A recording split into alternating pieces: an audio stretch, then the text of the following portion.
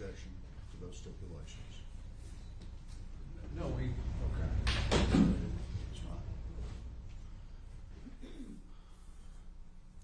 Let me make two announcements regarding yesterday's testimony and evidence. After hearing the music video translations, I do find that the evidence is not relevant and will not be considered. Those are the music videos. I think there were 3. Yes, sir. Also, as to the translated phone calls between the defendant and Laken Franco, those translations will not be admitted as evidence and will not be considered. After hearing the translations, I do find that it was more than contextual and therefore violates the Confrontation Clause of the Sixth Amendment. Yes, Your Honor. Understood. All right. Anything else before we start with evidence? Ready? Okay. You may call your next witness. State cause Sergeant Sophie Raboud.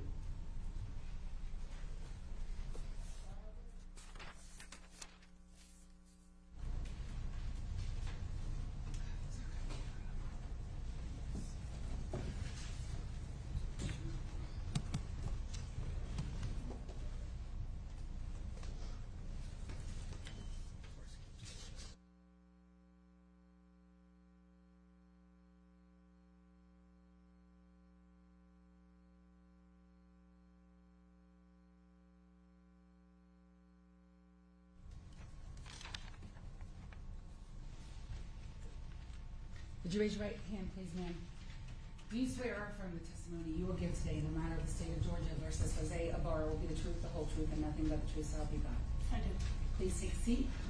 If you could please spell your first and last name. Sophie, and last name is Raboud. Where do you work? I work at the University of Georgia Police Department. How long have you worked there? I have been there for 14 and a half years. Could you tell the court what is your rank, what are your duties and responsibilities, and where are you assigned? I am currently a sergeant assigned to our criminal investigations unit, also known as CID. I'm a supervisor, and I also investigate crimes that come into the department. Tell us a little bit about your training and education. I have over 1,700 hours of training in law enforcement classes. I have a bachelor's degree in criminal justice and a master's degree in criminal justice. Did you assist other people in your agency into the investigation into the murder of Laken Riley? I did. I want to ask you specifically about a trail camera located outside of Building S. First of all, if you could tell the court, do y'all have a camera there? Tell us a little bit about that camera and how it works and how long it's been there. So we have it's a mobile trailer camera made by Compass Security that we move around as needed. At the time, it was actually placed at the end of Rogers Road and Millage Avenue Extension. It has 3-axis cameras that are attached to the boom that goes up that have been in place there for unrelated reasons. When that camera, is it always recording? Yes. And are you able to, as a sergeant in the CID, access that camera from your computer? Yes, that camera is actually connected cellularly through AT&T FirstNet to our campus safety camera system, which we are then able to access through the software that we use called Genetech. And you can access that from your computer? Correct. What about the times that are depicted? Are there times depicted on the trail cam? There are. And on all the videos basically at your university? Yes. And are those times synced with something? Yeah, they're connected to our servers that run the camera systems. So do you know that the times that we see in the trail cam and any video that is pulled by the university and at the university, are those timestamps accurate? They are. Were you asked to review that trail cam that we are talking about outside of Building S, Rogers Road, for the day of February 22nd, 2024? I was. And did you? I did. How many hours of that trail cam did you watch? Probably close to 50 to 75 hours. We've been reviewing different, not just that camera, but other cameras as well. And at this time, I'm going to ask to approach the witness, and you may have one moment, counsel. I don't need to ask anymore, sorry. I'm handing you what's been marked for identification as State's Exhibit 279. And while you're looking at that, I need to talk to the defense attorney.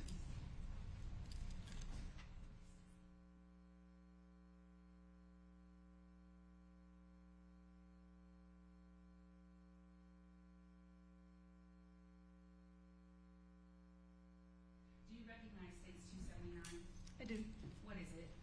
It's a thumb drive that contains video from the trailer camera. And do you see your initials on that? I do. And did you not only put the trail cam video that we're going to discuss on that thumb drive, but did you also load on that thumb drive a enhanced version of the trail cam that was done by the Georgia Bureau of Investigation's Cyber Center? I did. And is that also on that thumb drive? It is. Okay. Of the videos that are on that thumb drive, have you watched them all? I have. And do they all fairly and accurately, are they accurate recordings of the trail cam video on February 22nd of 2024? They are. State would move to admit State's 279, request permission to publish. No objection. 279 is admitted and you may publish. And I am just looking for the Garrett Morton stipulation so that I can add this exhibit number to that stipulation. We can do it at a break, but I just need to be reminded to do that because when we admitted that stipulation, we didn't have this exhibit number yet. Thank you.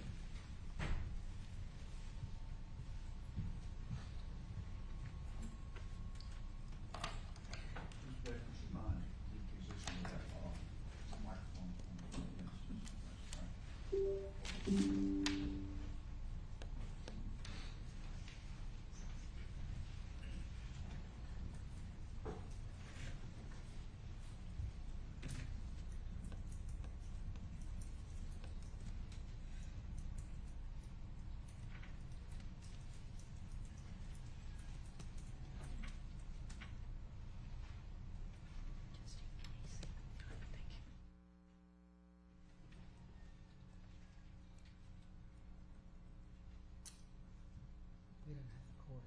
I was wondering why it wasn't showing. No, we do have the court in. There's a problem. The court is in, but it's not tracking my screen.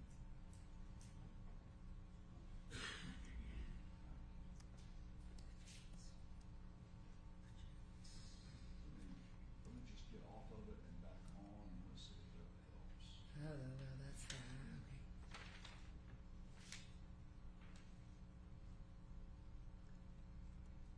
See if I project it, if that will help. And do the old, let me unplug it and plug it back in.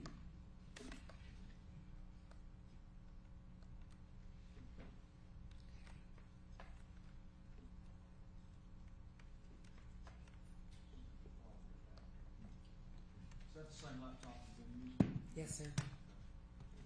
It is. Let's try again.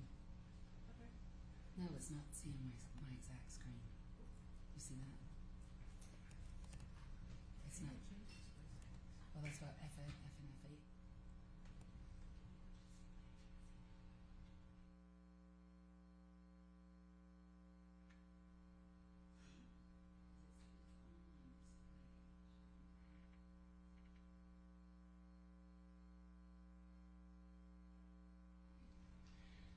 So, Sergeant, in general terms, we're gonna publish for the record the video that is labeled GBI Cyber Video. But before we publish it, tell us a little bit about the video itself. Meaning, what time frame? Let's start with what time frame does it cover? The GBI Cyber version, and did you individually go in and pull clips from a certain time period. Yes. Let me back it up a little bit. Did you look at the trail cam video? Yes, sir. And did you see a person of interest on the trail cam video wearing a dark hoodie and a hat and some gloves, carrying a cup? I did. When did you first see that individual in the trail cam video? At 06:52 hours. Okay. And if you got to translate that for us, is that 6:52 in the morning It is. on the 22nd day of February 2024? It is. And how long do you see that individual on this trail cam video that day? He disappears at 07:56 hours Okay, so 07:56. in the morning. And so that's about a little over an hour then. You see that individual. Correct. In and out of camera view. And the clips that we have on State's Exhibit 279 where it says Jose Ibarra, are those the clips, part of the clips that you captured during that time period? Yes. And then the folder that's labeled GBI Cyber, did they merge all those together for you? They did. Because Okay, so there's 2 camera views. Okay, so we don't have to keep opening and closing the clips. Correct. The GBI Cyber video, did they miss one particular clip? They did. And what clip was that? That was a clip at 9:42 a.m. of a blurb that we see in the woods going back towards the Cielo at Azulik Apartments. You're going to have to move into the microphone. The blurb that you see going into the what apartments? Cielo at Azulik. And is that a separate clip in States 279 that you've labeled a borrow return? Yes, Did the trail cam also capture Laken Riley? it did. And did the trail cam also capture her roommates who went out to look for her? It did. So now that we've laid all that, we're going to start publishing the part that says GBI Cyber Video, okay? James, can I clarify one thing about the stipulation that we stipulated to the foundation and the admissibility, but we're certainly not conceding that the labels that have been applied to the files are necessarily accurate. Thank you. Very well. Before I publish, we've got open the GBI Cyber folder. What is the date and time that we're looking at on the video? Can you show us? It's February 22nd, 2024. And before we talk about what we're about to see, let's get a little context. Is there a bus stop here? There is. Can you point to it with a pointer? There's a pointer right in front of you.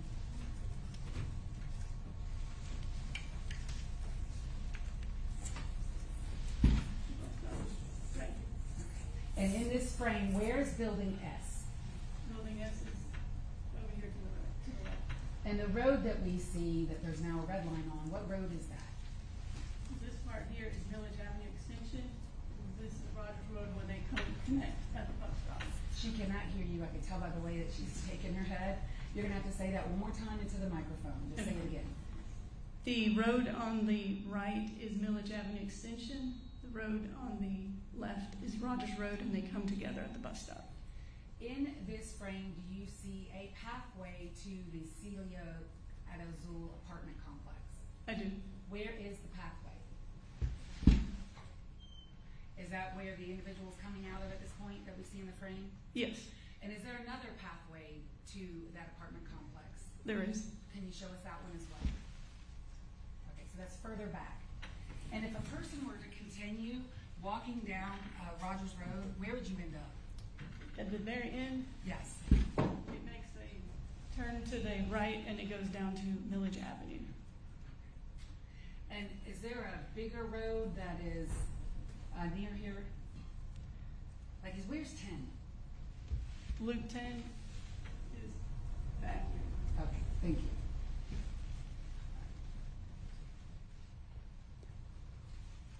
This bus stop, is that a University of Georgia bus stop?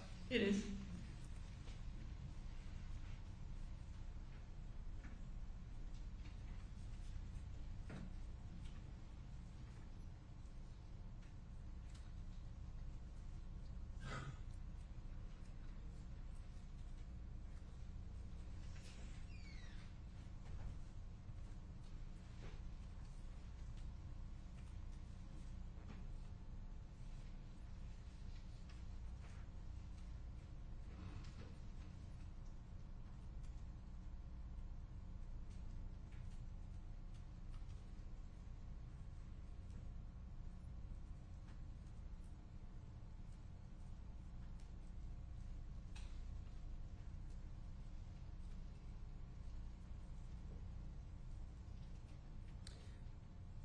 going to pause at 6:53.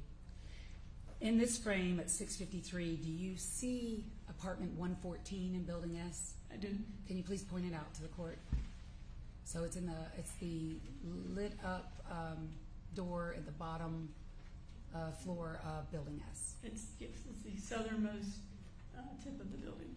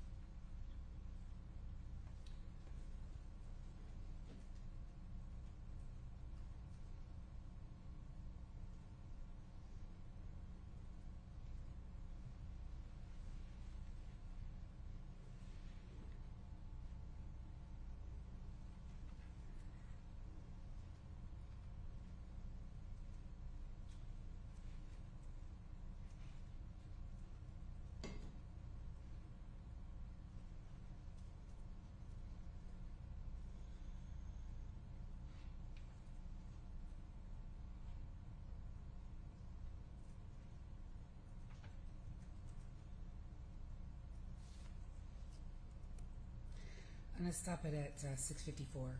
First of all, in the entire hour that this individual is around this area, does he ever talk to anyone? No. Ever engage with any person? No. Do you see from 6:52 to 7:54 this individual go to the Building S door? Yes. In that time frame, how many times does that person go to the door? And we're going to see them each time. 6 times. And can you see on your video of those 6 times how many times that person actually opens the screen door? Twice. And the nature of this footage, how would you describe this footage? Is it great, grainy? I mean, how would you describe this? At times it is good quality, at other times it is a little grainy.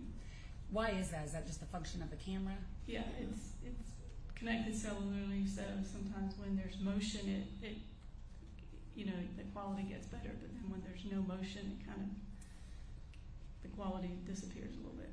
And did you make screenshots of this still video at some point in your investigation? Yes. I'm going to hand you what's been marked for identification purposes. State's Exhibit 85, State's Exhibit 84. Do you recognize those items? I do. What are they? There are pictures of the individual that was seen walking around the building. And are those some of the screenshots that you made? Yes. The state moved to admit States 285 and 284. Any objection? No, sir. They're admitted. And were you all, or were you, in your investigation, attempting to identify the clothing and items that this person was wearing? Yes. And in your review of this video, were you able to see, first of all, gloves? Yes. Can you point to those? What color are they? Black. Were you able to see a cup? Yes. Can you point to that? And then were you able to see a bag? And it may not be best in this video at this point, but in one of your still shots, can you see a bag? Yes, I can. Can you please, I'm going to just show it to the court. Is it where my finger is? Yes. Okay, that just an easy way to do it.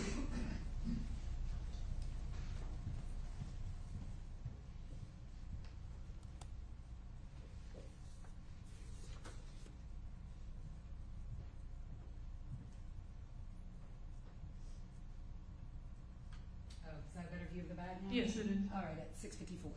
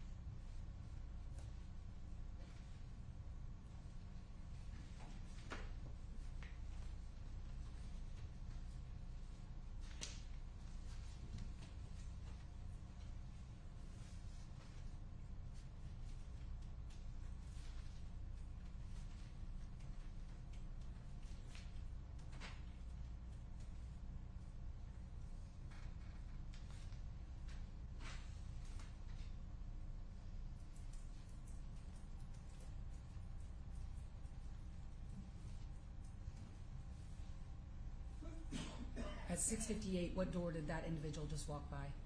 114.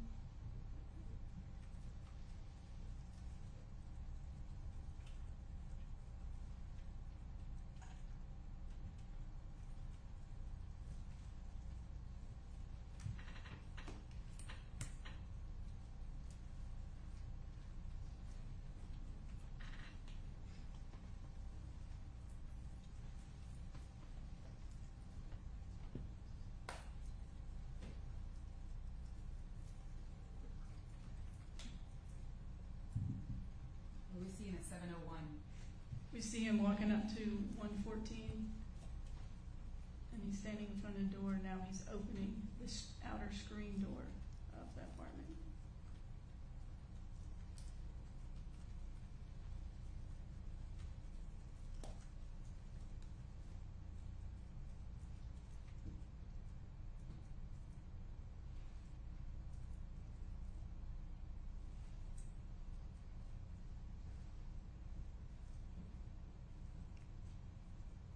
Now he walks back behind the building.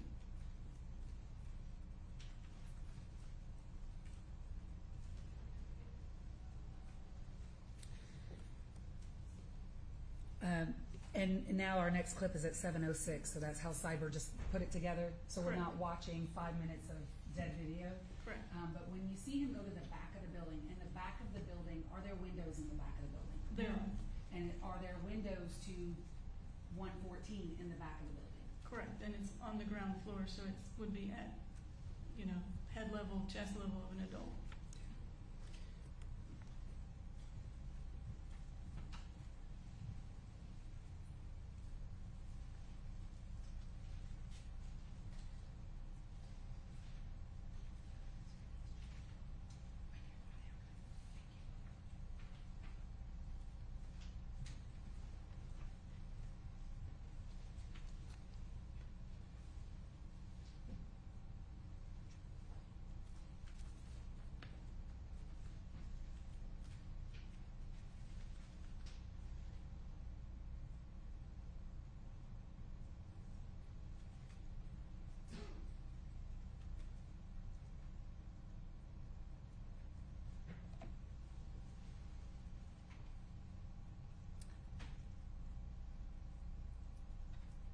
This 7:09 clip where I'm pausing, in what direction is now this individual going? He's walking south. Okay, and the IM fields from here, intramural fields, you're familiar with those, correct? Correct. Where are they in relation to where he's walking? They're to the east of that, southeast of that, but you can access it by going south and then turning east. Would this individual be walking in the direction of the IM fields? Yes.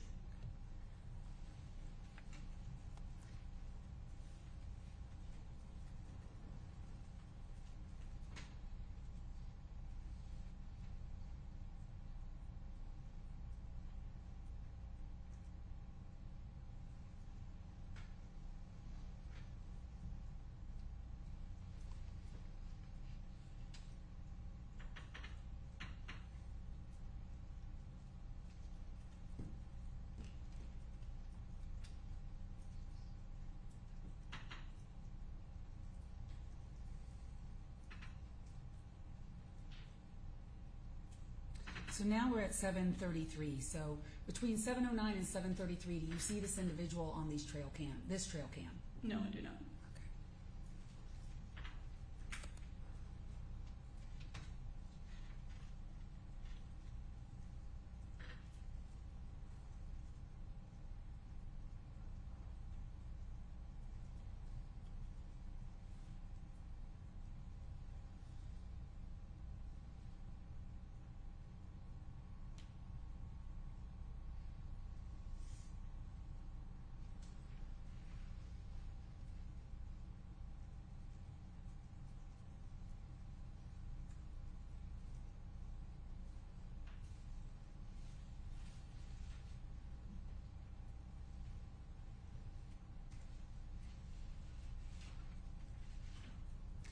In what direction now at 7:34 is that individual walking? He's walking north back towards Building S.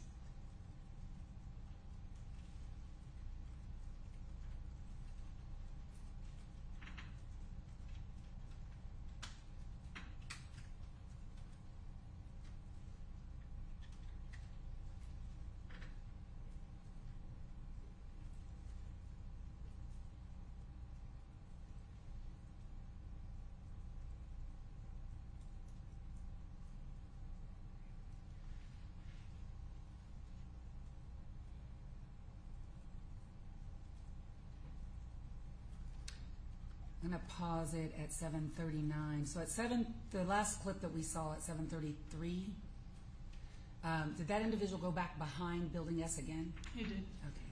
And I asked you about the windows in Building S, and is that, states 276 has already been admitted. Is that what the back windows look like in the back of that building? It is. And how they were also on that morning? Correct. Just publish again to the court, 276. So he leaves in that direction at 7:33 towards these back windows. Correct.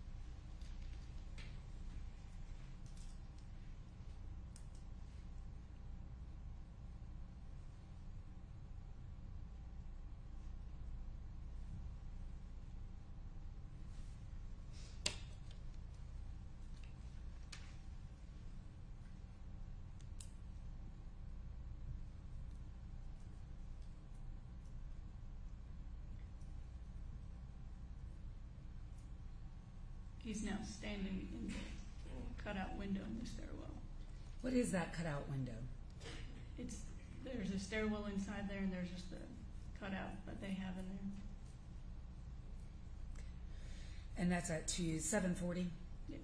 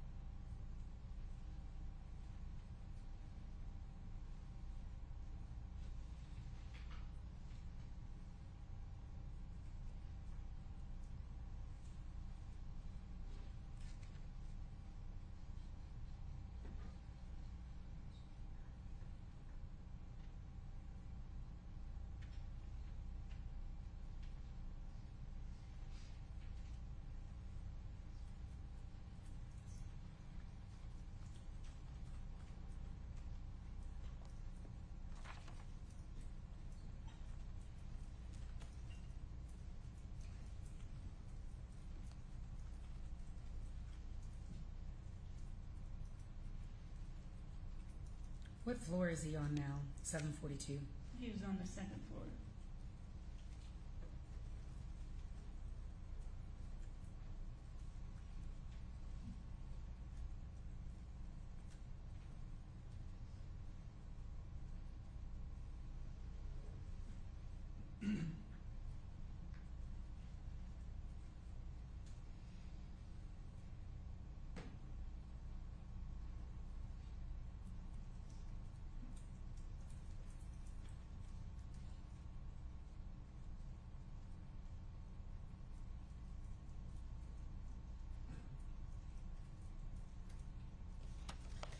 At 7:43, is that a UGA bus? It is. Does it pick up presumably students or the people that were waiting at the bus stop? Correct.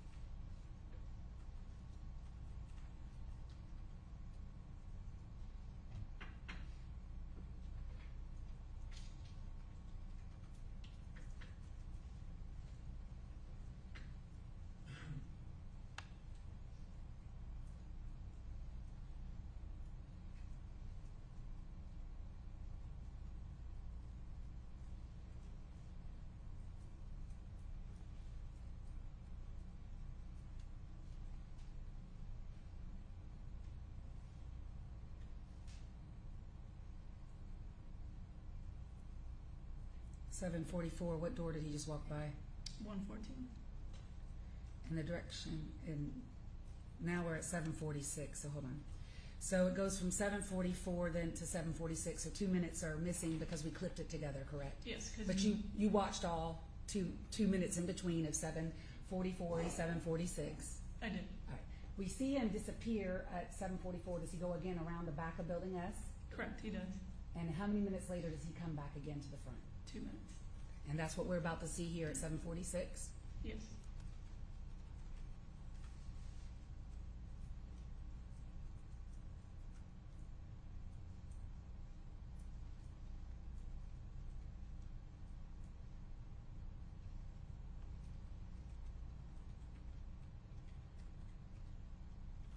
Does he touch the door at that time?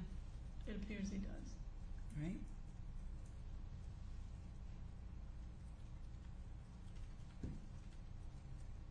And again, it's now we're at 7:48. Again, we lost about 2 minutes. Yes.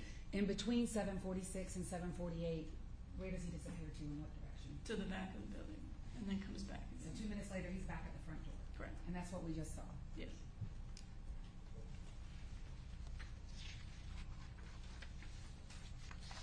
And now at 7:48, again, where does he go off to? To the back of the building. Now we're at 7:49. He's back at the door at 114. Does he touch the door at that time? It appears, it's hard to tell because of the quality of the video, but he doesn't open the door. 7:51 now. He's just standing in the area. And when he left the frame at 7:49, which direction did he go? Back towards the back of the building. And then at 7:51, we now see him again on the screen. Correct.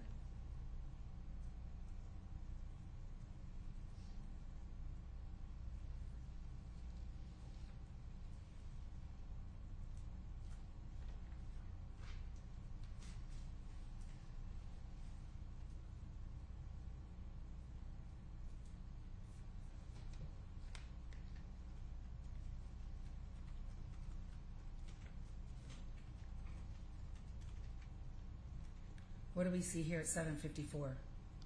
7:54, he had, from that 51, he had gone back behind the building and come back to the front of the building, and he was standing at the door.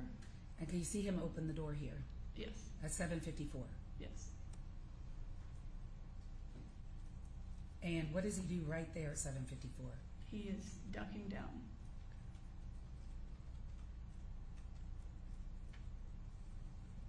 What direction is he going now? Back behind the building. And we just lost 2 minutes. We're now at 7:56. So you described he ducks down at 7:54. Correct, He goes to the back of the building, correct. and then you don't see him again until 7:56. Is that right? So there's 2 minutes that we don't see in this clip because we're not going to sit here for all this time, where you don't see him on camera. That's right. So you see him again at 7:56. And in which direction is he going now? He's going south, Towards, the IM fields. And here he disappears into the woods. There's no path there, just woods that he goes into.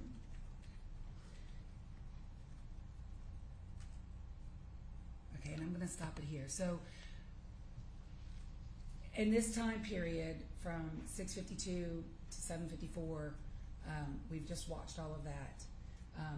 Do you see, first of all, is this person alone or with someone? Alone. And have you watched, in all of your hours of video review in this case, have you seen Diego Ibarra? No. Okay. In this time period? No. Okay. Have you seen him before? Yes. As a matter of fact, you swapped him, and we're going to talk about that, right? Correct. Do you know what Diego Ibarra looks like? I do. And have you looked for him in all of these videos that you have reviewed? Yes. And on the 22nd day of February 2024, you ever see Diego Ibarra on this trail cam? No. Now I want to move on to the other clips, and then we're going to go back to your last clip that you made, okay? So what time are we at now? 9:05 a.m.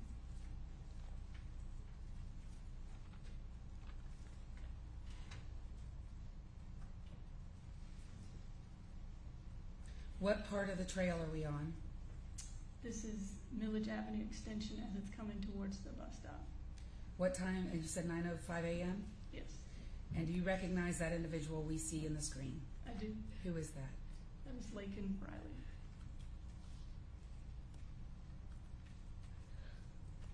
Do you see what, if anything, she has in her left hand? She is holding her phone in her left hand.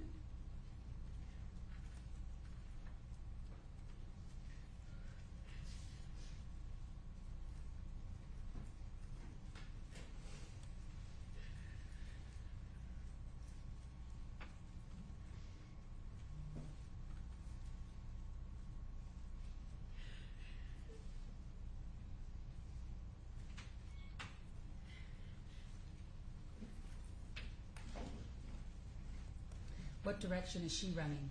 It's running south. And was that also in the direction of the IM fields? It is.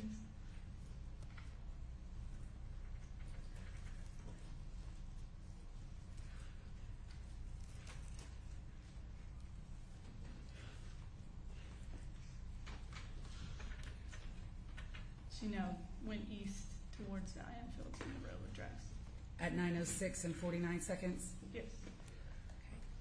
And now we are at a different time period. What time period are we at?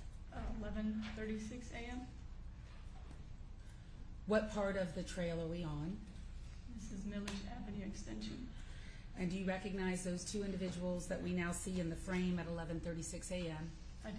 Have you met them before? I have. And what are their names? Sophia Magana and Lily Steiner. And the dog is? Champ. Okay. Is that Sophia's dog? It is. Which direction are they going? They're going south.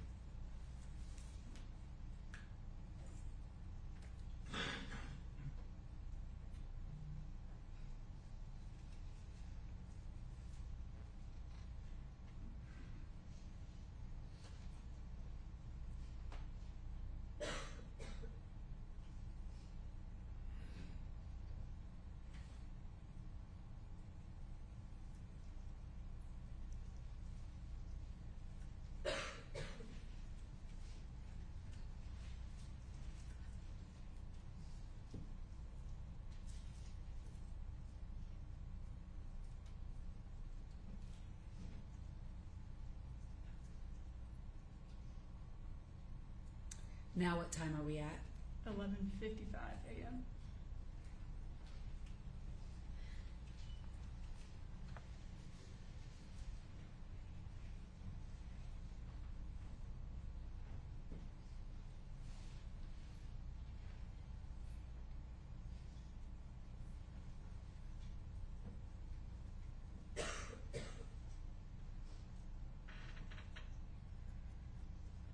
And who do we see in the frame now at 11:56? Sophia and Lily and the dog Champ.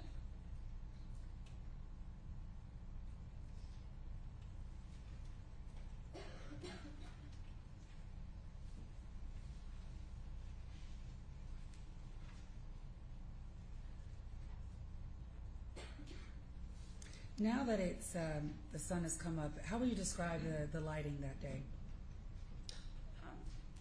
It was, I think, partly sunny that day. It was a little bit windy.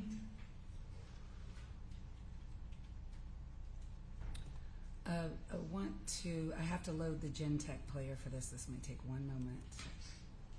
This is why we decided not to play it this way.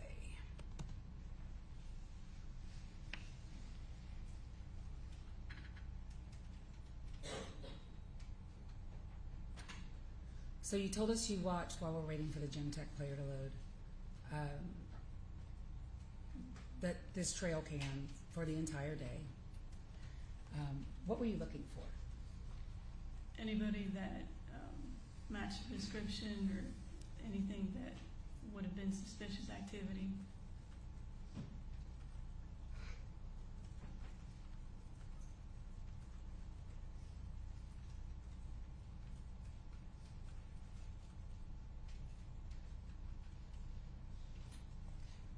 It's up.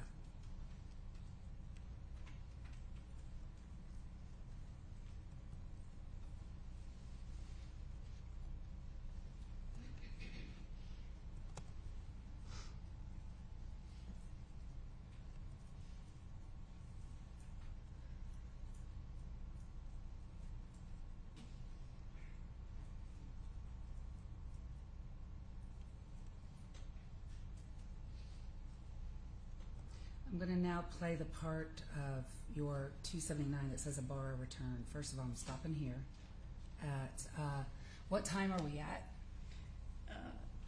9:41 a.m. Is this still the same trail camera? It is. And in this frame, do you see the cut-throughs, for lack of a better term, to the Celia, how do you say it again? Celio at Azuli. Say it one more time. Celio at Azuli. Okay, was that the name of the apartment complex at the time? It was. Okay. Can you spell that for Madam Court Reporter? CIELOAZYLUK.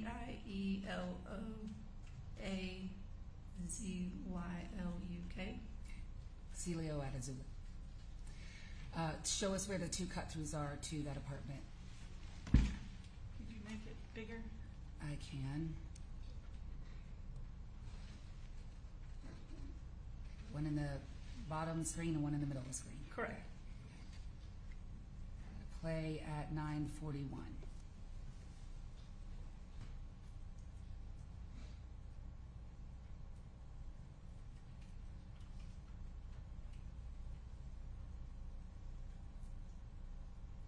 We see some red now coming through. Well, I just saw some red. Hold on, stop. I'll stop it. At 9:42 a.m., do you see the red? Yes. What's the red? It's detecting motion, the camera. And what, do you see an image? I see a blob, appears to be a black blob. Okay. And in what direction is that blob heading? He's going west towards the Celio at Azuli apartments. And during this time period, when you watched all of this trail cam video, did you see anything else suspicious or that got your attention, or any other people that got your attention? No.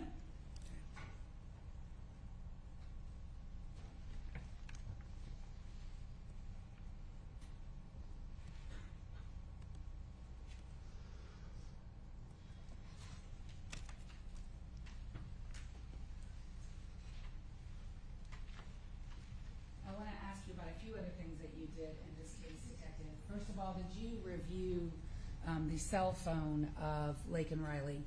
I did. And it was extracted by your department? It was. Could you toggle over, Your Honor?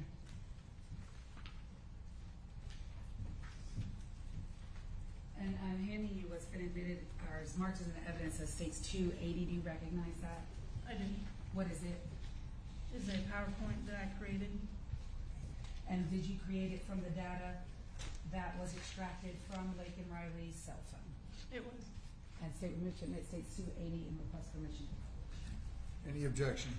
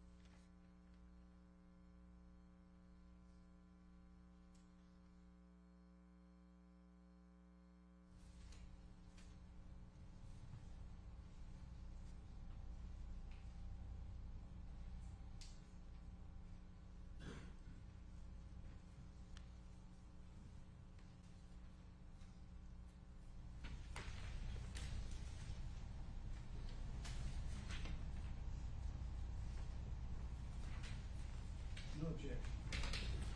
280 is admitted.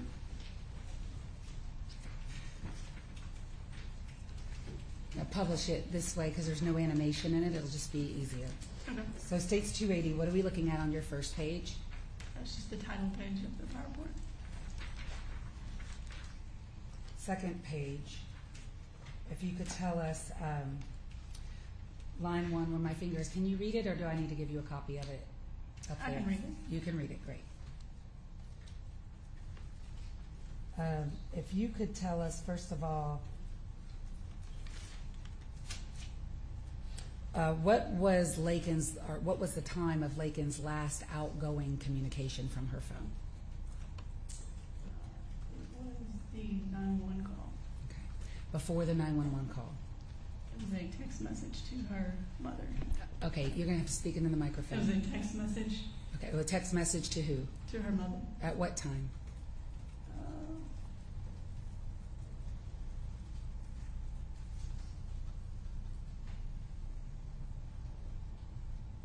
At 8:55.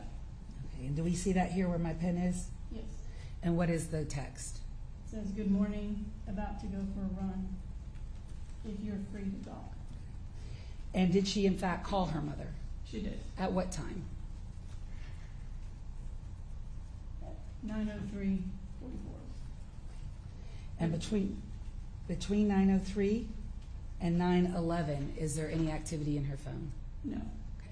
At 9:11, what happens? She makes a 911 call. All right, and we heard about that already yesterday, about the SOS function, so I'm not going to ask you about that. So it looks like, though, your next page is about the 911 call, correct? Correct. All right. And did 911, in fact, call her back? They did. How many times? Twice. What is the last text message that was read on her phone? It was at 9:02 a.m. And her phone was locked. Tell us a little bit about that. What time was it locked? It was locked at 09:03:57, which was immediately after she made the phone call to her mother. All right. And after the 9:03 phone call to her mother, the next activity is a 911 call Correct. that we've discussed. And then you have that the phone was not unlocked again until forensically analyzed. What do you mean by that? She never unlocked her phone through facial recognition again until we obtained that phone that night. And extracted data from the phone? Correct. What time were the 2 911 calls incoming to her after she called 911? One was at 09:12 and 21 seconds and 09:12 and 39 seconds. Were either one of those calls from 911 into Laken Riley's phone answered? No.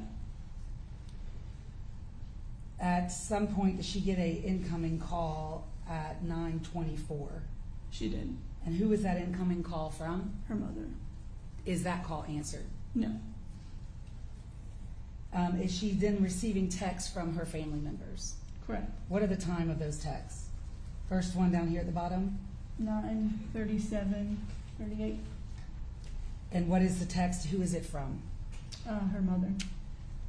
And the content? Call me when you can. Is that text read or returned?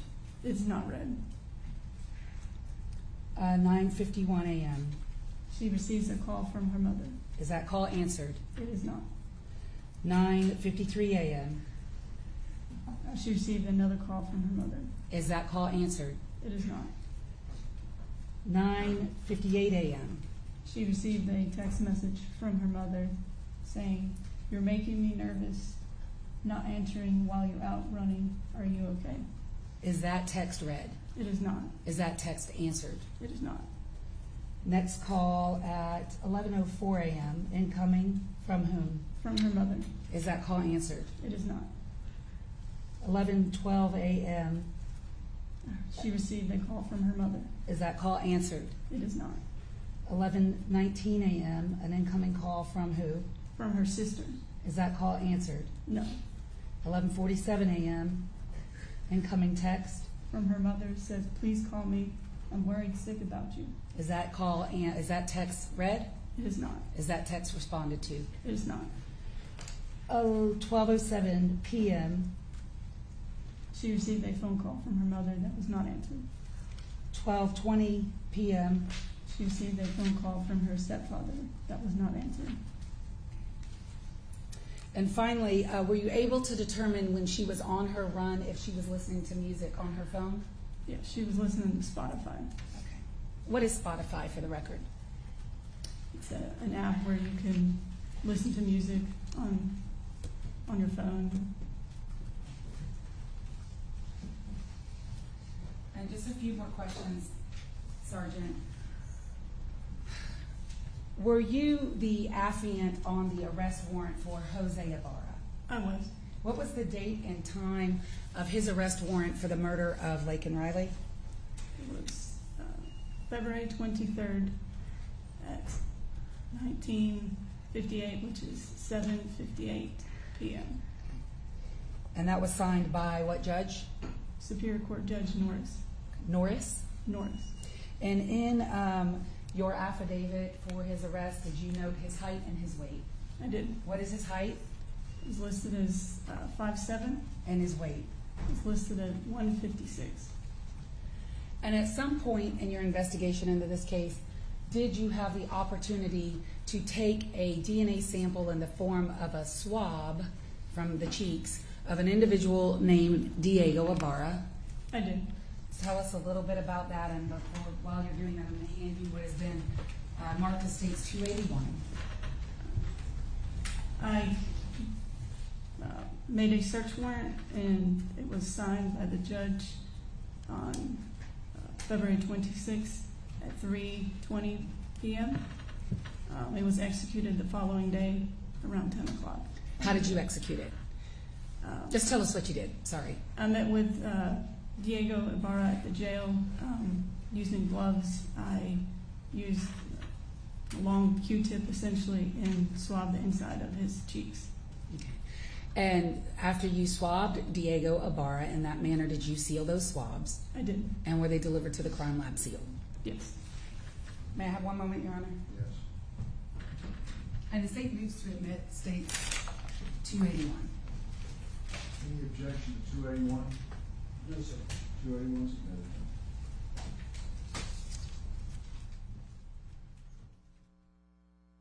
The witness.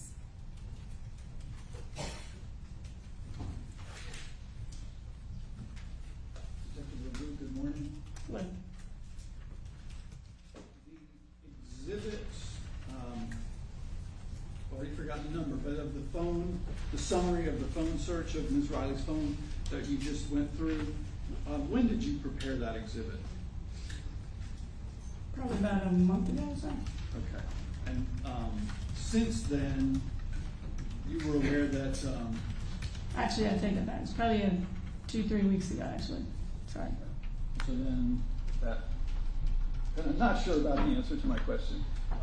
Was that before or after, I can't think of it, I don't know if it's titled Sergeant, Officer Durkett had the got some follow-up information about the phone? He did what? I'm sorry. Are you aware that Officer Durkett a couple weeks ago got some additional information regarding the details of Ms. Riley's phone?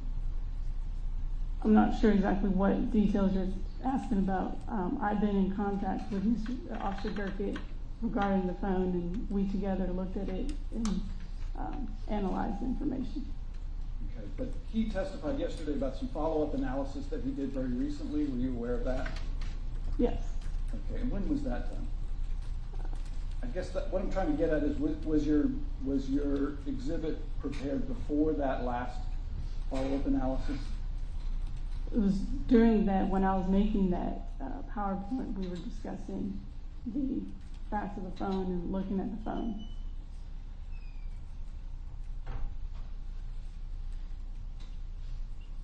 Okay. Let's see. And then the security video, the trail camera video.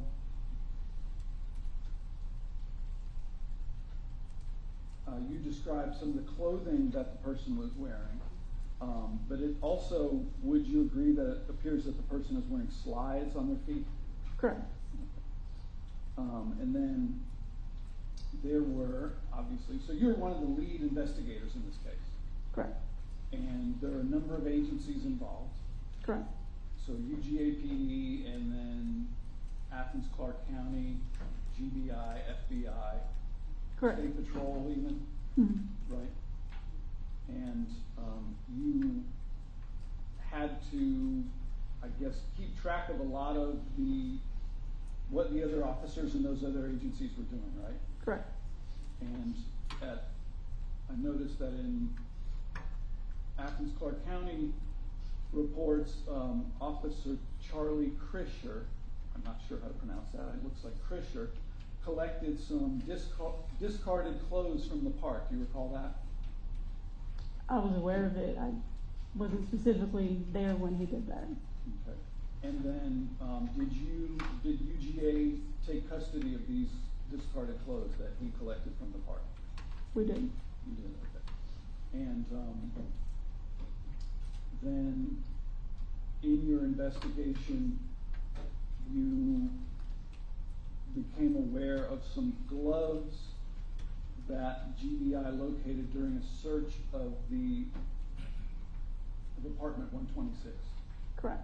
Did you ever go by Bolton Dining Hall where Diego worked to see if they used those gloves? I did not. And then John Carlos, the other roommate, one of the other roommates, you learned that he worked at WNB. That's like a winged restaurant, is that right? Correct. Did you ever go by there? I did not. And you obviously were aware that the first person actually from that apartment that with whom contact was made was Diego, right? Correct. And that was in the morning of the next day on February 23rd. Correct. And that officers noted that he had a swollen eye and a red mark on his face. Do you recall that?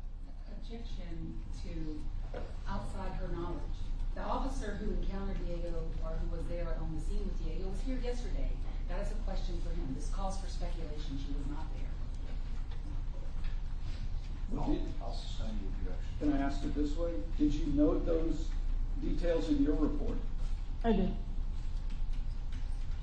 And then you also told us, well, I think you told us, you got the search warrant for Diego's DNA, right? Correct.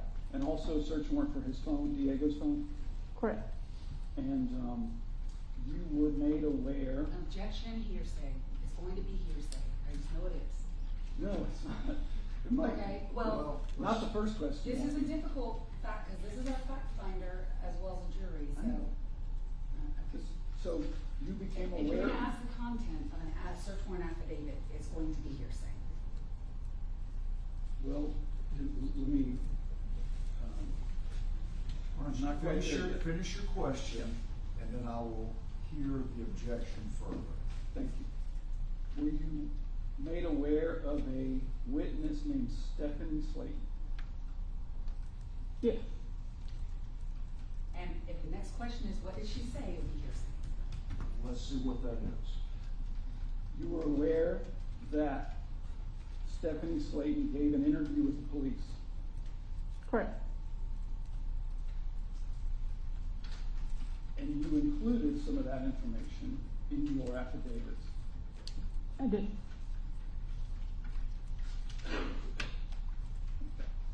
Another name came up as a potential witness was a jogger in the park named Clementi. Correct. I'm blanking on his first name, but Clementi is the last name. Joseph. Joseph, thank you. And then also in your investigation, I believe you were involved in these interviews with names that came to your attention through some Grindr app contacts. I was with Detective Norris for some of them, not all of them. And were you made, I believe you were involved in the interview with Robert Thornton? Correct. Okay. And then were you, not sure about this one, Maurice Jones, were you involved in that one? I was. Okay. And then Victor Chapana? Yes. Okay. Were any of those people shown lineups, photo lineups? Yes. Do those lineups include Jose Ibarra? Yes. And no one was able to identify? Objection, hearsay. I'll sustain that objection. And then you testified, you took out the warrants February 23rd in that evening, correct? Talking about the The arrest arrest warrant? warrant. Yes. And then helped present the case to grand jury to get the indictment that we're here on today. That was sometime in May, I believe. Correct. But your work continued after that, and you kept abreast of any new information. Correct. Okay. And that were you made aware of the new information from the Butts County Jail a few weeks ago? I was made aware I was not involved in it in any way. Okay. And but you knew that's where Diego was being held. Prompt you to re-interview Diego? I did not. Okay, thank you. That's all. Redirect? One moment.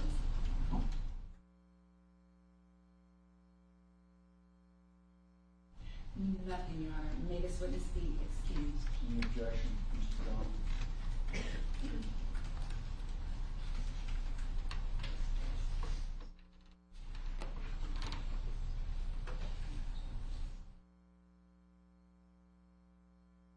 Could we just ask that she be subject to recall, please? Okay. You can step down if you're subject to recall. Okay. Thank you. Thank you. You can call your next witness. State Law Special Agent Lucas Bayer and the Community of Social Justice.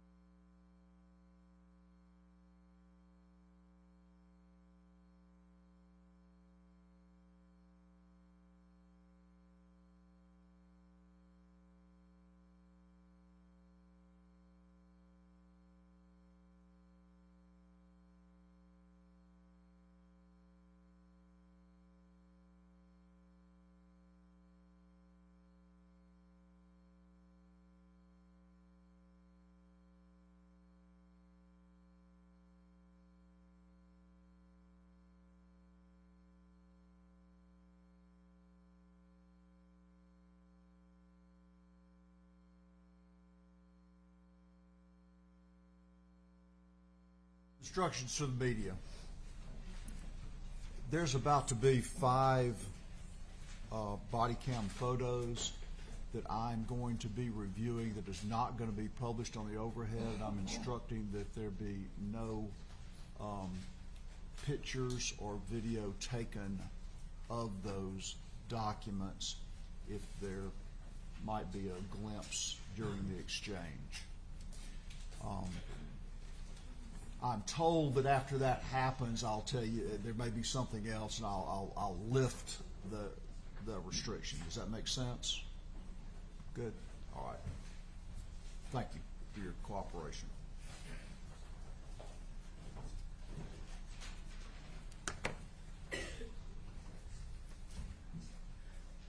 Raise your right hand, please, sir. Do you swear affirm the testimony you will give today in the matter of the state of Georgia versus Jose Ibarra will be the truth, the whole truth, and nothing but the truth, so help you God? I do. Please take a seat, state, and spell your first and last name. My name is Special Agent Lucas Bayer, Lucasbeyer. What do you do for a living? I'm employed by the Georgia Bureau of Investigation How long have you been employed by the GBI? since 2020. What are your duties and responsibilities? I am employed at the GBI's Athens Regional Office. I'm a special agent and investigator. And tell us about your training and your education, or your training for your job. I have been in law enforcement since 2015. I started with Georgia Probation and Parole as a probation and parole officer. I was hired by the GBI in 2020 and went through Basic Law Enforcement Academy and also the GBI Academy. I have attended training for cell phone forensics. I have attended training for homicide investigations, child abuse investigations, and other general investigative tasks. Are you a post-certified officer? I am. And were you the lead GBI agent assigned to investigate the murder of Laken Riley? Yes. Will you tell the court when were you assigned to that and what did you do in that regard in the very beginning? I was assigned that role on Thursday, February 22nd, 2024. Shortly after 1 p.m., I was contacted by my immediate supervisor, Assistant Special Agent in Charge Heather Strickland. She advised that the University of Georgia Police Department was requesting GBI assistance in reference to a death investigation. I'm sorry, can you come into that microphone just a little bit more because I make sure that non-court reporter and everybody can hear you. Thank you. So you were advised that the University of Georgia requested assistance. Go ahead. Yes, I was advised that the University of Georgia requested assistance in reference to a death investigation, and I was dispatched to an area on campus known as the Intramural Fields and the Lake Herrick area and the Oconee Forest Park specifically. I was told that there was a deceased female that had been located in that wooded area. When I arrived at the scene, I met with UGA PD personnel, specifically Major Hammock, and he provided me a briefing of the information that they had gathered so far. What time did you get on the scene? I arrived on the scene at approximately 2 p.m. And when you arrived on the scene, was Laken Riley's body still on scene? Yes. And did you assist your special agent, Daniela Stewart, in processing the scene, and were you on the scene that day? I was on the scene that day. I did not assist in processing the crime scene. There were some things that I did assist with, such as gathering measurements. I also later helped look for a cell phone, but as far as the collection of physical evidence, I did not assist with that task. Okay. And who did that task? Special Agent Daniela Stewart, Detective Saunders from the University of Georgia Police Department were primarily assisting that task. How long were you on scene that day? I remained on scene that day until 1 or 2 o'clock in the morning. In your, and so then how did this work? Is a GBI an assist agency? Tell us about that. You nodded your head, so you have to say yes or no for Madam Court Reporter. Is GBI an assist agency? Yes, the GBI is an assist agency. And so what does that mean? The GBI rarely opens their or has original jurisdiction over their own investigations. We are assisted, or excuse me, we are requested by chiefs of police, local sheriffs, judges, district attorneys, fire chiefs.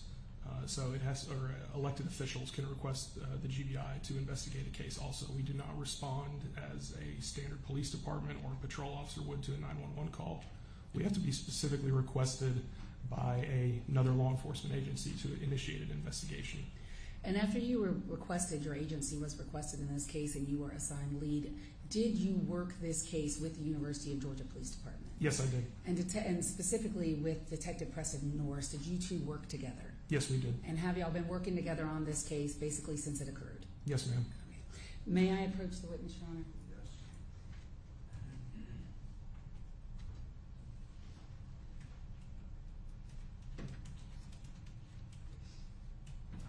I'm going to hand you what has been marked for identification purposes as 286, 287, 288, 298, 297. I'm going to ask that you keep these in the folder while you're looking at them, please, and keep them low.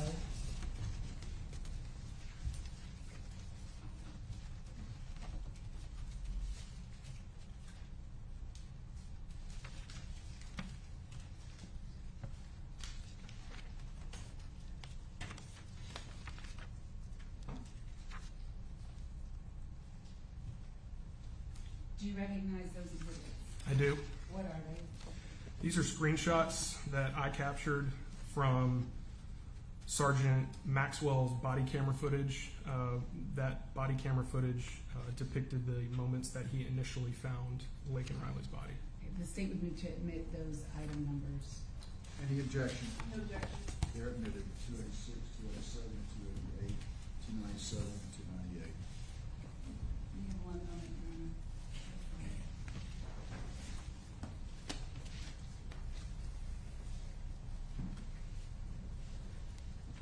Folder.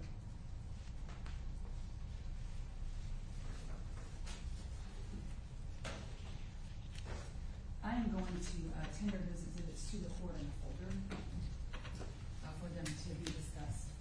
So, Investigator Lucas, as part of your, Special Agent Hyder, as part of your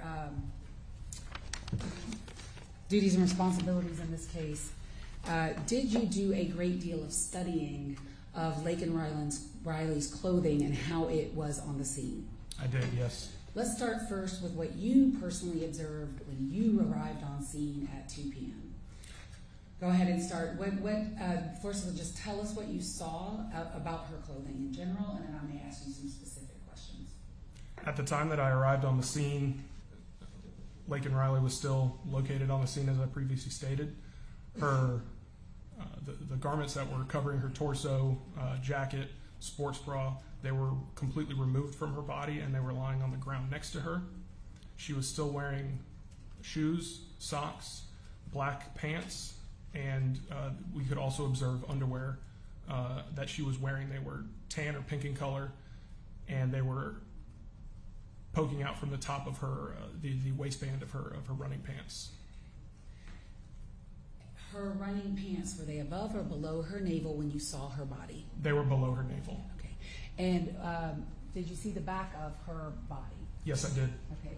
So how would you describe the top of her pants versus in the front versus the back? Were they even or were they uneven? They were uneven.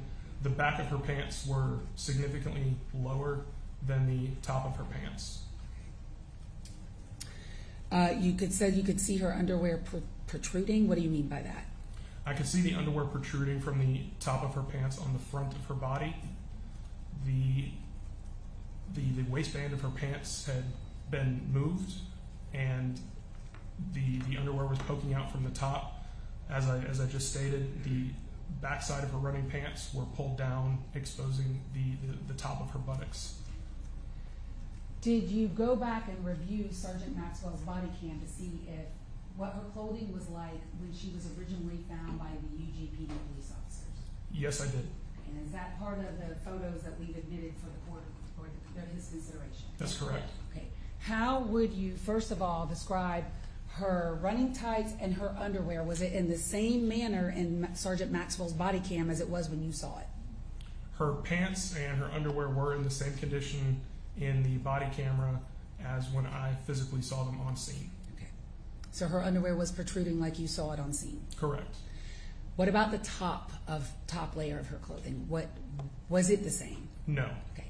So how would you describe the clothing that you've studied in Maxwell's body cam at the top of her body? The clothing on top of her body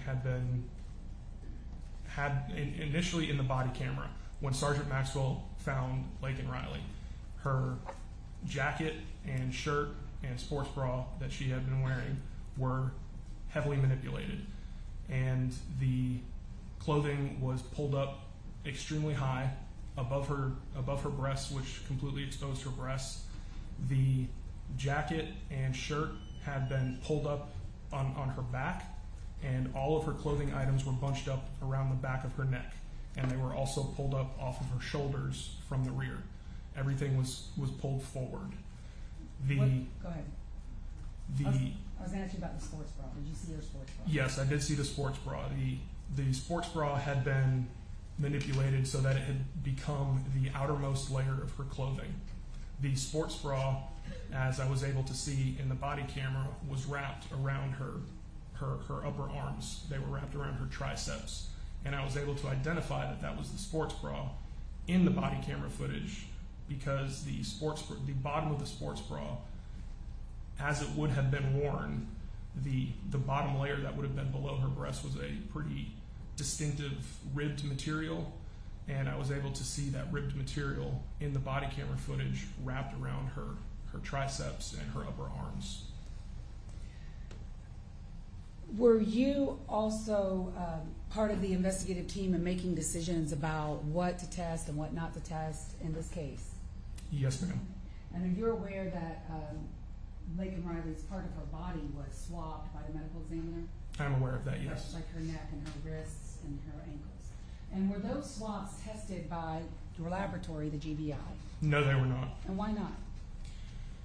They were not tested because we knew that there had been at least 3 males that had touched Laken Riley's body without gloves when they were rendering aid and trying to save her life.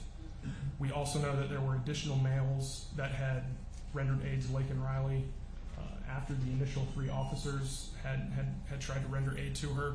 And would those be EMS and firefighters? Yes, that's correct. Okay, go ahead. We also saw in body camera footage that Sergeant Maxwell and Corporal Bridges, as they were the first ones to discover Laken Riley, they were equipped with whistles, and they were blowing in the whistles to try and signal other officers where their position was in the wooded area. As they were performing CPR on Laken Riley, we could see in the video that those whistles would occasionally touch her body, and it was likely that the whistles coming out of their mouth and then touching her body was depositing saliva on her person. And at some point, you left the scene that day. Did you go to Bolt Dining Hall? I did. What is Bolt Dining Hall? Bolton Dining Hall is one of the dining halls on the University of Georgia campus. And what was your purpose for going there, and when did you go? I went there on Friday, February 23rd, 2024, along with University of Georgia Police Department Major Hammock, in order to look at surveillance video from inside Bolton Dining Hall. We had received information that Diego Ibarra was employed at Bolton Dining Hall, and we went to the dining hall to look at the surveillance video to see if he had gone to work on the day of the murder. And did you observe that video for yourself? I did. And were you with Major Hammock at the time? Yes. And just tell the court, what did y'all do? How did you see the video for yourself? Did you look up and see it? Yes, we went to the Bolton Dining Hall administrative office, and we were allowed to look at a computer screen, and the Genetech security system was pulled up on the computer screen, and we were able to go back to specific dates and look at those dates and the surveillance video associated with those dates. And is the Genetech is Genetech and the University of Georgia's police department audio and video surveillance system tied to their server? Yes, it is.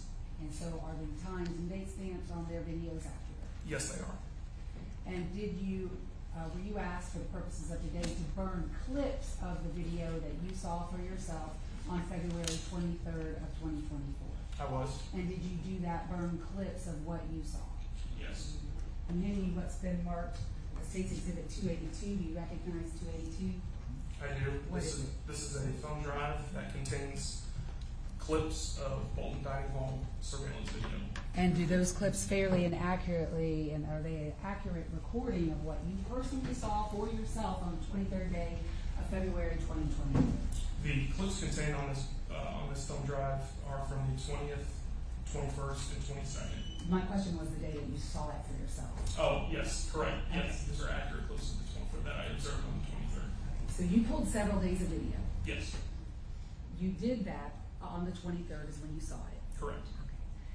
And so the video that's contained on 282 has other dates on it that precede the 23rd. That's correct.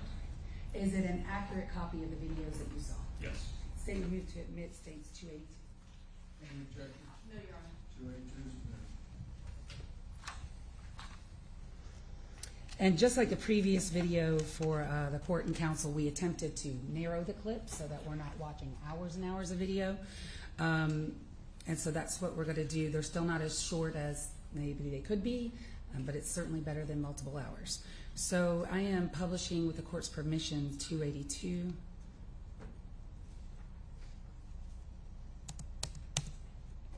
we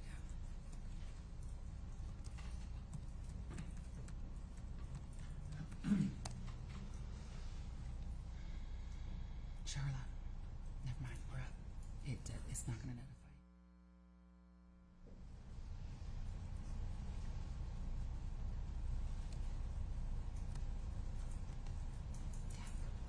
So what days did you look at and what days did you make clips of? Let's start with that. I observed Bolton Dining Hall surveillance video from February 20th, February 21st, and February 22nd. So we're first publishing the first clip, which is the 20th. And tell us the time stamp on this video. The timestamp on the video currently is 3:06 p.m. on February 20th, 2024. And in your investigation, first of all, have you had the opportunity to actually see Diego Ibarra in person? Yes, And so do you know him when you see him? I do. And do you see him in this video? We will see him in this video. All right, we'll just let it play. We'll just let it play.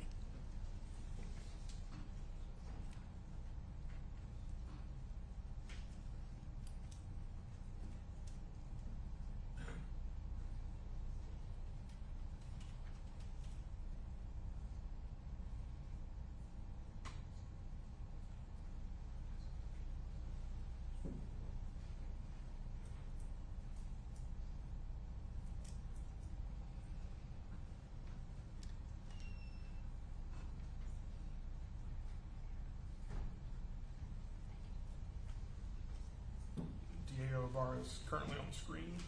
Okay, well, I'll wait till he gets a little closer to the screen.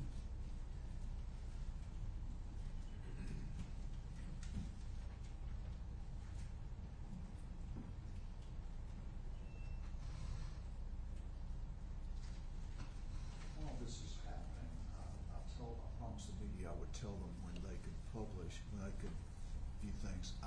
This is one they can start reviewing. Yes, sir. Thank you for reminding me. Yes. Then All right. wait, and then if I could tell my family so they can come back. That'll be fine.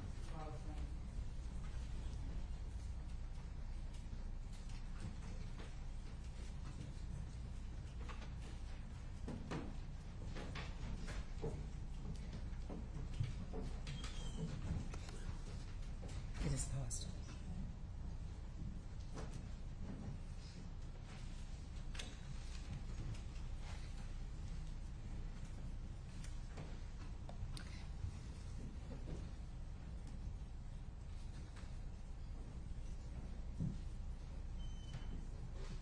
I'm pausing it at 3:08 p.m. Who is that individual? That is Diego Ibarra. What do you see him wearing and carrying?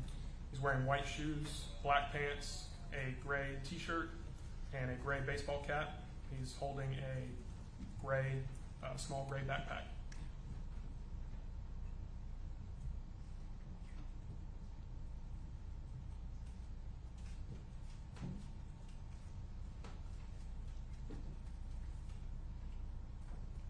Does he have tattoos on his neck?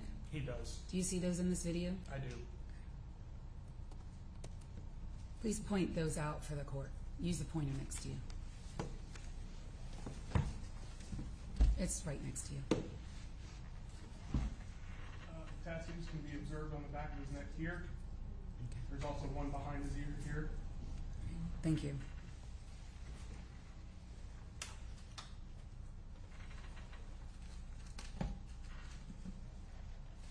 Does that complete the 20th clip? It does. What was his shift time at this dining hall? His shift was from 3 p.m. to 11 p.m. And I want to go to the next day, February 21st. Correct. I'm going to play that at this point.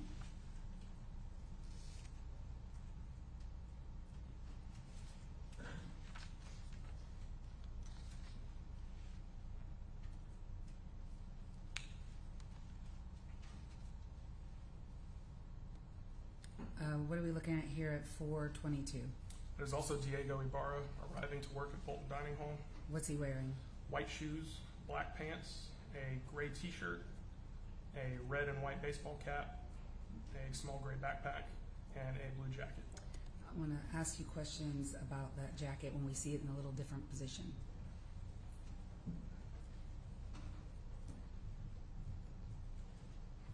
And the backpack. Let me back it up a little bit.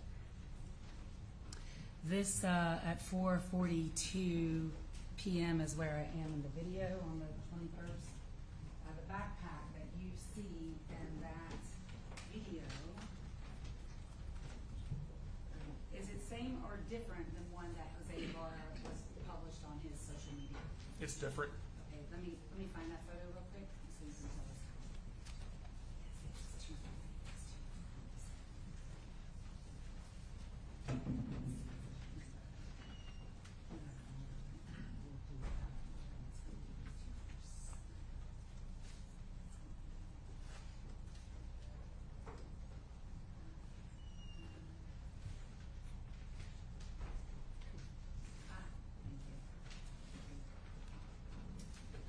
I'm handing you State's Exhibit 247. It's already been admitted. Are you familiar with that image and that person?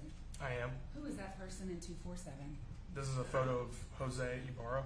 And you see him with a bag in that photo. I do. Is it the same bag that we see here? No. Okay. How are they different? Diego Ibarra's backpack is slightly larger. It also has 2 shoulder straps on it. This bag is smaller and has a single strap. And as the investigator in this case, the GBI, did you personally, and many, many GBI agents along with you, look for that bag that you see in State's Exhibit 247? Yes. Did you ever find it? No.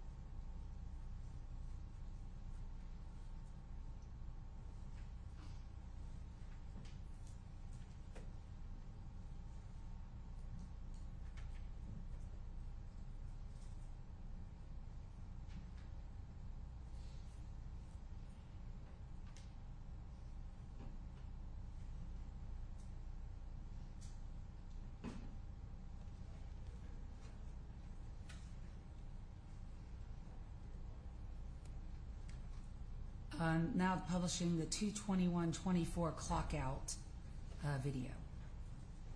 What time is it now? The timestamp shows 10:58 p.m. on February 21st, 2024.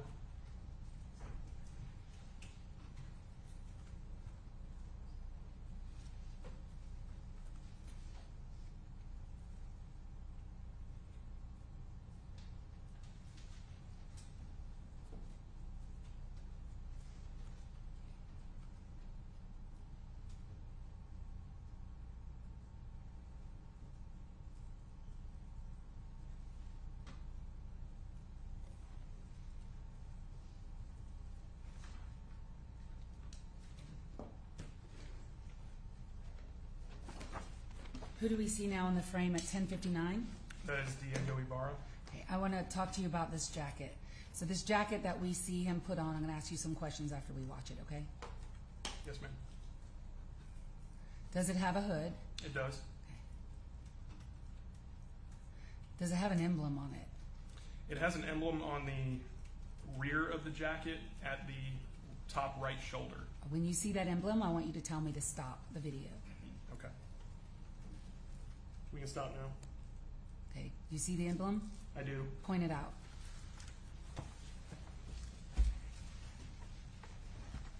The emblem is located right here. And what type of emblem is that? It appears to be a logo for North Face. And you're familiar and you have seen the jacket that was recovered in the dumpster in this case? Yes, ma'am. Is that a North Face jacket? No, ma'am. Is this a different jacket? It is.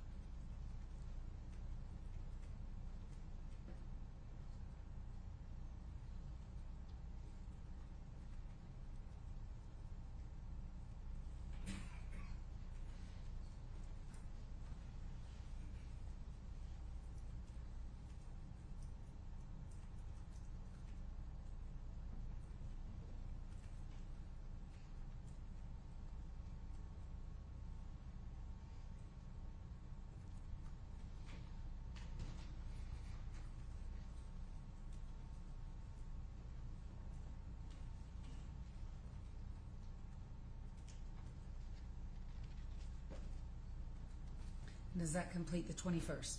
It does. Did Diego Ibarra go to work on February 22nd at 2024? Yes, he did. And what time do you see him on video on that day? Mr. Ibarra is shown clocking into work at approximately 3:57 p.m. So at 3:57 p.m. on the 22nd day of February of 2024, where were you? I was at the crime scene. Had Laken Riley's body already been discovered? Yes. Had you, ACCPD, GBI, University of Georgia Police Department, had all of y'all already responded to the scene? Yes, ma'am. And how many police officers do you think, state, federal, and local, had descended upon the University of Georgia at about this time? I would have a difficult time putting an accurate number on that, but it was numerous law enforcement. More than one? Yes, more than one. More than 10? Yes, ma'am. If a person were on this campus on that day, would they know something's up? Yes, ma'am. All right. And Bolton Hall, is that on the University of Georgia campus? It is. Okay. So he shows up to work at what time? He shows up to work at approximately 3:57 p.m. And I'm going to stop it right there. 3:57 p.m., what is he wearing? He's wearing white shoes, black pants, a gray t-shirt, a black and red baseball cap, and he has a small gray backpack. He also just deposited a gray or white jacket into the locker.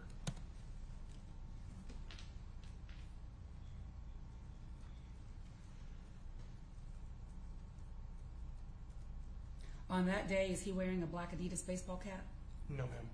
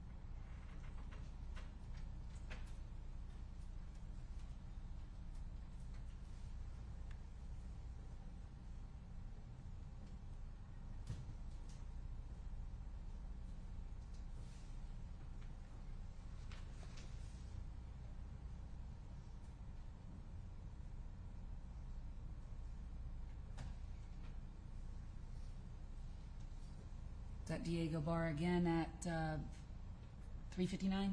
It is.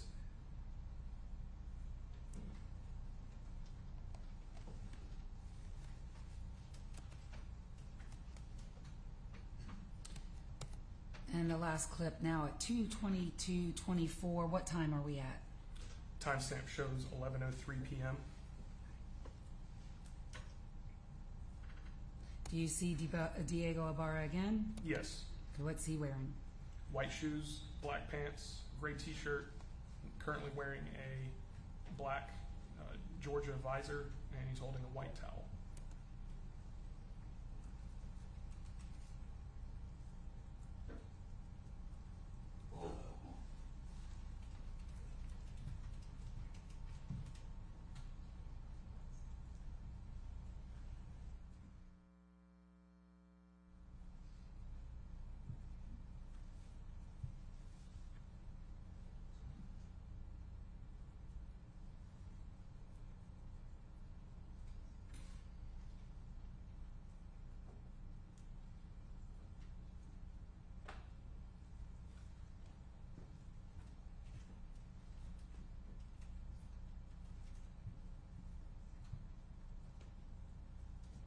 What's he putting on now? A gray or white hoodie and a red and black baseball cap.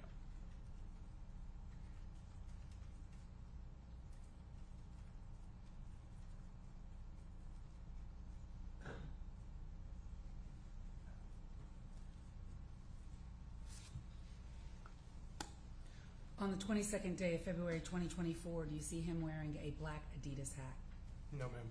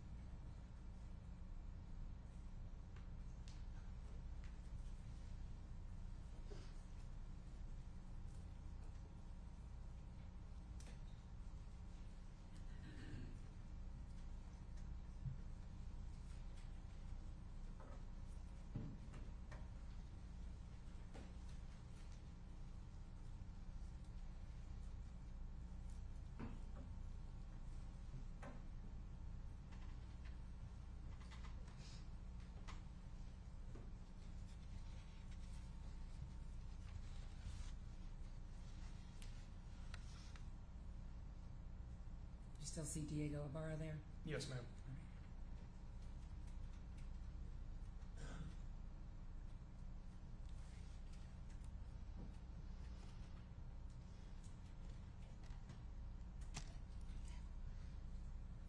Your Honor, I'll pass the witness.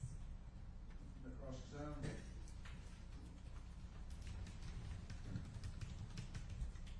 Good morning. Good morning.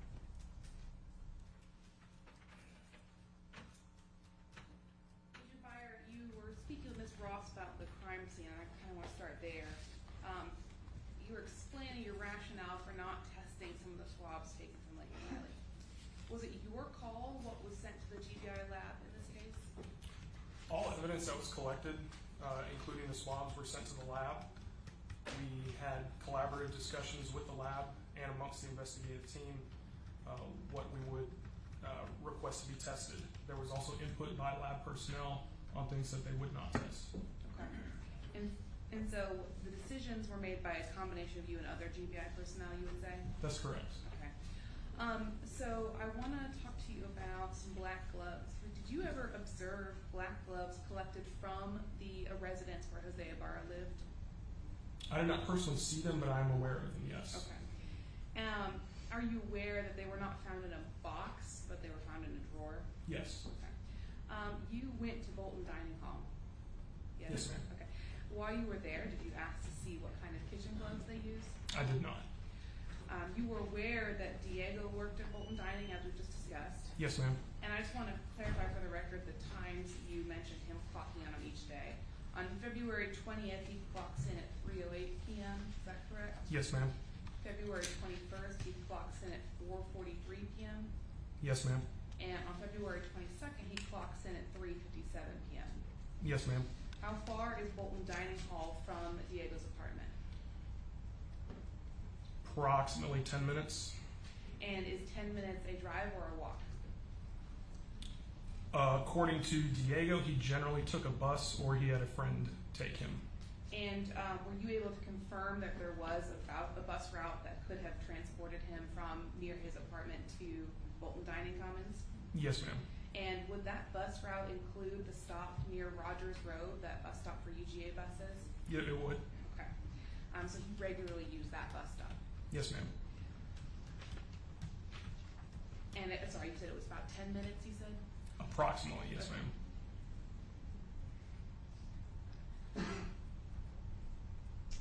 You were at the back to the woods. You were at the crime scene for several hours, you said? Yes, ma'am.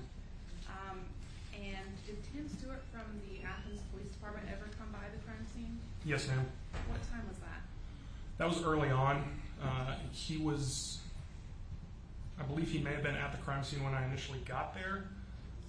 At some point, he departed the scene. Would that have been like 3 p.m. or?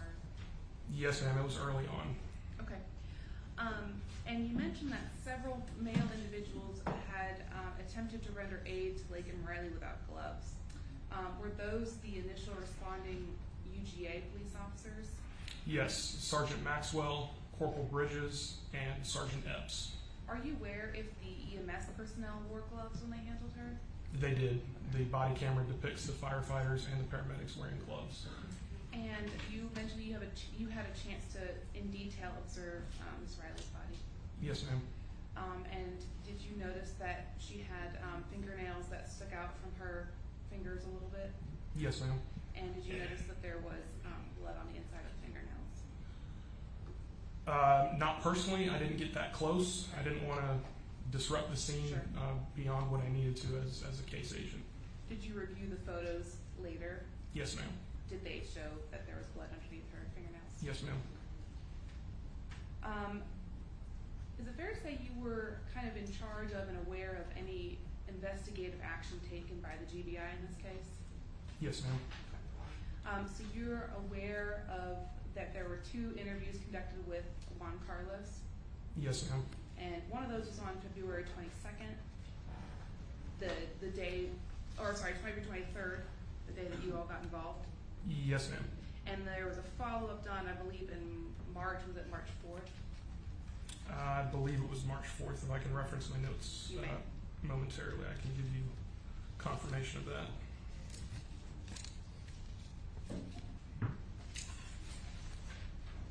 Yes, Monday, March 4th was a follow-up. Similarly, Arhanis was interviewed on February 23rd, Yes, ma'am. and then you were involved in a follow-up interview with him. That's correct. And what day was that follow-up interview? That follow-up interview was conducted on, one moment please, I No, apologize, you're fine. Friday, March 1st. Are you aware the follow-up interview was done with Diego Ibarra? It was not. You're aware that GBI agents found black and orange latex gloves at a trash can across from the apartment on February 23rd? Yes, that particular trash can was across South, I believe it's South Millage Avenue, near a gas station. Were those gloves collected? I believe so, yes. Were they tested? That I do not know. Those gloves were determined to not be of evidentiary value because they were most likely associated with law enforcement personnel that had been in the area. On the 23rd, there were... Did you review footage to confirm that? Not personally, no ma'am. And then you were also aware that there were some discarded clothes found near the intramural fields on February 23rd? There were some discarded clothes that were located behind the Argo apartment complex near a walking trail. I am aware of the collection of those clothes. I also observed the officer's body camera of the collection of those clothes. And were those clothes tested? They were not. The clothes were determined to have been lying on the ground for an extended period of time. I did discuss those clothes with crime scene and forensic personnel, and we determined that it was unnecessary to test those clothes because they were not of evidentiary value. The contents of Diego's bag, did you ask that those items be tested? No, ma'am. Including the black gloves that were found in them? Correct. Thank you. No further questions. Was there any observable blood on Diego's black gloves that were in his bag? No, there was not. And if there was, would you have sent those to the crime lab? Yes, ma'am. I want to say you used the word Argo Apartments. Does it also have another name? It does. Can you tell us that name, please, for the record? The name of the apartment complex at the time of the incident was Celio at Azalyuk. It is also currently known as the Grove at 5 Points. And you were asked about clothing that was recovered near there, and you said something about it had been on the ground for some time. What do you mean by that? What did you observe? The clothing had vegetative matter on it, sticks, leaves, twigs, pine straw, and the clothes appeared to have been wet several times and dried out several times, and they had the appearance of older articles of clothing that had been lying on the ground for an extended period of time. And if there were any blood on that clothing, would you have sent it to the crime lab? Absolutely. And Diego was interviewed by you, is that right? That's correct. What was the date? That interview was conducted on Friday, February 23rd, 2024. And did you ask him questions? I did. And did he answer your questions? He did.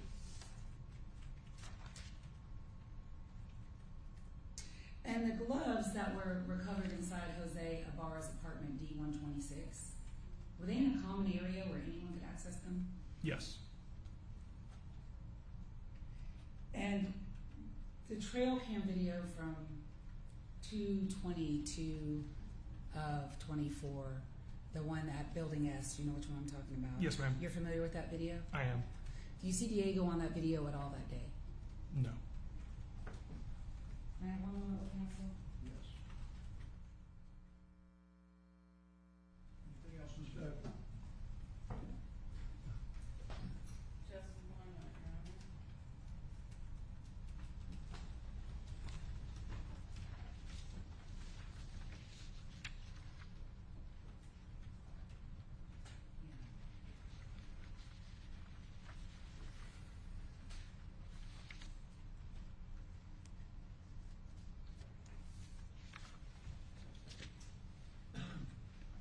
When you interviewed Diego Ibarra, you had a chance to observe his demeanor, Yes, ma'am.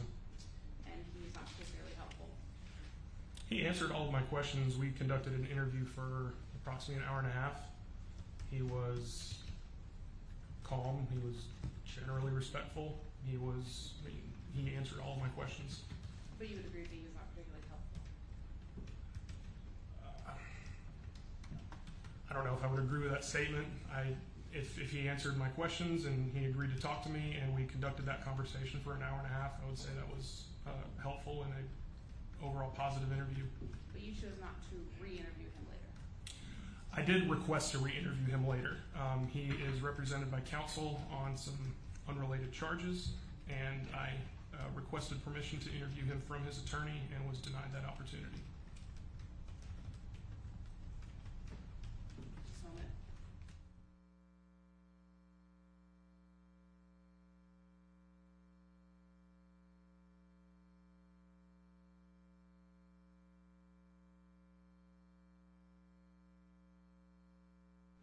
I don't have any further questions.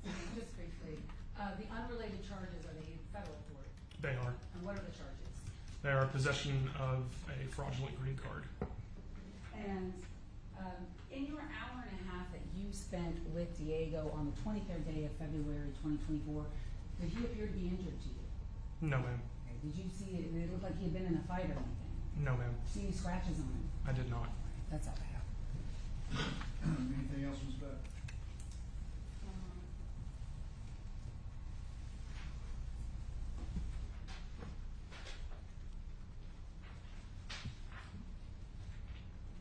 Nothing further, Your Honor. Can he be excused? Yes, sir, but maybe hold for rebuttal. I'll work it out with him. Okay. You can go down. Thank you, Judge.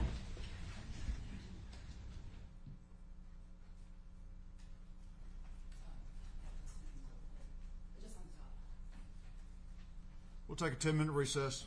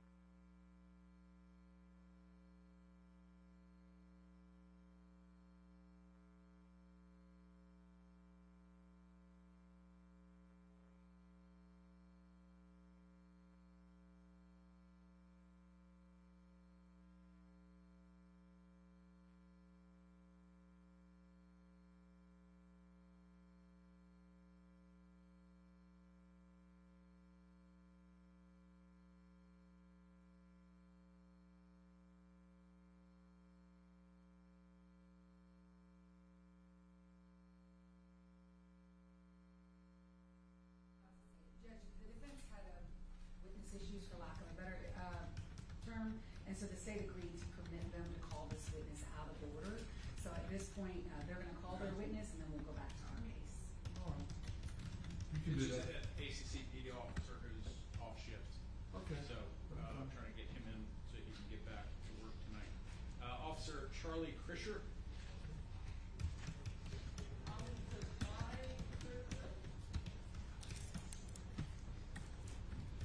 While that's happening, and just to make sure it's clear on the record, I need to go over with your client his right to testify or not testify, but if you agree for me to delay that until the state's case is done, just want to make sure that I had that opportunity. Yes, sir. I At this think that point. it would be helpful to do that after lunch, I believe, once the state rests, and that'll give us an opportunity to speak with Mr. Ibarra one last time. If you would please, Officer Krischer, raise your right hand. Do you swear in the matter before this court to tell the truth, the whole truth, and nothing but the truth? Yes. All right. Have a seat. If you could, just state your name and spell it for the record. Yeah, my first name is Charlie, C-H-A-R-L-I-E. Last name Kushner, K-R-I-S-C-H-E-R. Okay. Officer Krischer, I'd just like to direct your attention to February 23rd of this year.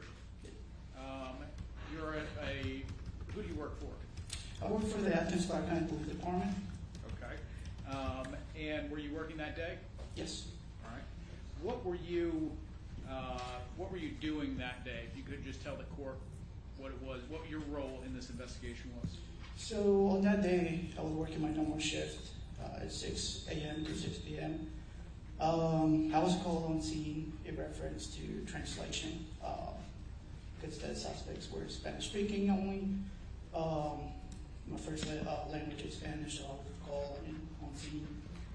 But it looks like the University of Georgia had their officers already there conducting interviews. So my supervisor just told me, go on the east side of the apartment complex, walk around, see if you see anything, and call it in, and we go from there. Okay. And so just if I clarify, your role was to just kind of patrol and do police work, look for Correct. anything suspicious. Correct. All right. Did you, in your search around that apartment building, did you ever find anything that you thought was suspicious? Yeah, by the trees where there's like a path where people can walk in. Behind there's a stop bus in that area. Behind it there's like some trees. I found a pile of clothing. It seems like it's been there for quite some time. It was wet. So I call it in, and University of Georgia officers arrive and collect those items. Okay. Did you make a report about finding that pile of clothes, or was your role to just call that in to the officers? Correct. My role was just to call it in and to the officers. Okay. Do you remember who those officers were that you called that into? No, I do not. Okay. And again, just to clarify, you thought something was suspicious, and it was this pile of clothes. Yes. Yes. Okay. Do you know what was included in that pile of clothes? I don't. All I know is there was a pile of clothes in there. I didn't touch it, didn't process it, or anything. Okay. Did you have any further role in any of this investigation? Regarding to the clothes? Or No, just in general. Did you transport anyone for? Yes, I did transport Jose Ibarra Okay. to our East Precinct. All right. And you did make a report about that because did you collect some of his clothes? That's correct. Okay. And was part of that collection, was there a hat that That's you correct. collected? Yes. Could you describe that hat, please? It was a black Adidas hat. It had the logo, the normal logo, white color. Okay. And was he wearing that at the time that you collected it? When I arrived and when I arrest him, he had it on his side, he put it on the side of the window with his backpack. Okay. Was he ever wearing it when you saw him? No, to my recollection. Okay. When you arrested him, did he say that it was his? Yes, he said that it was part of his belongings. Okay. And that's why you took it? Yes. All right. That's all the question I have, Judge. Good afternoon, or morning. You first told us that the clothes have been there for quite some time. What did you observe that made you think that? It was wet and it had a lot of debris on top,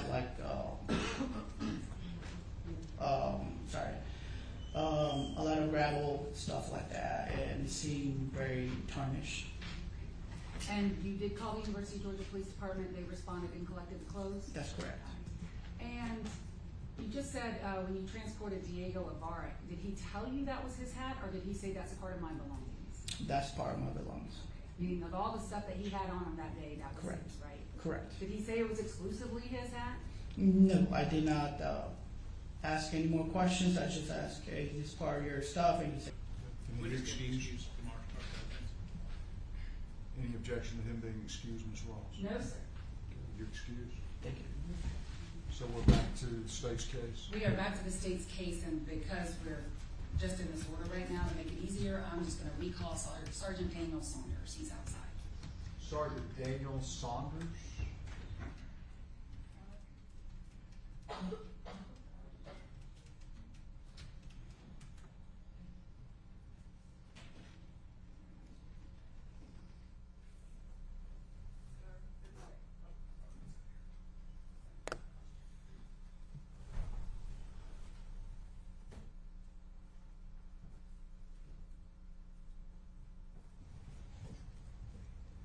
Raise your right hand, please, sir.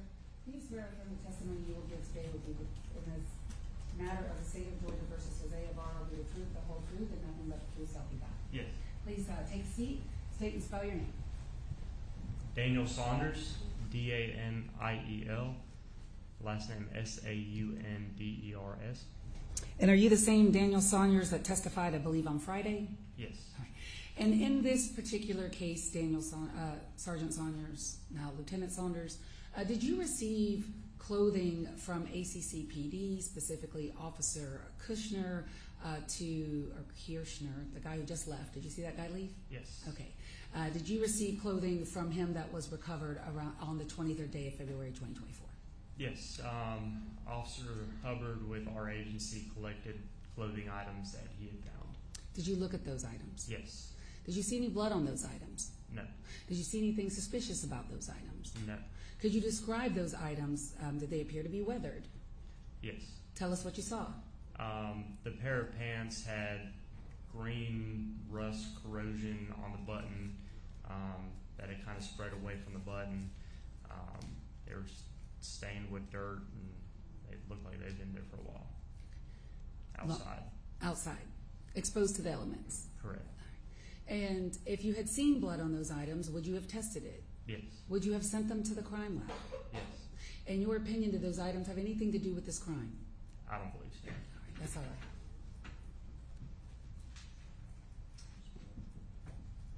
You're aware that there's at least one officer who disagreed with your assessment that clothes have been there a long time. I'm not sure how he determined that they had been there a long time or a short time. But you're aware that somebody else observing the clothes disagreed with your assessment. I can say Officer Hubbard wrote in his report that it appeared that they had been there recently. No further questions. When you observed those clothing items, where were you? I was at our agency at the station. And in your laboratory? Yes. Were you able to pull them all out and look at them individually? Yes. Is it your opinion they were all weathered? Yes. That's all I had. All right. Thank you. Next witness, Valencia Johnson. Ms. Johnson.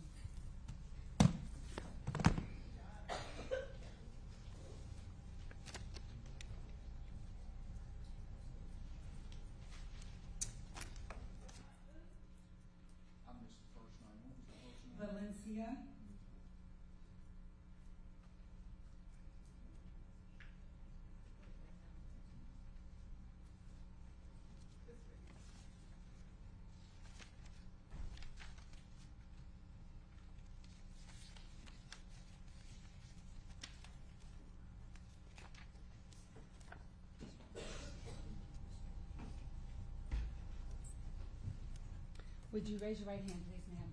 Do you swear from the testimony you will give today will be the truth, the whole truth, and nothing but the truth, so help you God? If you could please take a seat and adjust the microphone so you're speaking loudly into it. And could you tell us your first and last name, and please spell it? My name is Valencia Johnson, Valencia Johnson. Where do you work, ma'am? I work at the Georgia Bureau of Investigation as a lab technician in the trace evidence section. How long have you worked at the Georgia Bureau of Investigation? 5 years.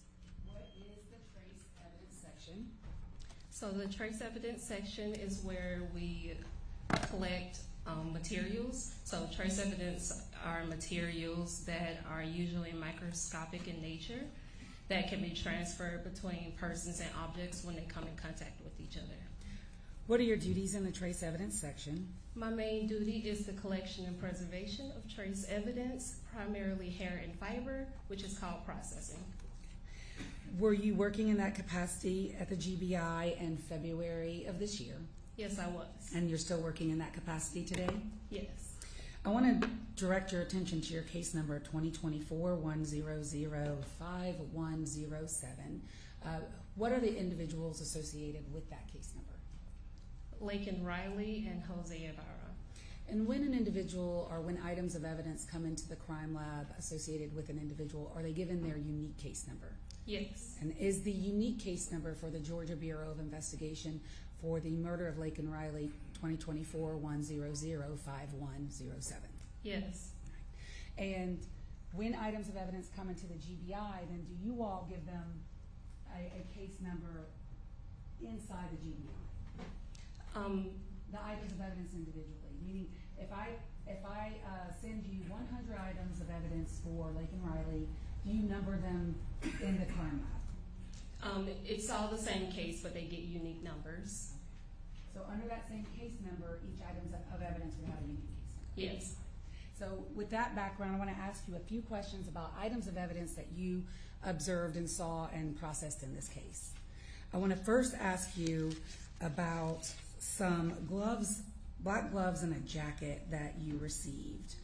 And just for the ease, if you needed your February 2026 report. Did you receive 3 black gloves and a navy jacket? Yes. Could you tell the court, first of all, on what date did you receive those items, and what are those item numbers for the GBI? If you need your recollection with your report, just let us know. Okay. I received those items on February 23rd, 2024. What is the GBI number for the 3 black gloves that you received? Item 2. And what is the GBI number for the jacket? Item 3.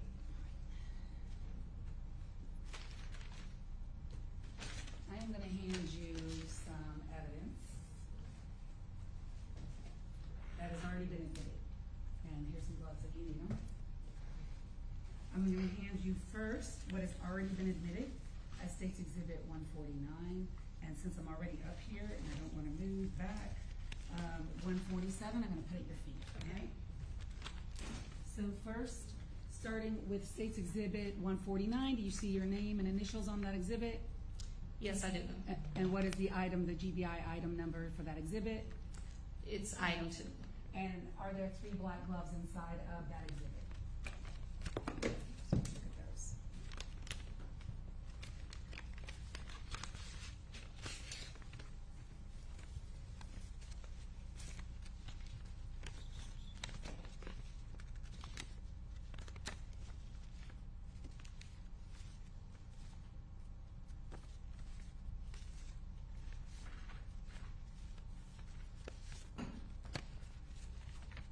Yes, there are. Were you the first person at the crime lab to receive those gloves? I was the first person to work on the gloves. And to work on those gloves, or when you worked on those gloves, first of all, what did you do to those 3 gloves? I processed them for possible hair and or fiber. And how did you do that? I looked at them under a stereo microscope. And what did you do with the things that you may have, or did you recover anything from these? I recovered possible hair and or fiber from item 2A and item 2B. And that's a good point. Did you give the gloves an individual association Yes, I did. I sub-itemized them. And did you observe the condition of the gloves when you received them at the crime lab? Yes, I did. What were the condition of these gloves when you received them? The gloves were damaged. They had holes and possible stretching. When you say holes, might be a silly question, but what do you mean by holes? There's like a hole in the item, so the outside, you can get inside them through that hole. Okay, you could see through them. Yes. Right. And after you processed the gloves, where did they go in your agency from there? They were transferred to the forensic biology section. What do they do in forensic biology in general? In general, so they test for serology, which are fluids, or at DNA.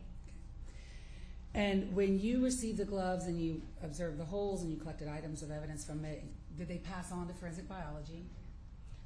The collected materials, we keep them in our section.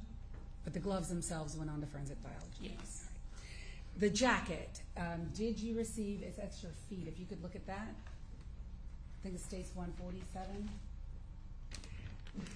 And do you recognize that item? Yes, I do. Did you process that item at your laboratory? Yes. And what did you do to the jacket states 147? I processed the jacket by tape lifting it, except for the neckline and cuffs, and I did a visual with a magnifying glass on those areas. Did you observe hair on that jacket? So we don't usually note where possible hair and or fiber is on the item exactly, because it can move around in the bag, but there was possible hair and or fiber collected. And do you recall seeing it on the jacket when you collected it? Yes. And the hair that you collected off that jacket, what did you do with it? They were packaged and kept in our section in case it was requested for them to be analyzed by a hair or fiber analyst. And looking at that jacket, do you recall where on the jacket you saw hair? I do remember one place where there was possible hair and or fiber around a button. And the jacket, when it left you, after you processed it, where does it go from after leaving you? After leaving me, it was transferred to the forensic biology section. Did you have the opportunity at your laboratory to look at the clothing of Laken Riley? Yes, I did. Did you find a key in Laken Riley's clothing? Yes. Where did you find her key? I found the key in her jacket. Did you have the opportunity to process the fingernail clippings of Laken Riley? Yes, I did. I'm going to hand you what we are marking for evidence of states 319. Say the number again. 319. We have lots of things marked already in between, like photographs, and we will link this up with the medical examiner who's outside. States 319. Do you recognize states 319? Yes, I do. Do you see your unique GBI case number that is associated with Laken Riley on states 319? Yes. And do you see your initials on 319? I do. What item number within that case number did you assign, or the GBI assign, the fingernail clippings of Laken Riley? Item 18. And what did you do, and is that what you're holding right in front of you, item 18? Yes. The state would move to admit states 319 and link it up with the medical examiner behind her. Any objection to 319? I just think it's premature, but no objection. Do you see your initials on 319? Yes. Are they at the bottom there? Yes. Okay, I'm going to just show it to the court. So what did you do to states 319? I looked at the item under a stereo microscope. And what, if anything, did you observe when you did that? I observed the nail clippings, but I did not find any possible hair under fiber. So no hair or fibers underneath the fingernails? No. And did you look at the right hand and the left hand? Yes. And if you had found hair or fibers, where would they have gone? They would have been collected and kept within the trace evidence section. I'm going to ask you a few more questions about a few more of the items. Did you look at a cutting from a tree? Yes, I did. And what did you do to the cutting from the tree? I performed a visual with a magnifying glass and removed any possible hair and or fiber I found. And I'm going to hand you, and did you look at some rocks? Yes. I'm going to hand you all these items up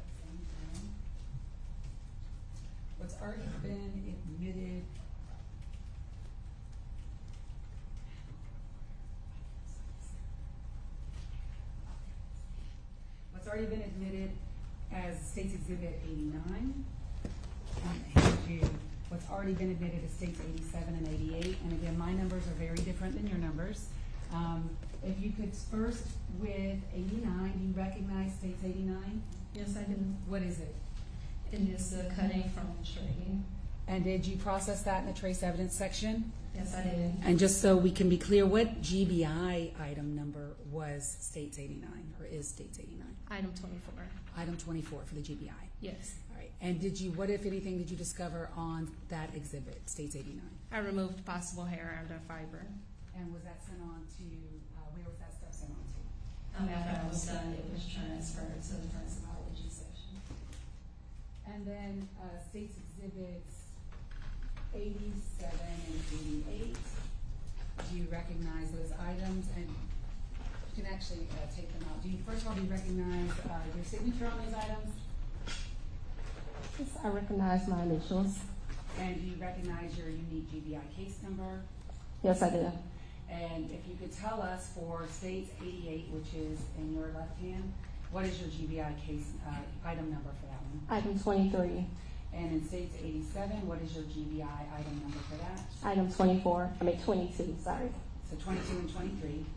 And what are these items physically? And if you need to, you can open them up and look at them.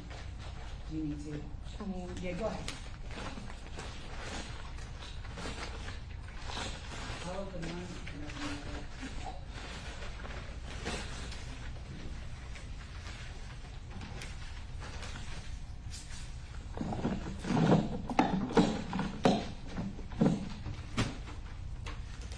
I opened one with the States 88, you opened 87. So 87, did you see that item? yes, I did. And what did you do with States 87 at the lab? I performed a visual exam using a magnifying glass and removed any possible hairs and or fibers I found. And did you see hairs on that item? Possible hairs and or fibers. Thank you for correcting me. Possible hairs, right? Yes. Okay. And did those hairs go on to your trace evidence section? Yes. Thank you. And then I'll put that back in while you look at States 88. I'm going to ask you the same question about States 88. What did you do to States 88? I processed this item by performing a visual exam using a magnifying glass, and I removed any possible hairs and or fibers I found. And did you find possible hairs or fibers on it? Yes, I did. And did those go on to your trace evidence section? Yes.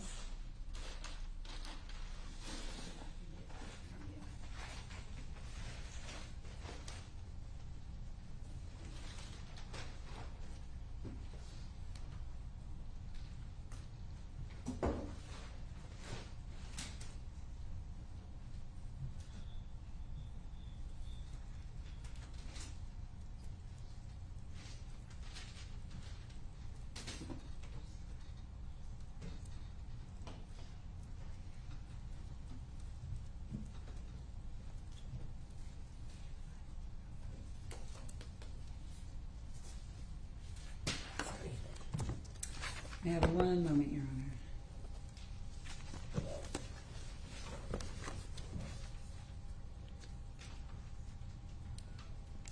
I believe those are my questions, except for one final thing. The key that you found in Laken Riley's jacket, did you know what color it was in your report?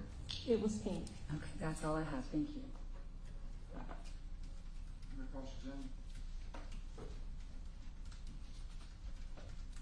Johnson, hello. Just a couple questions, please. The gloves that you mentioned, did you photograph them? No, I did not. The damage or the hole that you testified about, did you measure that at all? No.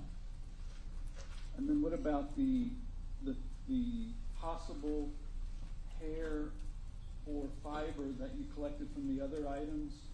Do you photograph that when you remove it from the item? No. Okay. Thank you. Were they photographed by the forensic biology section, the gloves? Yes, they were. All right, thank you. That's all I have. You should be excused.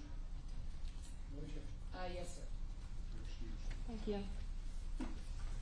Call your next witness. Alexander Colvin.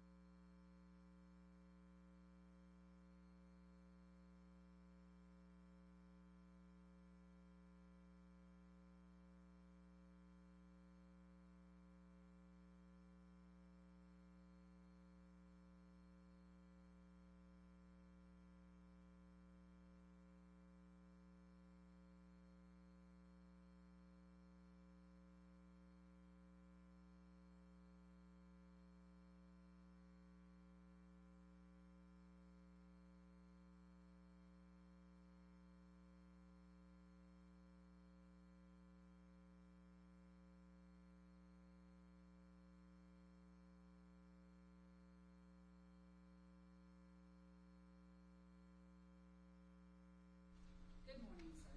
Good morning. If you could please raise your right hand. Do you swear or affirm the testimony that you will give today in the matter of the state of Georgia versus Jose Ibarra will be the truth, the whole truth, and nothing but the truth, so help you God? Yes, I do. If you could please take a seat and state and spell your first and last name. My name is Alexander Covin, last name C-O-V as in Victor, I-N. Where do you work, sir?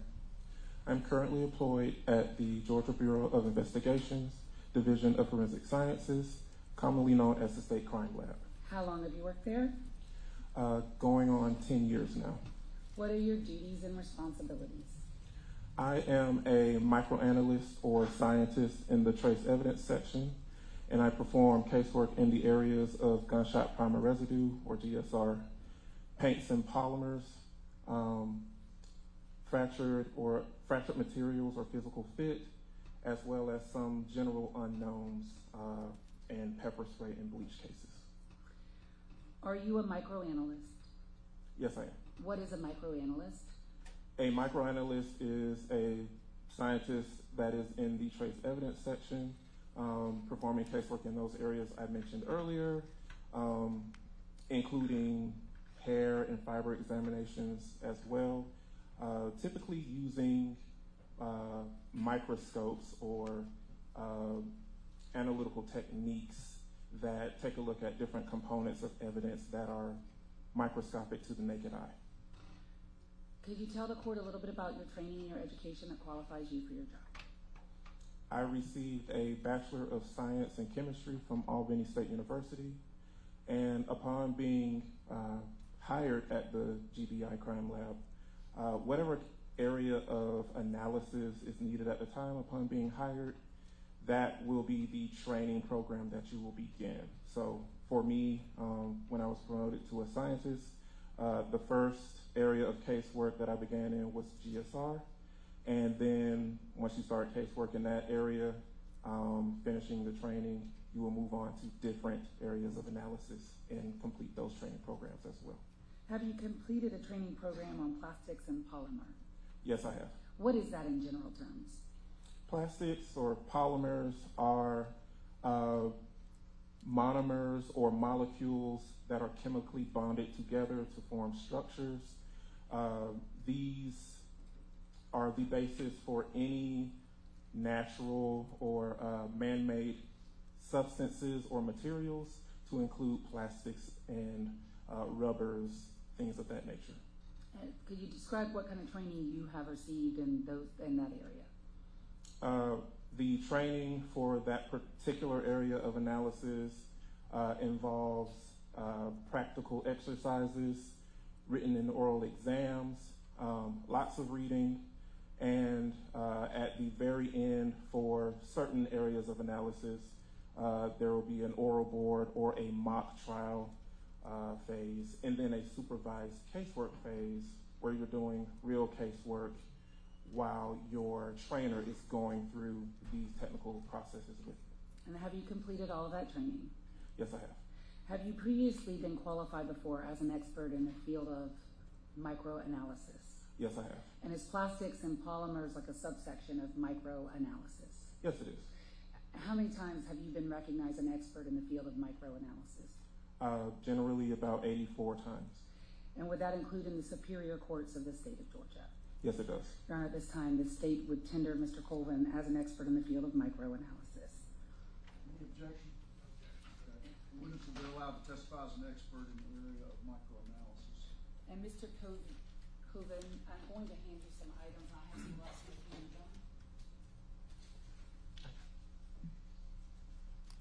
I'm going to hand you 2 items. Oh, you have your own both. I'm going to hand you 2 items, dates 149 and 244, and I'm going to ask you some questions, and I'm going to stay away from you when you look at those. Okay.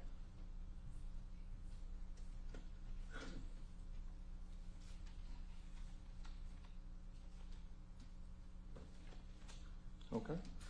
Do you recognize both of those items? Yes, I do. I want to start with the first one I handed you. Was that 149? You see my state exhibit sticker? Yes. Okay, let's start first with that. So my state exhibit sticker 149, do you recognize your unique GBI case number associated with Laken Riley on it? Yes, I do. And do you see your initials on that as well? Yes, I do see my initials and date when I began my examination, as well as my initials on the seal when I completed the examination. What is your unique item number for State's Exhibit 149, the 3 black gloves that I just handed you? That is item number 2. And were they sublabeled 2A, 2B, and 2C? Yes, they were. And the next item that I handed you is State's Exhibit what? State's Exhibit 244. Do you recognize State's 244? Yes, I do. And do you see your initials and your GBI unique case number on State's 244? Yes, I do, as well as the initials on the seal when I completed the analysis. And State's Exhibit 244, does it have 3 gloves in it as well? Yes, it does. And what unique item number were those 3 gloves given at the crime lab? Item number 40 and sub-itemized as item 40A, 40B, and 40C. And in your report, is it noted where item 40 came from? The gloves from item 40. Let's see. And that's your item 40 for the record? Yes, my item 40. Your Honor, may I look at my notes, please, just to make sure I'm getting this correct? So the gloves from item 40 were identified as being recovered from an apartment complex, or an apartment inside of a drawer. All right. So did you look at those 2 exhibits, States 149 and States 244? Did you examine both of those exhibits? Yes, I did. And what did you do to both of those exhibits? Tell us how you did it. So I did a comparison between the 3 gloves that were identified as found in bushes to the 3 gloves that were identified as being found in an apartment drawer. This included taking a look at all of the physical characteristics of these gloves, taking measurements for the sizing of the gloves, thickness measurements of the gloves, as well as noting any physical characteristics on the gloves, such as these black gloves having a very small textured gridded pattern on them. And then upon noting that these two sets of gloves are consistent physically, I then moved on to a microscopical comparison using a polarized light microscope to compare the optical characteristics between the two sets of gloves, and then a variety of analytical techniques that allowed me to compare the chemical components of the gloves, the elemental constituents of the gloves, as well as the optical characteristics of those gloves. What were your conclusions? My conclusions were that the black disposable gloves that were recovered from the bush are like the disposable gloves that were recovered from the apartment and could have originated from the same source. What is the chemical makeup or the composition of those gloves, both states 244 and 149? Are they latex? Are they plastic? What are they? Typically, disposable gloves, as we all know them, are composed of latex or PVC or polyvinyl chloride or nitrile gloves, so rubber. However, these gloves were polyethylene. What is polyethylene? Polyethylene is just another polymer type. Excuse me, polymer type. Typically, when it comes to polyethylene gloves, these are maybe a more inexpensive type of disposable glove that may not stretch as much or have that rubbery or latex quality to it.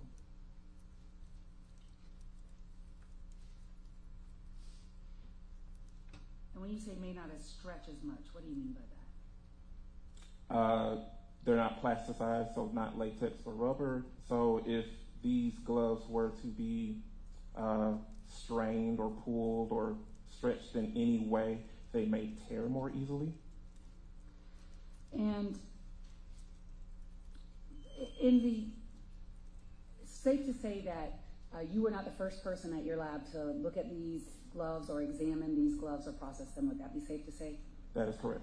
And I know that you all have a certain order about how you do things. It's trace, Slayton's, DNA. Can you tell us if you know, and I don't know if you know, so I'm asking it this way, do you know in what order the gloves went? What number scientist were you in your lab to examine these gloves and test them?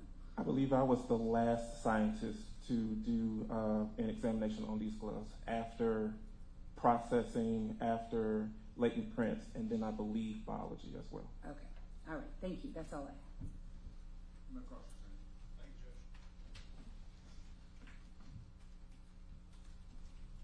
Judge. Is it Mr. Covin? Is it Agent Covin? What's the? Mr. Covin's fine. Okay. Yep. Good morning. Good morning. I just want to make sure that I'm understanding kind of what your job is correctly.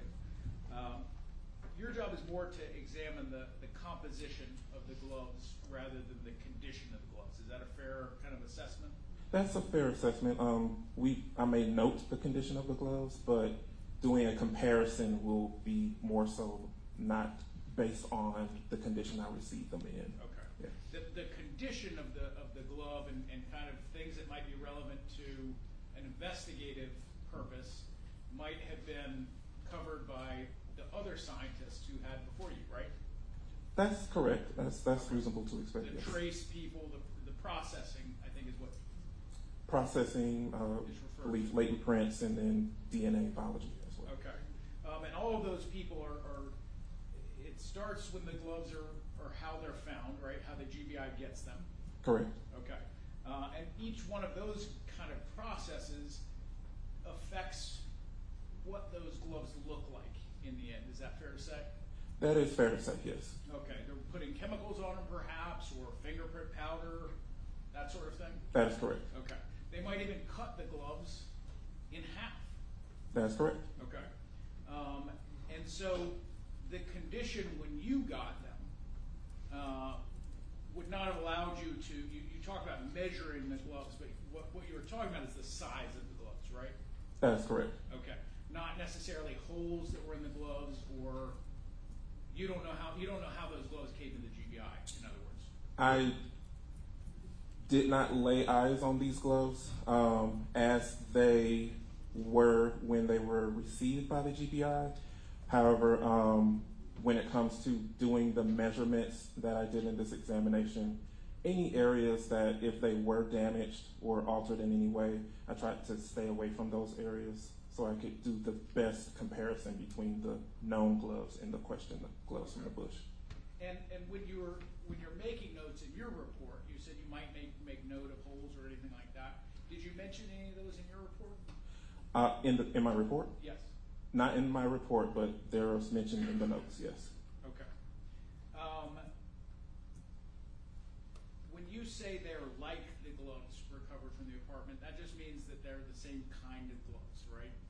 That's correct. So when we're referring to them being like each other, this is the optical characteristics I mentioned, the physical characteristics with the textured pattern, the same polyethylene-based type of glove, same measurements, etc. Okay. And that they could have come from the same source? That's correct. Okay. What source is that? That is not something that I could speculate to. The known gloves were identified to us as being found in a drawer inside of an apartment. So these question gloves found in a bush could have come from that source as well, but they could have come from some other source of gloves that were manufactured the exact same way. Okay. That's all the question I have. Are you correct? No, sir. Can you be excused? Yes, sir. Excused. All right, thank you. Can we call your next witness? Judge, I think this is the time when we might want to take an early lunch break, as we discussed. Thank you, sir. All right. So, are you asking for any more than an hour? No, sir. Okay. I like that response. So we'll stop the lunch now, makes sense. Come back at 12:30, 1 hour. Thank you.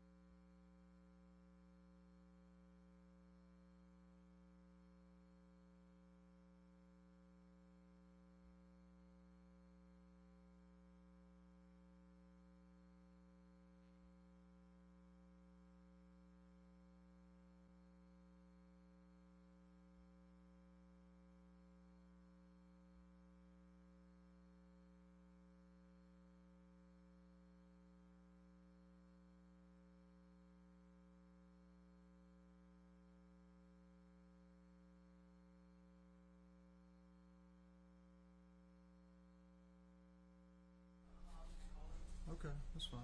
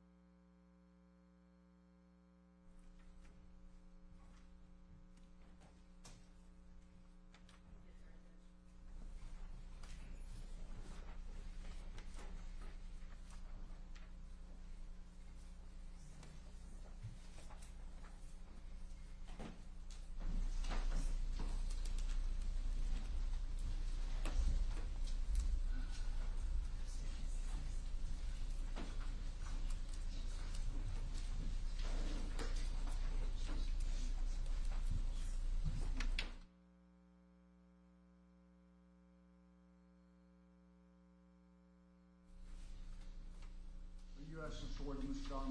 No, Your Honor. Okay. And here it is.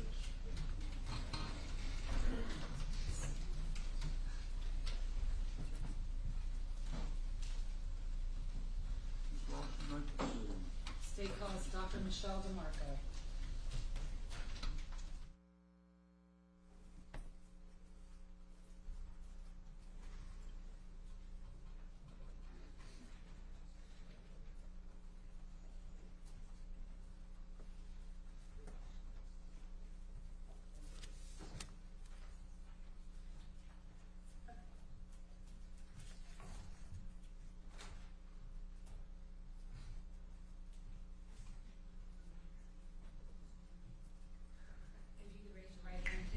Swear or affirm the testimony you will give today in the matter of the state of Georgia versus Jose Ibarra will be the truth, the whole truth, and nothing but the truth, so help you God. Yes, I do. Would you please take a seat, state and spell your first and last name.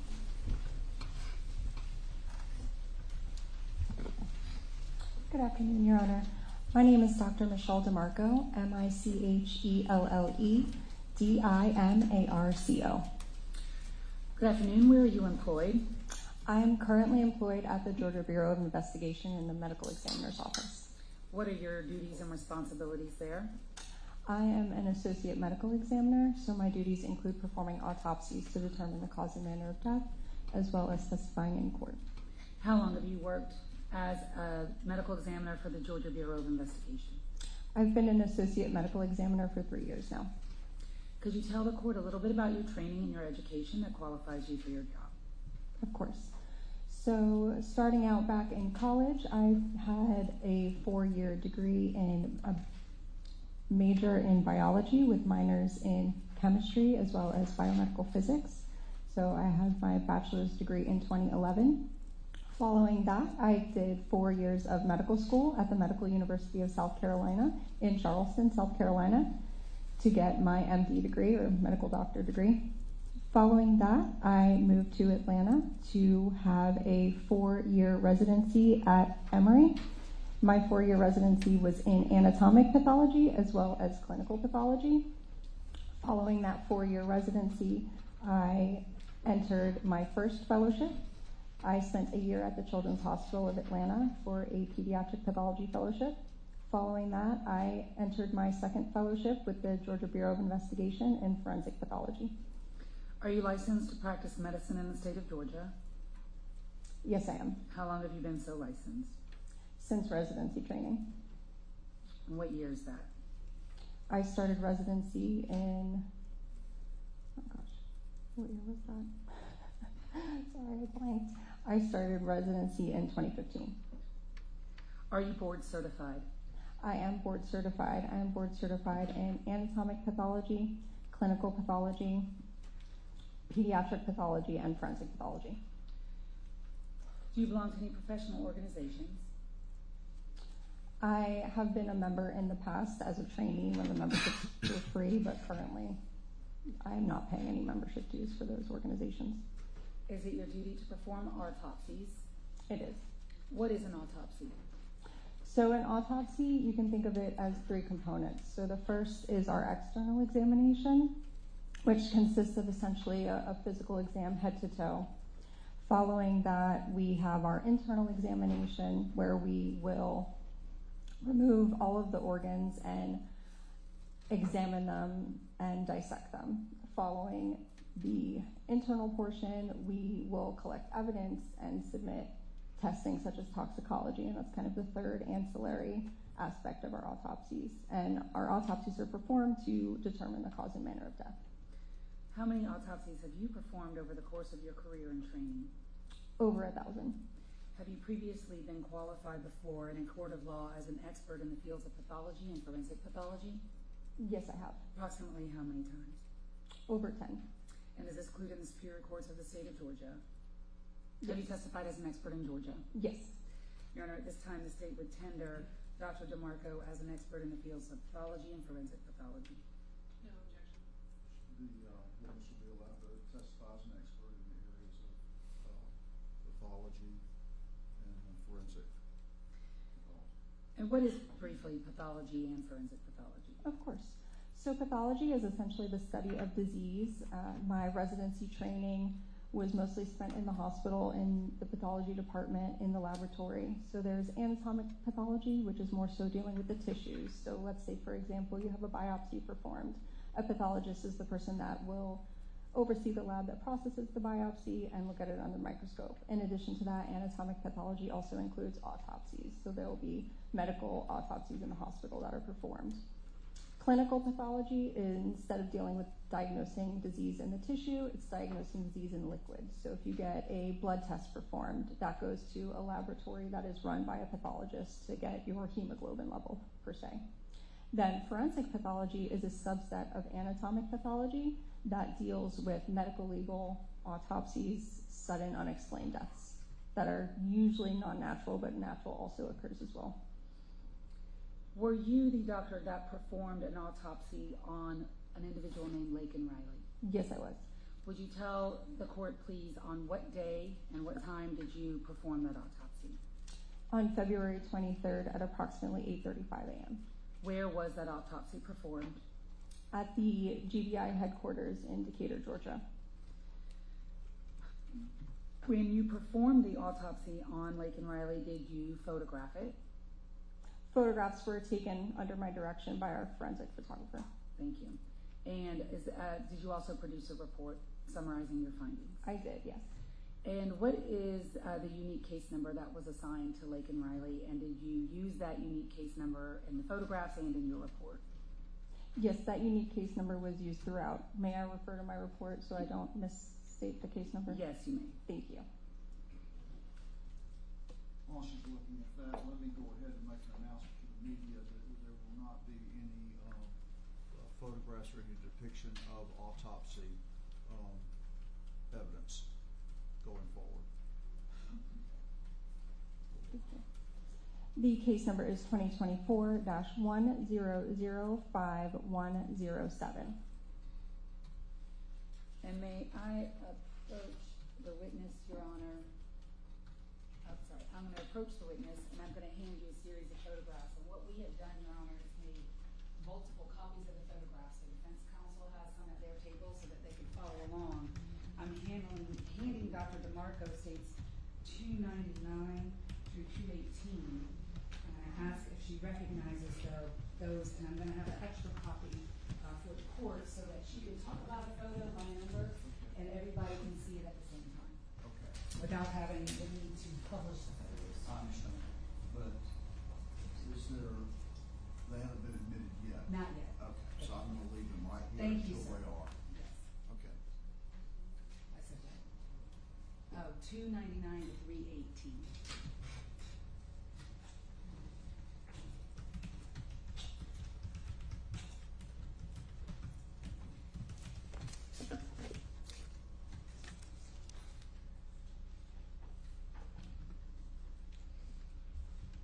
Do you recognize states 299 to 318? Yes, I do. What are they?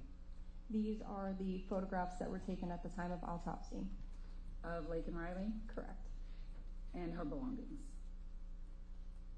Are items that came in with her body, sorry. Right. Okay. Yes. The state would, now, do they fairly and accurately depict Laken Riley and her body as you saw it on February 23rd of 2024? Yes, they do. State would move to admit states 299, 2318. No objection. They're admitted. And in lieu of publishing them over the Elmo, Your Honor, if you could take those, thank you, for the court. So let's start first with, could you tell the court in what condition did you receive Laken Riley's body? Laken Riley was received to our office in a body bag with identifying tags on the zippers of the external surface. And is that what we see in states 299? Correct. Okay. And in states 299, do you see that unique case number that you just read to us? Yes. States 300, could you tell us what we're looking at there? Following the photographs that are taken of the tags on the bag, we will take as, quote unquote, as is photographs. So as we receive the body, we will take photos how they come in. And that is photos 300 through 302. So I want to talk to you about the condition of her body. First of all, were her hands bagged? Yes. And do you see those bags in states 300? Yes, and 301. 301. And what other, could you describe her body in terms of how was she clothed and what, if any, other items you saw around her hair? She came in wearing pants, undergarments, as well as shoes and socks. She had a necklace on her neck as well. There was a hair tie in her hair, as well as admixed leaves and twigs, vegetative debris.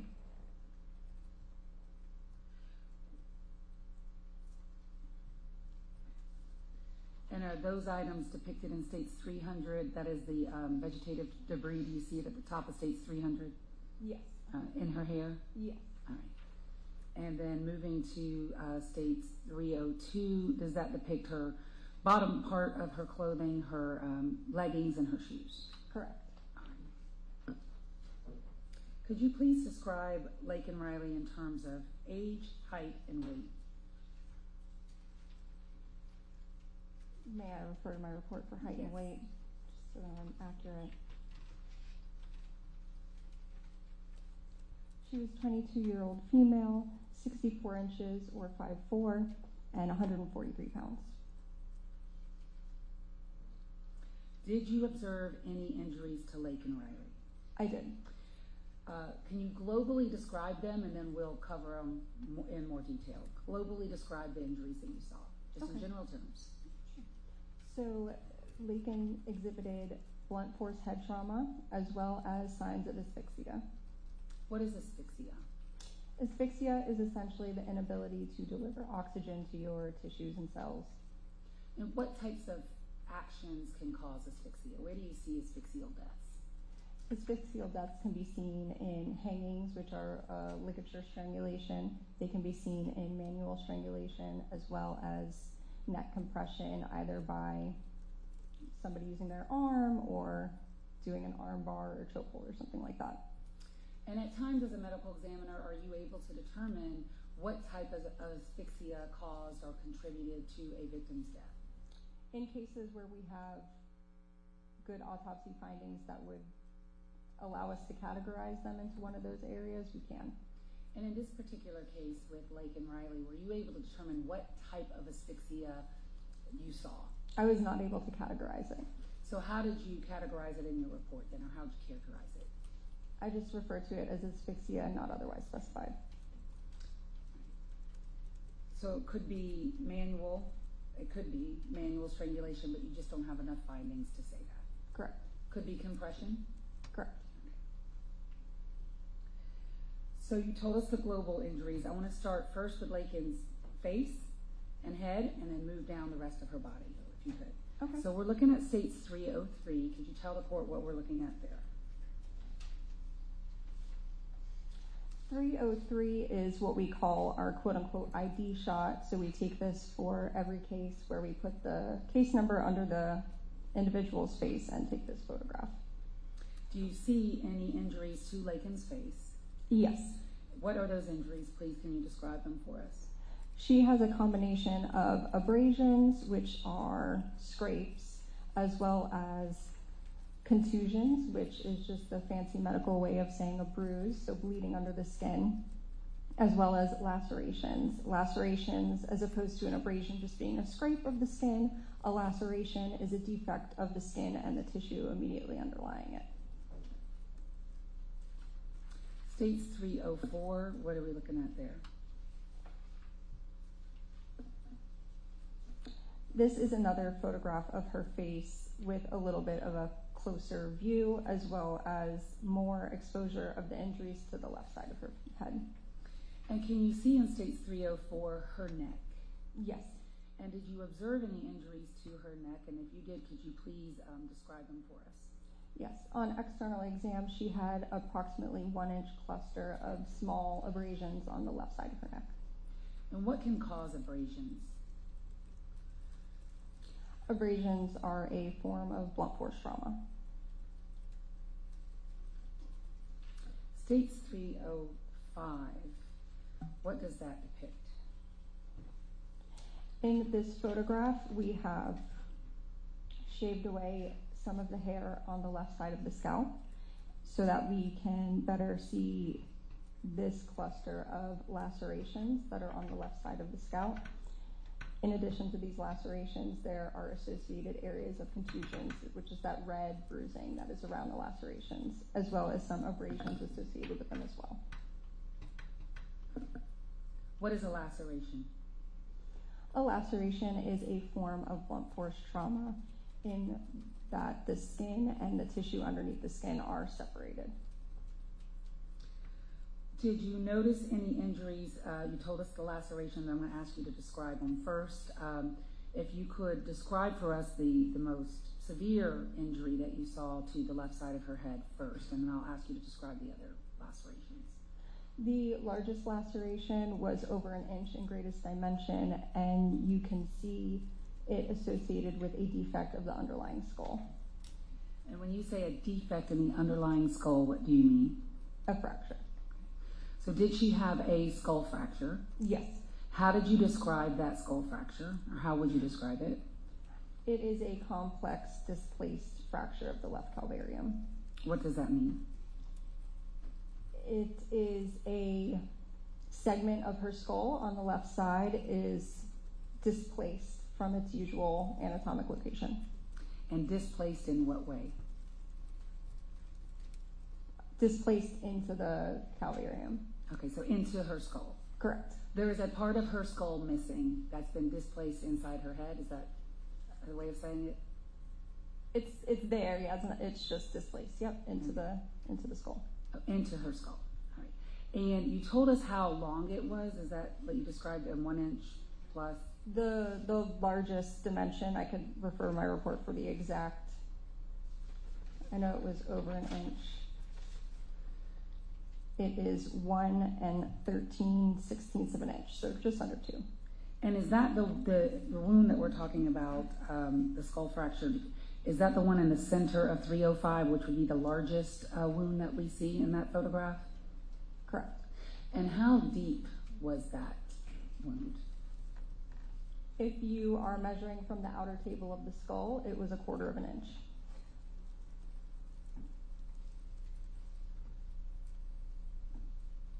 And would you expect that wound to cause Laken Riley to bleed? Yes. And that wound itself, this skull fracture, is that, or could that be a fatal wound to Laken Riley? It could be fatal. Explain to us why and how. Well, the wound, as you've mentioned, caused a displacement of the skull into the brain. In addition, underneath the wound, there was some subarachnoid hemorrhage. So essentially, there's a coating around the brain. Right under that coating, there was a little bit of hemorrhage associated with it as well. And like was mentioned, there was bleeding under the scalp associated with this injury and associated with that laceration. And why could that be fatal to a person? It essentially is causing trauma to the brain. Did you observe any other lacerations to the left side of her head? Yes. How many did you observe? There were 8 in total. And if you could go through with us, do we see them in State's Exhibit 305, the others? Yes. Okay. And could you describe them as you describe, how would you describe the other 8? They ranged in size from 1/4 of an inch to the largest wound that was over an inch. Some of them were curvilinear or linear, whereas others had a more irregular shape to them. What type of, you said the lacerations are blunt force trauma? Correct. Is a rock a blunt surface? It can be, yes. And are the injuries that you see in States 305 consistent with a rock? They could be consistent with a rock. On the left side of her head, we're still on States 305. Could you tell us what, if any, injuries did you observe to her ear on the left side? She also had a contusion or a bruise to the helix of her ear, as well as an associated abrasion in that area. And the helix of the ear, could you just tell us for the record, what part of the ear is that?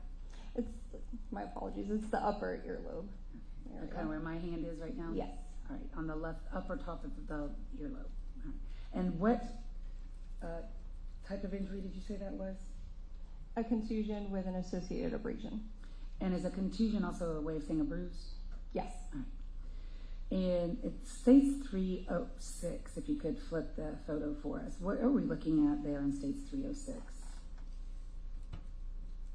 This is just another view a little bit further away, showing all the injuries to the left side of her head and neck. So complete photo of the 8 lacerations that you discussed? Yes. States 307. Tell us what we're looking at there. 307 is a closer up view of those injuries to the left scalp. And 308.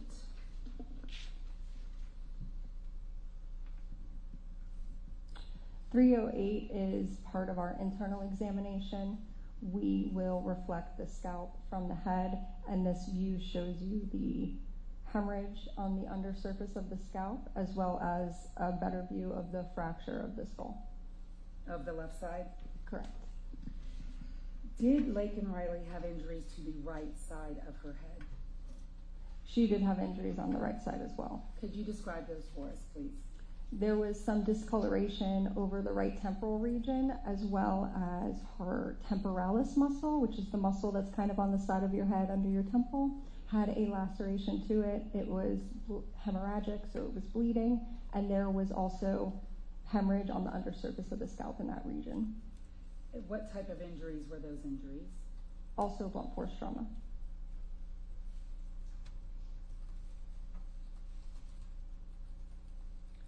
What is petechia? So petechia are very small punctate uniform hemorrhages that can be seen either in the eyes, on the facial skin, in the mouth, in instances of asphyxia. Did you see petechia at Laken Riley's autopsy? I did. Where did you see it? And I have states 309 if that would help you as well, if we want to go to that photo. There were petechia within both of her eyes, as well as coarser, larger hemorrhages associated with these petechia in her eyes. There were petechia of the skin surrounding her eyes, her periorbital region, as well as a small amount of petechia in the gingival mucosa, which is essentially the gum.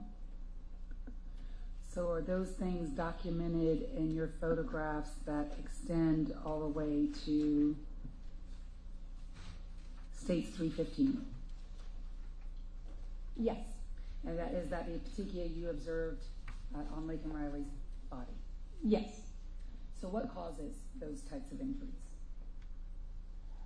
Petechia are a result of increased pressure within the vasculature that causes small vessels to burst and create those tiny pinpoint hemorrhages, and that can be seen in asphyxia.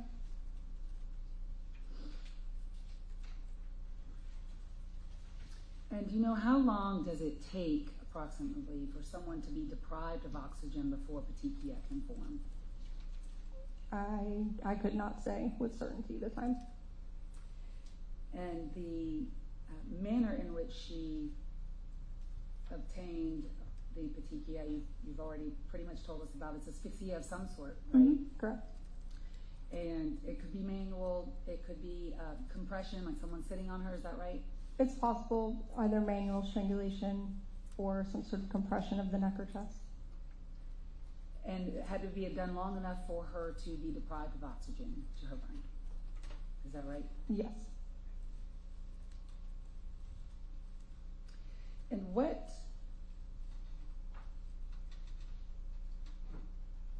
other injuries did you see to her body? In addition, there were also abrasions of her torso, her abdomen, as well as abrasions on her left hand and left leg. Let's talk about her torso. State's Exhibit 316. Do you recognize that photo? And do you see those? Do you see her torso? Yes. How would you describe the injuries that we see on the left side of her torso? These injuries are clusters of linear abrasions that are both parallel to each other as well as intersecting with one another. And there's a lower one. I want to talk to you about the lowest one that we see in 316, right above the measuring tape that has your unique case number on it. Do you see that injury? Yes. How would you describe that injury? That is also a linear abrasion. And this might sound like a really dumb question, but by linear, do you mean a line? Yes. And could these abrasions be consistent with something like a belt buckle or some kind of metal object? It's possible. Would these also be considered blunt force injuries? Yes. Would you consider these a brush abrasion? And when I say these, I'm talking about these linear injuries on her torso. I can't entirely exclude them having a brush component, but they don't appear to be the stereotypical brush abrasions that we can see. Why not? The stereotypical brush abrasions will have, and usually will have areas of like a coalescence. So you'll have those linear striation abrasions as well as a larger patch area as well. And I don't see the same features in this. Are these linear injuries consistent with something like a belt or a key or some object like that? They could be consistent with an object.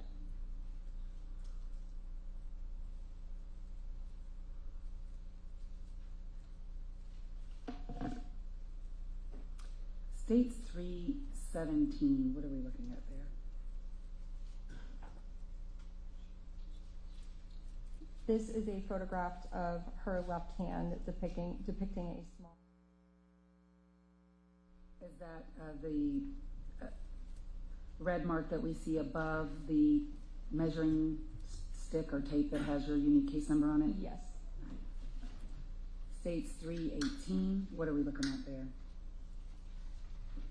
Also the left hand, this is showing a linear abrasion on the left pinky. And these abrasions, are they also a form of blunt force trauma? Yes. I want to talk to you about the evidence that you collected at your autopsy. Were Laken Riley's fingernails clipped at autopsy? Yes, they were. And I put some gloves in front of you if you need them, Okay. Dr. DeMarco. I'm sure you will, but in case.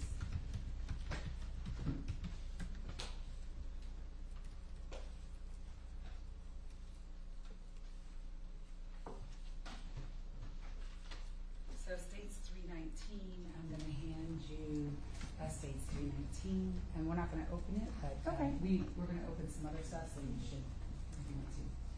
States 319, do you recognize it? Do you recognize your unique case number? Is your name on it? Yes, it has my name as well as the unique case number the county and the name of Laken Riley. And are those the fingernail clippings that you took at autopsy of Laken Riley? Yes, these are the ones taken at autopsy. The state would move to admit 319. No objection. 319 submitted. Did you perform a sexual assault kit on Laken Riley? Yes. Tell me what you did. What is that, and how did you do it in this case? A sexual assault kit consists of collecting evidence samples. So we took swabs of the vagina as well as the anus, and then we also collected scalp hair. And at your autopsy and in your examination of Laken Riley, did you observe any signs of a completed sexual assault? I did not observe anything that would make me believe there was a sexual assault. She had no anogenital trauma. In addition, I'm sorry, I forgot to mention the sexual assault kit also includes a swab of the oral cavity. So State's Exhibit 324, do you recognize that? Yes. What is it? This is the envelope containing the sexual assault kit. And again, do you see your unique case number, your name, and Laken Riley's name on that? Yes. State would move to admit State's 324. No objection. 324 is admitted. Did you, at autopsy, or was there at autopsy a sample of Laken Riley's DNA obtained during that procedure, during that process? Yes, we obtained 2 bloodstain cards.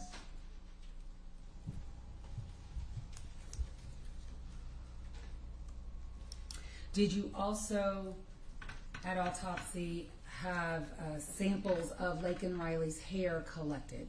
Yes. And what's that process like? Some of the scalp hair will be removed from the scalp, and when it's removed, you make sure that there's, the root comes along with it. So a collection of scalp hair from different areas of the scalp is collected.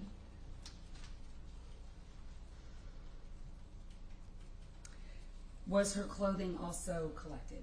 Yes. And the vegetation that you observed in her hair when she arrived at your facility, was that also collected? Yes.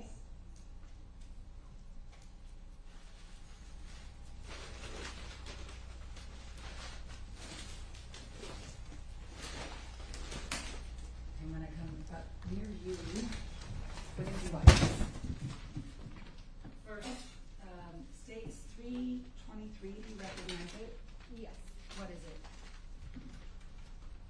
This is a sample of the vegetative debris, so leaves and twigs taken from her hair.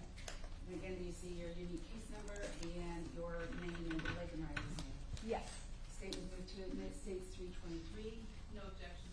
323 is admitted. Did Laken Riley have a hair tie with her hair or some hair in her hair? Yes. And was that collected as well? Yes.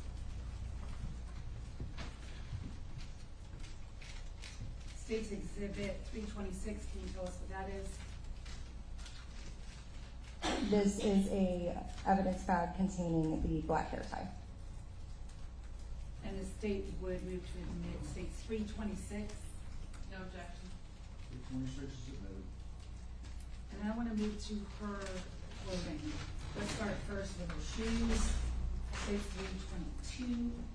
Do you recognize 322? Yes. What is it? This is an evidence bag containing her athletic shoes. State would move States 322. Move to admit States 322. No objection. 322 is admitted. States 320. What is that? This is an evidence bag containing her pants. State would move to admit States 320. No objection. 320 is admitted. States 321. What is that? This is an evidence bag containing her underwear. State would move to admit States 321. No objection. 321 is admitted.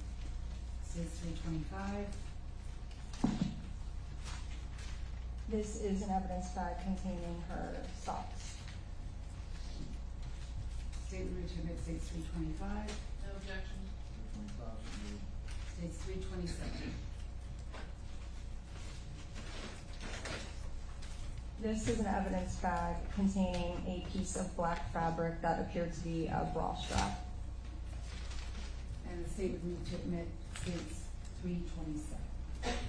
No objection. 27 is removed.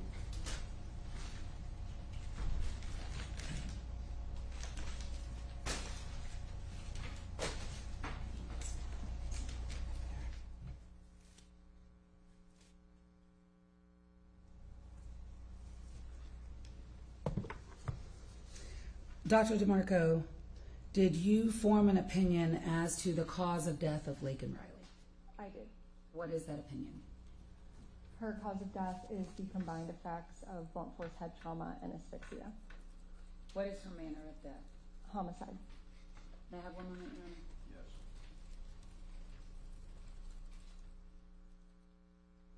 I will pass the witness. May I just have a moment for my photos away?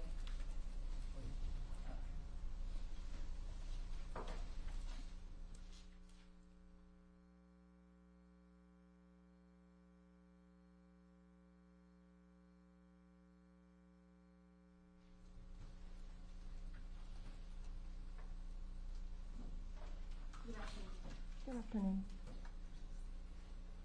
Is hemorrhaging considered a subset of a cause of death, or can it be its own cause of death? Blood loss. Is blood loss considered a subset of other causes of death, or can it be its own cause of death? So, blood loss or exsanguination is not usually a word that we'll use for a cause of death. It's more so a mechanism of death. The cause would be the blunt force trauma that caused the hemorrhaging, if that makes sense. And that was my next question. So in this case, the blunt force trauma, it's not just the trauma, it would be possibly also the bleeding that came from that. I think they're pretty intrinsically linked, but yes. When I look at your report, and I just want to make sure we're looking at the same document, do you have a 6-page report in front of you? Yes. And the top says official report, and then it has the GBI sigil on it? Yes. When I look at your report, it has a section called case individuals. Did you fill that out? I did not. That is automatically populated with this case number? Yeah, it's just, excuse me, it is automatically populated by our LIMS system, which is Laboratory Information Management System. Do you know who decides how to categorize these 4 individuals? I do not. And just for the record, is it true that it lists the victim as Laken Riley? Correct. The subject as Jose Antonio Ibarra? Correct. Elimination, Argenis Ibarra? Yes. Elimination, Diego Jose Ibarra? Yes. Did you measure Laken Riley's fingernails before they were clipped? I did not measure them, but I examined them. How would you describe the state of her fingernails before they were clipped? They were intact. They were not broken. Is it true that there was blood on the inside of the fingernails? I would have to refer to the photograph to see, but I know that there was soiling of the fingers, specifically blood. I would have to look at the photographs. In other words, you can remember that there were blood on the fingers, you just can't remember if they were underneath the fingernails? Mm-hmm. Okay. Is that a yes? Yes, sorry. Very good. The scratches on her torso, you'd agree with me that they're in a variety of lengths? Yes. There's also a little bit of variety of the width of these scratches. A small amount, yes. And you were discussing with the state the possibility that they were brush abrasions. Can you explain what you mean by brush abrasions? So when we say brush abrasions, we're just giving a characterization to their appearance. So they have an appearance where there was some sort of movement across the surface. So for example, someone could get brush, and you can't eliminate the possibility that some of these scratches are brush abrasions. I can't entirely exclude it, but I don't favor that they are. Do you have an opinion as to whether these scratches could have been caused post-mortem? I do not think that they were post-mortem. And why not? These scratches showed something that we call a vital reaction. So when you see red discoloration in the area of the injury, that is an indication of bleeding. And you will not see bleeding into the tissues in a post-mortem injury. Does that differ depending on how close in time to the death that happens? No. So if somebody is deceased and then the next second there's a cut, wouldn't that also have bleeding associated with it because of the blood left in the body? So the bleeding that goes into the tissues is a effect of the heart pumping. So the heart needs to be pumping to have the pressure to push that blood into the tissues at the injury site. And so you're saying you didn't notice, I'm not going to put words around, I'm just trying to repeat, you didn't notice signs of blood being pumped through those wounds, or you did notice signs of blood being pumped through those wounds on the scratches? Yes. Okay. Just one moment.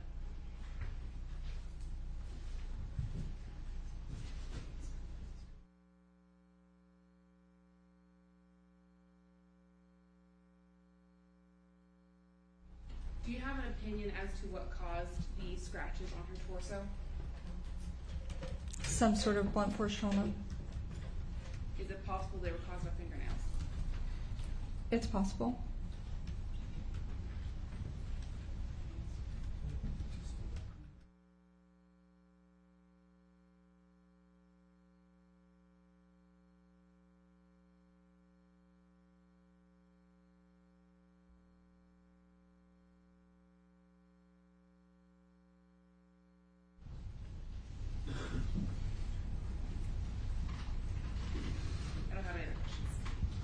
Redirect. Briefly. When asked about, again, the marks of her torso, you said, I don't favor that they are called brush abrasions. Could you explain that to us, and what do you really mean about I don't favor that? They don't have the stereotypical appearance of what I would call a brush abrasion. And that's why when you say you don't favor they are, what do you mean by the word favor? I mean, based on my experience and the brush abrasions that I've seen, these have a slightly different appearance, but I cannot entirely exclude them being from a brush injury.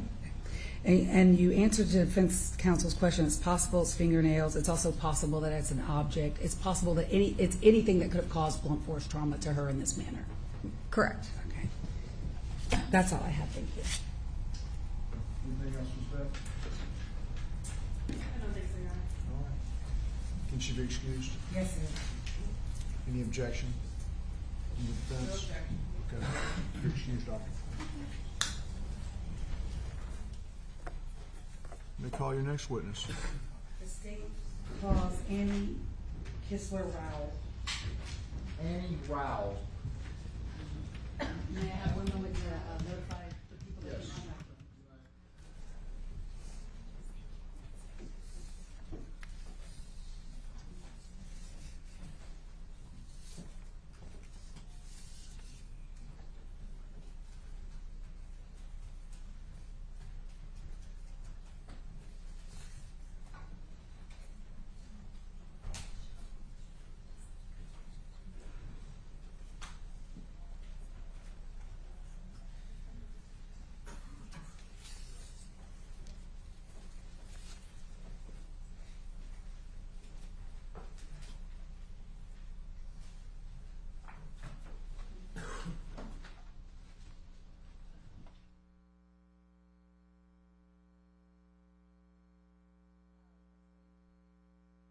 Raise your right hand.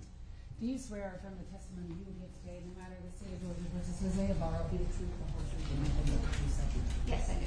Please take a seat, state and spell your complete name.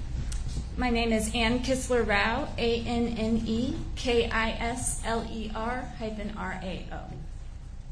What do you do for a living?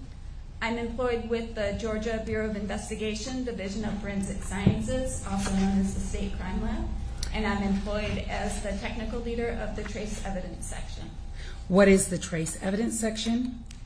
Trace evidence section analyzes small, often microscopic pieces of evidence, such as hairs, fibers, glass, paints, plastics, and fractured materials. How long have you worked in that capacity? I have been employed with the GBI Crime Lab for over 18 years. I've been the technical leader for over a year now. Over what? 1 year now. Okay. And as the technical leader, do you have certain additional responsibilities? Yes, in addition to examining pieces of evidence, I'm also responsible for training other individuals in our section and coordinating the proficiency testing in our section and overseeing the analytical manuals. Are you a microanalyst? Yes, so part of my job is to perform duties as a microanalyst. What is a microanalyst? A microanalyst is someone who analyzes small, often microscopic pieces of evidence like the ones I mentioned, like hairs and fibers.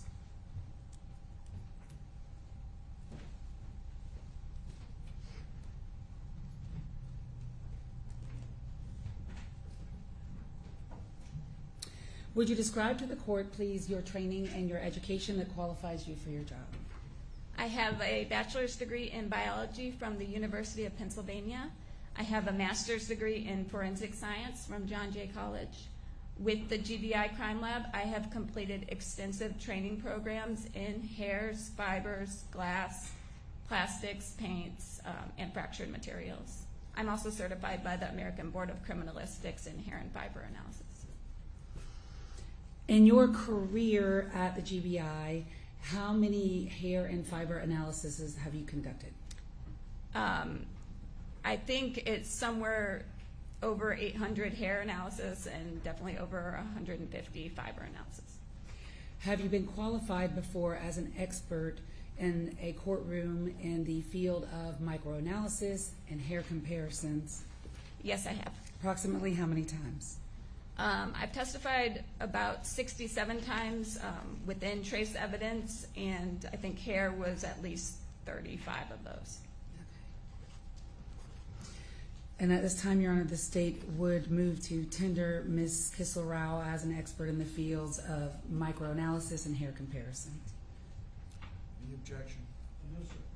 The witness will be allowed to testify in those fields.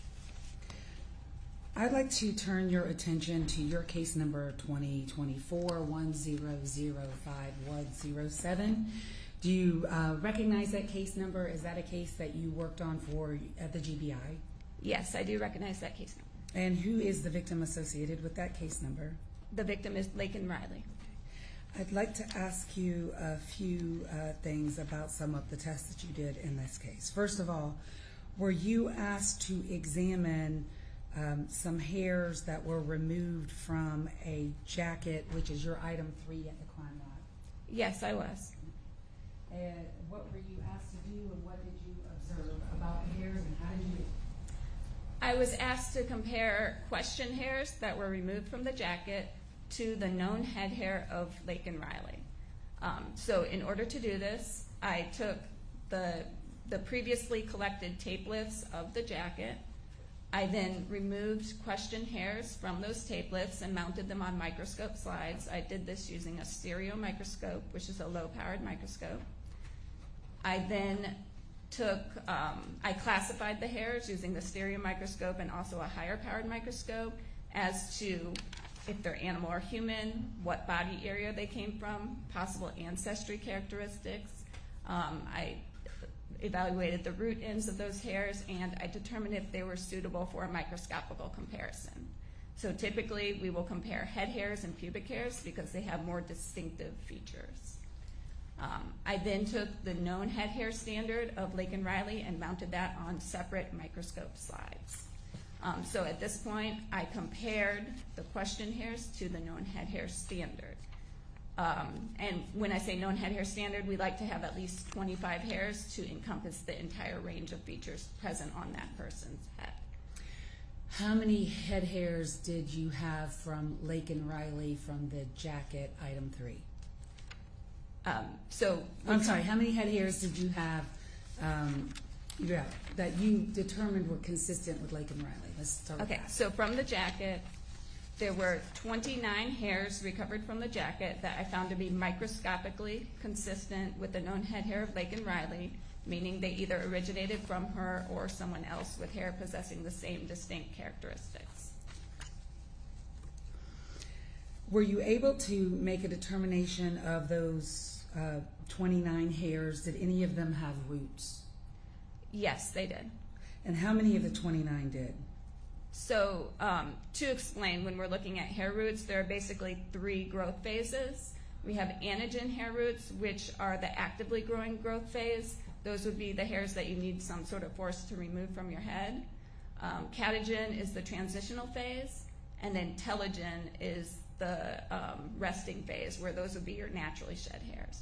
So when I looked at the roots, and you can tell the difference by the morphology of the root. So when I looked at the roots, 21 of those hair roots were in the anagen phase, the actively growing phase. The remainder were either broken, and I think there were 2 that were in the resting phase, the telogen phase.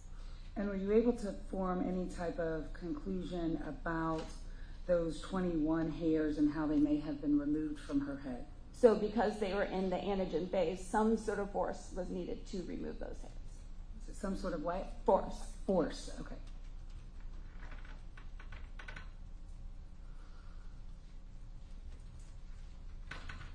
And when you explained to us your conclusion that you reached, and I may have misstated it, so I want to make sure you state it correctly.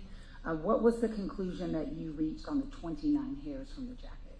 So the 29 hairs either originated from Laken Riley or someone with hair possessing the same distinct characteristics. And how were you able to determine that? So in order to perform my comparison, basically the basic structure of a hair that you're looking at is the main body of the hair is called the cortex. That's where you find the pigment granules that give the hair its color. Running down the center of a hair is a tube-like structure called the medulla, which may or may not be present. And then running along the outside of the hair is a thin layer of scales called the cuticle. So in order for me to determine whether or not the questioned hairs are consistent with the known, I examine them using the stereo microscope, the low-powered microscope, and then I take them to a comparison microscope. So a comparison microscope is basically 2 microscopes that are connected together by an optical bridge, where I can put the questioned hairs on one side and the known hairs on the other side and see them at the same time under the same field of view. So when I look at the hairs, I'm examining features like the color of the hair, the pigment granules, the size of the pigment granules, the distribution of these pigment granules, the density of them. I'm looking at the medulla. Is it continuous? Is it broken up? Is it not even there? Is it translucent? Is it opaque? I'm looking at features like the scales and any other microscopic features that might be present. And I will compare those in the question hair to that in the known hair standard as I go from root to tip throughout the hair to determine whether or not the question hair falls within the range of the known. And you did that for all of your hair comparisons in this case, that process that you just described? Yes, I did. And is that process that you just described a generally accepted or widely accepted method of comparing hairs in your scientific community? Yes, it is. And has it been, this method been published in relevant scientific journals? Yes, it has. And is it reproducible and reliable? It is. When doing your comparisons that you just explained to us, and I'm going to move on to other objects, but in doing it, my question is globally for all the hair comparisons that you did in this case, did you follow the GBI's protocols and procedures in conducting your tests? Yes, I did. And does the GBI have specific protocols and procedures in how you do your microscopic hair analysis and comparison? Yes, we do. Are you familiar with those? Yes. And do you in fact train people on those? I do. And did you follow those in this case? Yes, I did. I want to move on to rocks. Were you asked to look at hairs that were removed from 2 items? And I'm going to use your GBI numbers again. So for your case number 2024-100510, I want to refer your attention to 2 item numbers, and I'm talking your GBI item numbers, which would be items 2 and 3. Are items 2 and 3 rocks? Actually, I think those were our items 22 and 23. Yeah, sorry. 2 and 3 was the crime scene. Your item numbers 22 and 23 are those rocks from the crime scene. Yes, they are. And did you look at those hairs removed from those rocks from the crime scene? I did. And what were your results on that? Well, first of all, did you use the same process that you just described to us? Yes, I did. And what were your results? I found off of one of the rocks there were 2 hairs, and off the other rock there were 27 hairs, all found to be microscopically consistent with the known head hair of Laken Riley, meaning they either originated from her or someone else with hair possessing the same distinct microscopic characteristics.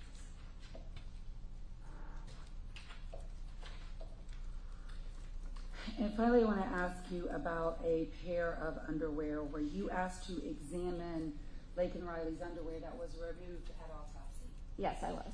And what is your GBI item number for that item of evidence?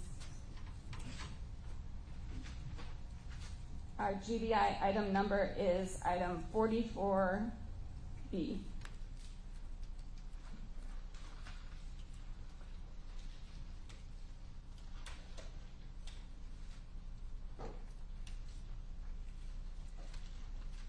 I am going to hand you what has already been admitted into evidence as State's Exhibit 321.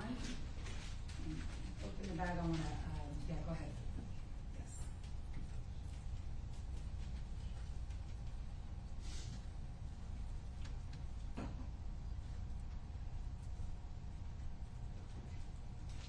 Do you recognize State's 321? Yes, I do. And do you see your unique GBI number associated with Laken Riley? Yes, I do. And do you see the item number for her underwear? Yes. Your GBI item number? Yes, I do. And do you see your initials too? Yes. Okay, and did you examine that underwear, 321? I did, yes.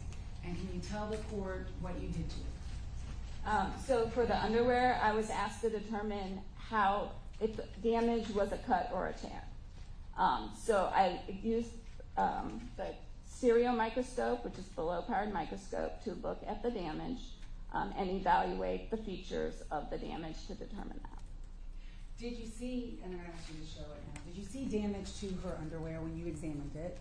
Yes. And how did you examine it? Yes, so I looked visually and then also using that stereo microscope to examine it. And the damage that you see, can you show the court the damage that you see? The damage is right here. In the middle of the underwear. And you were asked to determine what about this damage? I was asked to determine if it was cut or torn. How did you go about determining whether it was cut or torn?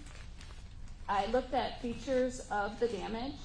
So some of the features that we might observe in something that is torn would be a curling under of the fabric. You might see the yarn ends might be frayed of differing lengths, lying in a different plane, whereas something that is cut would more likely be straight yarn ends that are less frayed. And then also you might see stretching. Also with a knit fabric like this one, sometimes you can see rows of loops that make up the knit fabric remain still intact with a torn fabric because they're being torn at the point of weakest structure. Whereas with a cut fabric, you might often see that those loops are cut straight through. Did you perform your examination by using a microscope? I did. What were your conclusions? I determined that this damage is consistent with having been torn. May I have 1 moment, Your Honor? Yes.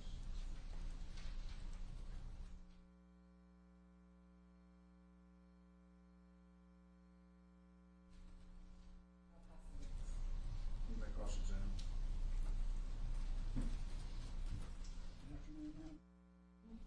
So let me ask you just a couple questions about the hair comparison that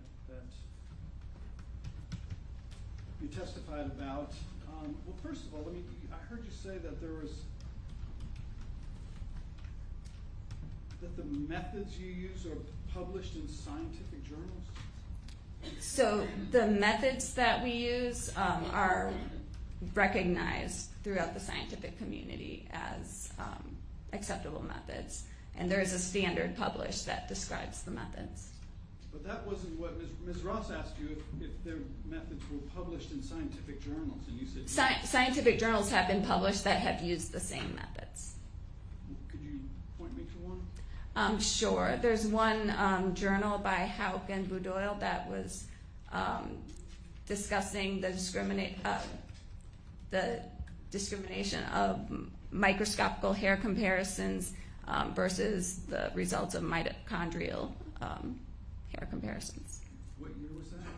I don't actually, I don't recall the exact year. It was Journal of Forensic Sciences.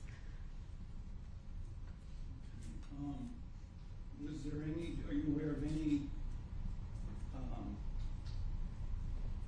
scientific publications outside of forensic sciences, like an academic science journal that has published a peer-reviewed article on hair comparison? So most of the hair comparison articles are within forensic science journals that I am aware of. And that is, those are the scientists like yourself who testify in court. Some of them might testify in court. But I mean, that's what forensic science is. It's the use of the application of science to legal investigation in the courtroom. Yes, and there are people who work at universities who also work within the forensic science team. Okay. I read about one FBI study from 2002. Are you familiar with that one? Could you explain?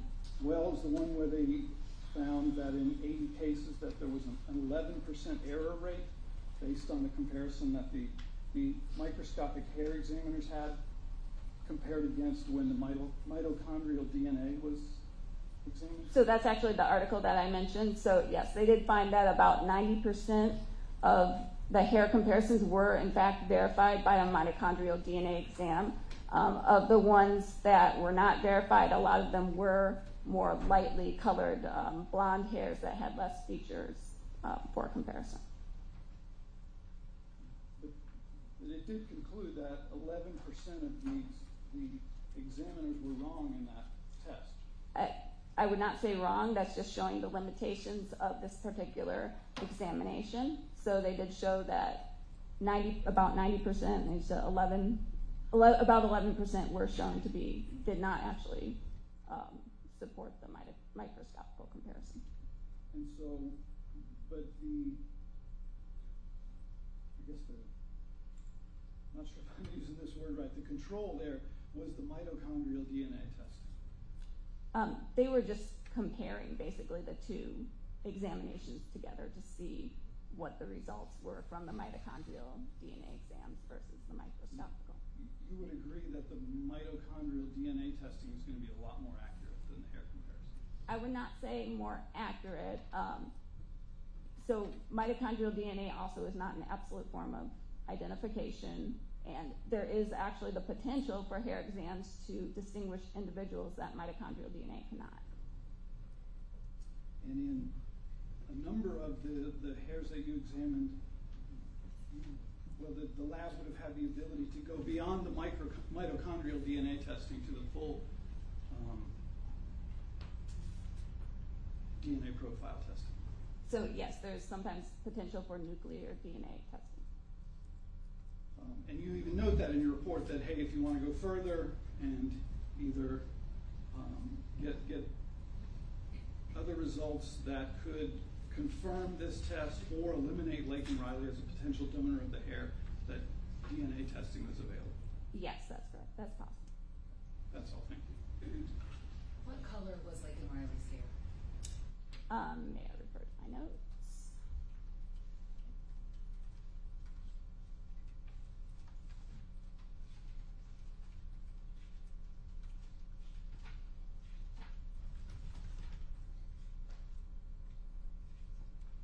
So I have it described as a medium brown, and then a lot of her hairs, the longer hairs, got lighter towards the tip of the hair. That's all I have. Thank you. Anything else, Mr. Godwin? No, sir. Okay. Is she excused? Yes, sir. You're excused. We call your next witness. The state calls Katrina Ostapovich.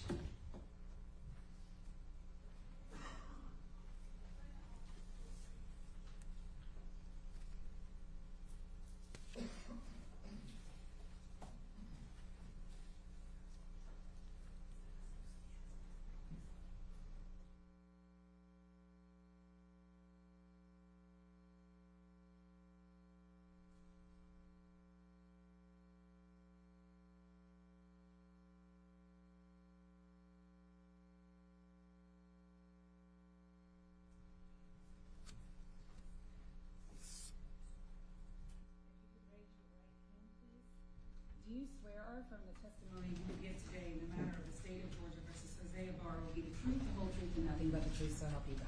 I do. If you could please take a seat, state and spell your first and last name. My name is Katrina Ostapovich. That is Katrina. Last name Ostapovicz.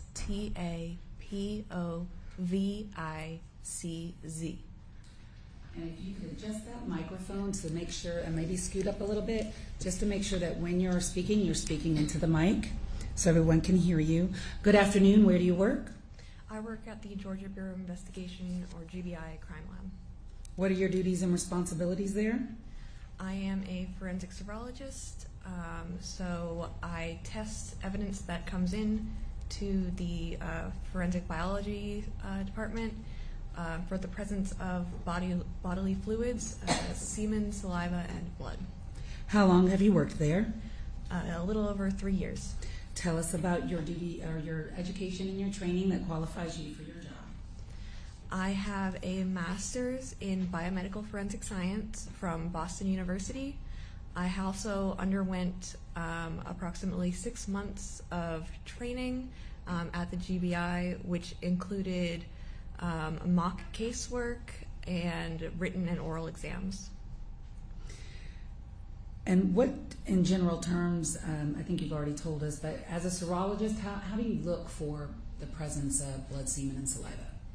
I perform testing. The majority of it is what's called chemical color change tests, or essentially I add different chemicals to small sections of a sample or a stain item, and if there is a color change, it's considered a positive result. If there is no color change, it's considered a negative result. How many items have you had the opportunity to test in your time at the GBI for the presence of blood, semen, and saliva? I'm not sure, hundreds at this point. And in doing your test at the GBI, are you familiar with your policies and procedures?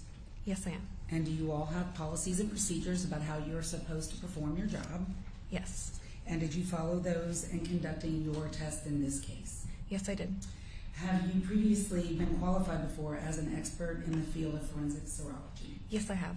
At this time, Your Honor, the state would tender Ms. Ostapovich as an expert in the field of forensic serology. Any objection? No objection, Judge. The witness will be allowed to testify in the area of forensic serology.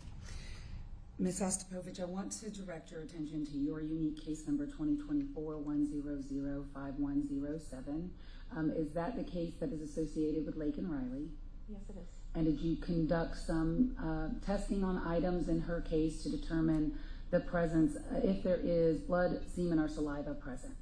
Yes, I did. We're going to go item by item, but not necessarily in the order in which you tested it. So if you need to refer to your notes of your report, please let me know. Okay. First of all, though, I want to talk to you about your item number 2 at the GBI. What is your item number 2 at the GBI? Can I look at my report? Sure.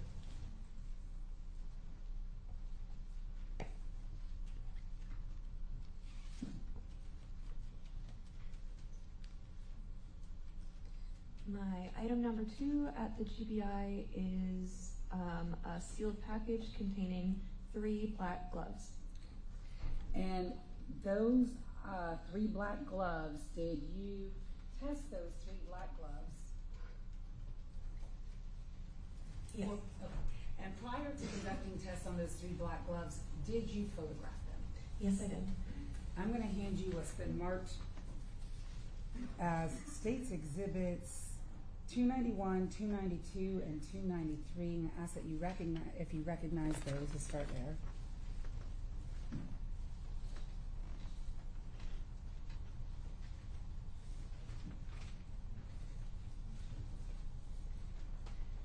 Yes, I do. Do you recognize 291 and 293? What are they? They are photographs that I took of some of the gloves that were in item. Thank you. And do they fairly and accurately depict the gloves as you observe them, and on what day did you take these photos? I took these photos on February 23rd, 2024, and yes, they show what I saw when I opened. Say we move to admit 291 through 293. Judge, I'll let Ms. Ross just go ahead with the rest of them. I take a look at these. I'm not. Those are the only photos. But I'll show her the actual item while you're looking at those. But we gotta wait for a ruling on the admission of it first. No objection. 291, 292, 293 are admitted. And may I publish, Your Honor, and could you put the Elmo up? Yes.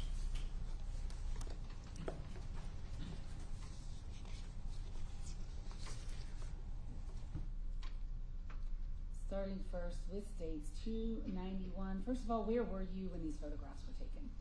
This was at my workbench in the serology lab. Okay, so you're at the crime lab? Yes. Did you observe any damage to these gloves? Yes, I did. What damage did you observe, and can you see it in the photograph 291? And if you can, if you could use a pointer, there should be a pointer next to you.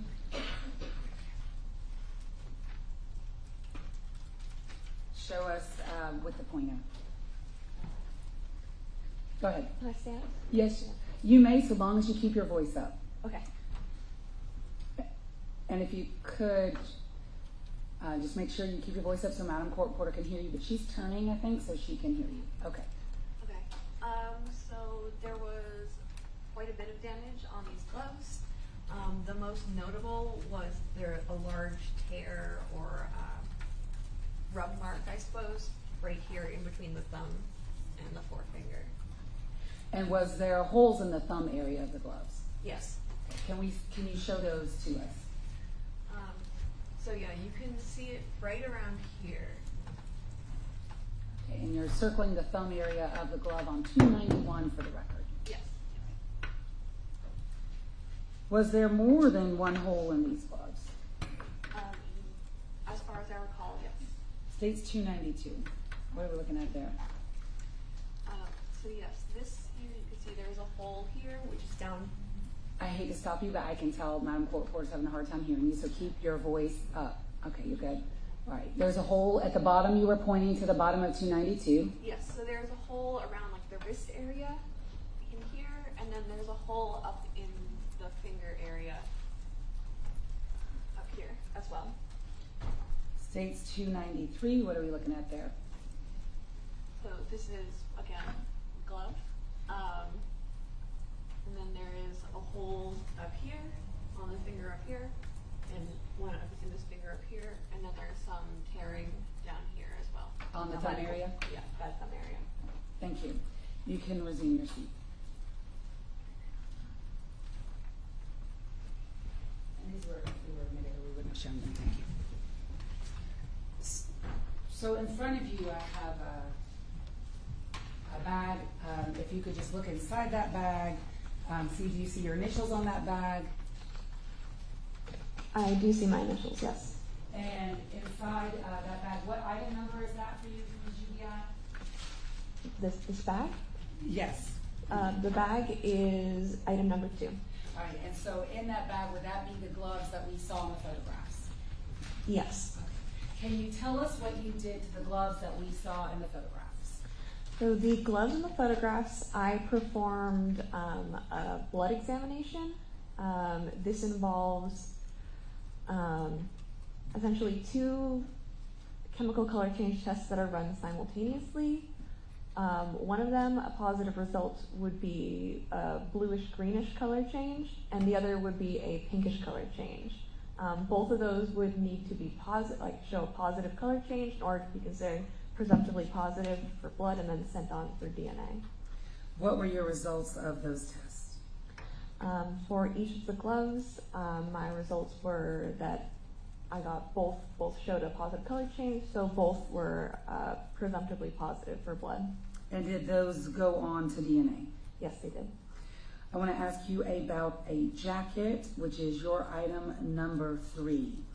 Did you conduct testing on item number 3? Yes, I did. What did you do to item number 3?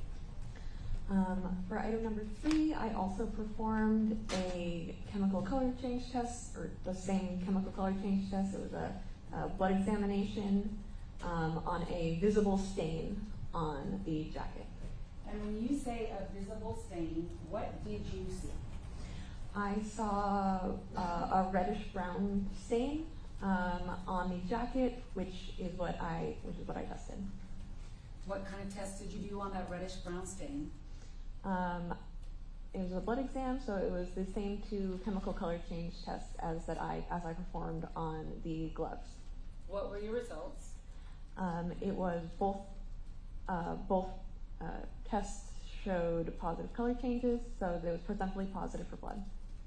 And the blood on the jacket, did you do anything to the jacket once you realized there was blood on the jacket, or not once you realized, but once you tested it and your tests were positive?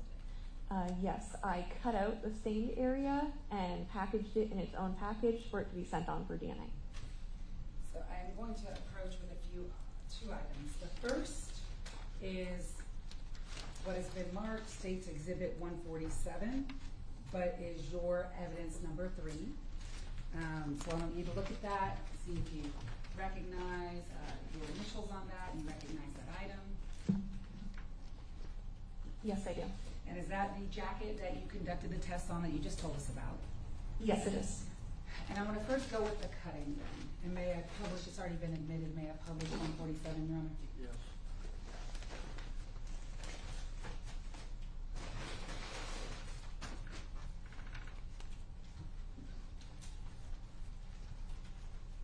Can you show us on 147 where you did your cutting?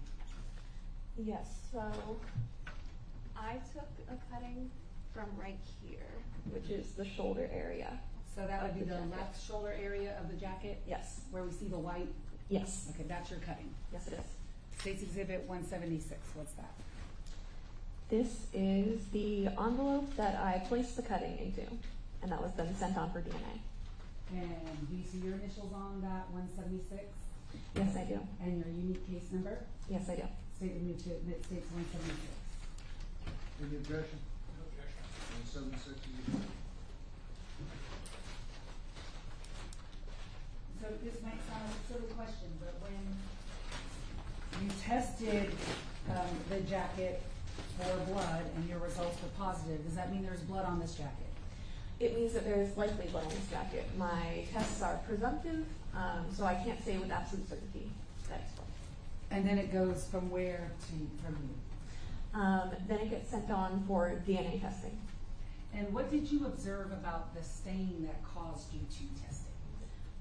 So blood has a distinctive reddish-brown staining. So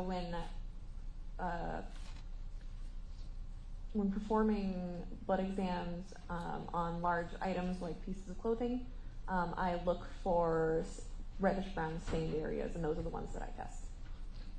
And did you see reddish-brown stains on the jacket? Yes, I did. I want to ask you about a part of a tree. Did you test part of a tree? Yes, I did. What did you do to that part of the tree, and what is that item number for the GBI? The item number for the GBI is item number 24, I believe. And I performed the 2 chemical color change tests that I had mentioned before for both the gloves and the jackets. I performed a blood exam. What were your results? Both tests gave positive color change results, so presumptively positive for blood.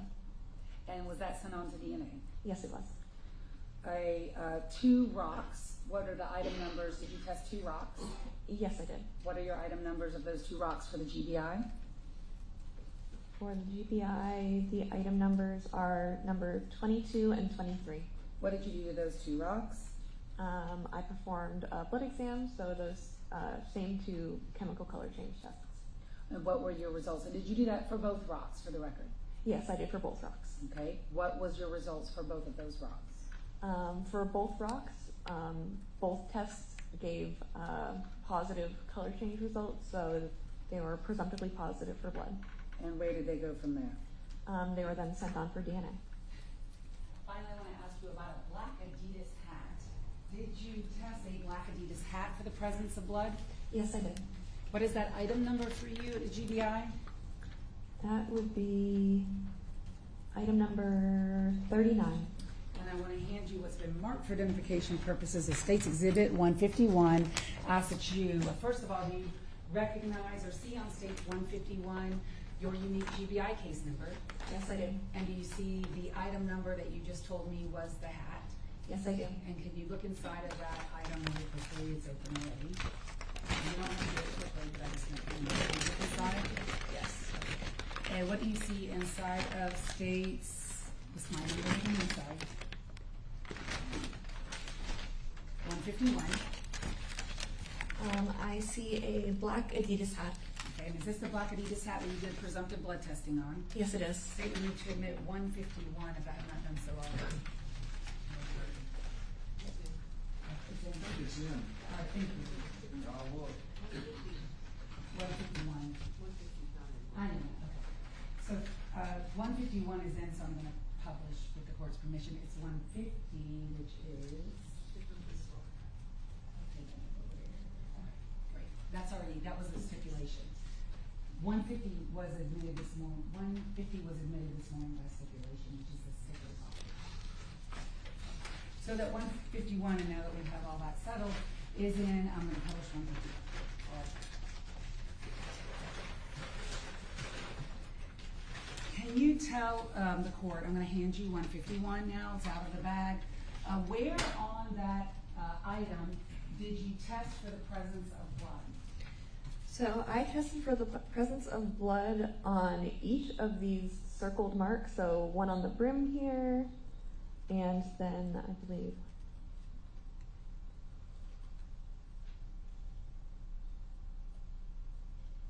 seven, I believe, on the hat itself, and then one on the bottom of the brim. And what were your results?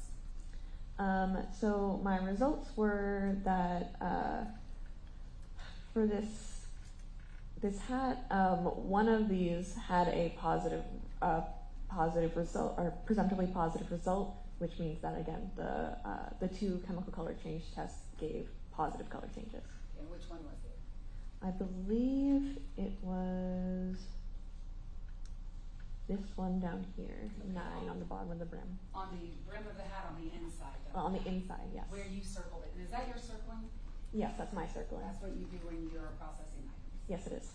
And so when that tested positive for blood, what did you do with this? It was then sent on, or I swabbed it, packaged the swabs, and then sent the swabs on for DNA. Just like you had done for all the other items that had tested positive. Yes. Did you have the opportunity to test a white styrofoam cup and its top and a straw, and you don't have to tell me which of these items, for the presence of amylase? I guess I did. Okay, what is amylase, first of all? Amylase is a component of saliva. It is the component that helps to digest carbohydrates. Handing you what's already been admitted as State's Exhibit 141. You can look inside of there if you need to. You recognize 141. Yes, I do. Now, what is your GBI crime lab number or item number associated with that? Item 64. And what did you do to item 64? So I tested the straw and I tested the rim of the cup for the presence of amylase and presence of saliva. That's a different chemical color change exam, but it works much the same way. For this one, positive color change would be a blue color. And I tested, as I said, the rim of the cup and the straw separately. And did you put your initials on them? I put my initials on the bag. I did not put my initials on those myself. That's not mine. So the rim and the rim of the cup, which is in my hand? Yes. And then the straw, which is also in my right hand? Yes. That's my right hand. What were your results of your amylase test for the cup and the straw? So the cup was a negative result, or no color change, and the straw had a positive chemical color change, or a color change to blue, which means it's presumptively positive for amylase, saliva, and then was then sent on for DNA.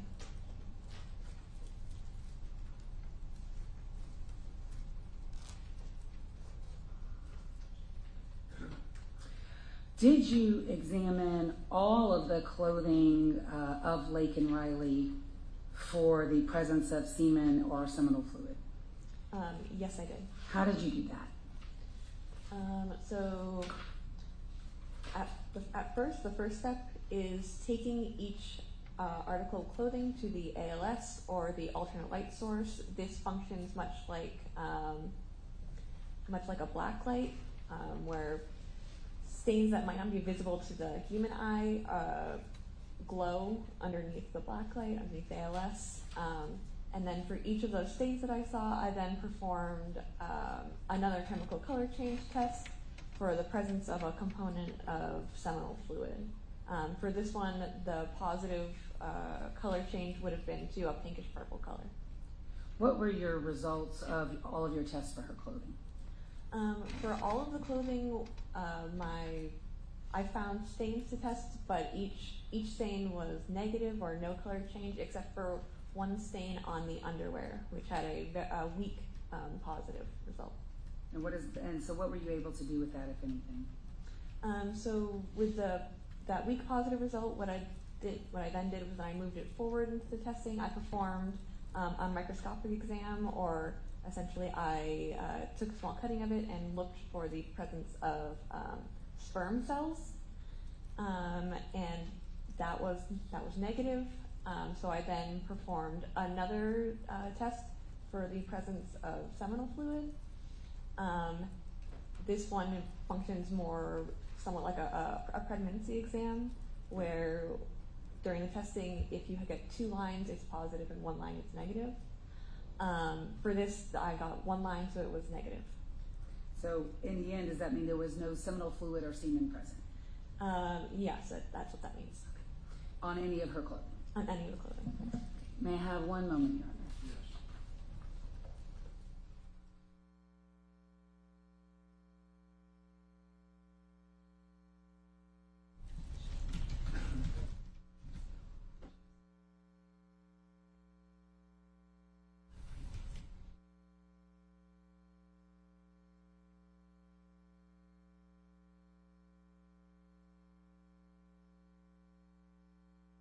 I'll pass the witness.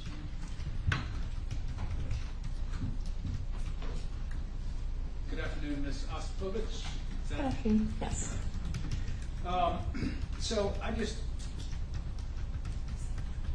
we've had a couple of the GBI people here, and I just kind of want to go through how the system works. When the GBI receives a piece of evidence, it sends them to people to be kind of presumptively tested. There's different levels of testing that go on. Is that right? So the presumptive testing would be like a screening procedure, essentially. A screening procedure, and that's kind of what you're doing in this case. Is that right? Yes. Okay. Obviously, there's limited resources. We can't test everything for everything. Is that fair to say? Yes. Okay. And so it's your job to kind of figure out what needs to go on to the next person. Yes, through my testing. Okay. And so we call them presumptive tests because they're not definitive, but they're worth looking at further. Yes. Okay. And so when you looked at the gloves in this case, did you notice whether or not they were whether you could only wear them on one hand or the other? I'm going to say dexterous, but it's ambidextrous is the word that I'm looking for. I'm sure there's a better word for it. No, I did not. As I said, they were quite torn up. There was a lot of holes in them, and as with a lot of gloves, including the ones I'm wearing right now, they can be put on either hand. Okay. And so there's no part of your examination that would tell you which hand any of these gloves were being worn? No. Okay. And you mentioned some holes that were, you said the biggest one, it sounded like it was between the thumb and the index finger. Is that right? As far as I can recall, yes. Okay. And there were also some holes on one of the thumbs. Is that right? I believe, there was some tearing on one of the thumbs and then on some of the other fingers as well. Okay, and some of the other fingers. Did you measure those at all? No, I did not. Okay. Did you try to reconstruct where on the thumb those would be? I mean, were there pieces of plastic missing, for instance? No, I wouldn't. I didn't do that. That's not part of of the testing that I performed, though. Okay. And you don't know how the gloves were ripped, obviously. No, I do not. Okay. And I noticed that you're wearing gloves now. Is that to prevent DNA transfer, to prevent biological contamination? It's to, at this point, it is, yes, to prevent biological contamination from me to anything or from anything to me. Okay. And if you had holes in those gloves, obviously you would be worried about biological contamination, right? Yes, I would. Okay. On the cap that we looked at, do you know who that was taken off of? No, I do not. Do you know how it was collected? No, I do not. And you first look at these things visually. Is that right? Yes. Okay. And so, were you circling places that you had visually seen what you thought might be blood? On the hat? Yep. On the hat. So for that, I was circling ones that I visually saw blood, but then I took that one under the ALF as well, because there is a setting that can be used to look for blood, as blood does not fluoresce. So blood looks very dark under ALS. Okay. And the area that you noted that was positive for blood was area number 9. Is that right? I believe so, yes. Okay. Well, when you say you believe so, how would you know? I mean, it's not in your report as to which one of these circles was presumptive for blood, was it? No, but the way that blood testing works is that I perform test after test after test for each stain, and I continue on until there are no more stains left or until I find something that is positive. So the final circle there would be the one that was positive. And the one that I had circled that was under the brim there was labeled as number 9, and that was the highest number. Okay. And then how did you we saw in the jacket that you cut out a piece of that. Was there any more processing in the hat that was done? Well, the hat, because I took the presumptive positive result that I got was on the brim, which would not be feasible to cut. That I swabbed that and then sent the swabs on for DNA. Okay, all right. You also performed the semen analysis, which is the last thing that you talked with Ms. Ross about. I just want to be clear about something. There were some presumptive tests, and again, we have layering of things to make sure we're right on this.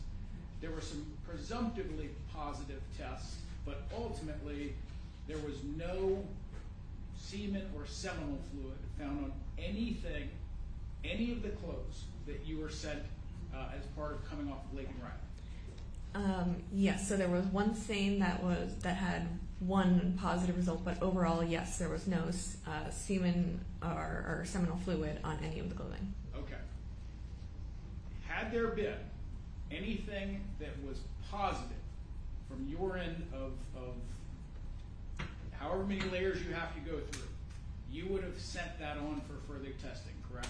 Yes, I would have. Okay, and and that would have been sent to be DNA tested, correct? Yes, it would have. Okay, that's all the question I have. Were you ready? No, sir. Excuse me. Yes, sir. May we approach quickly while she's... Yes. You're excused. Thank you.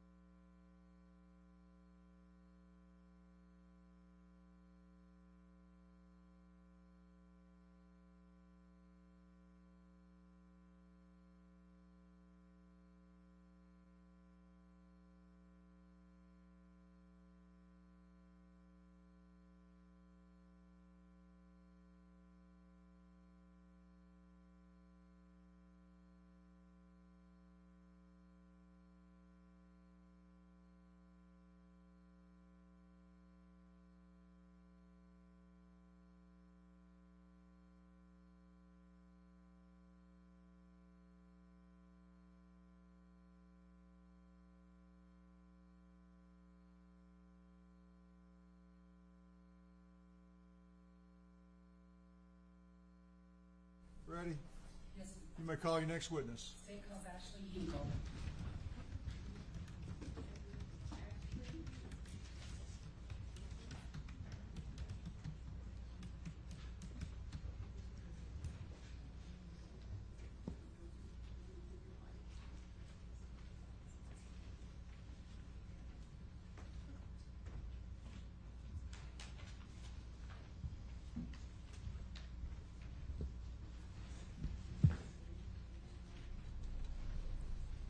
Raise your right hand, please.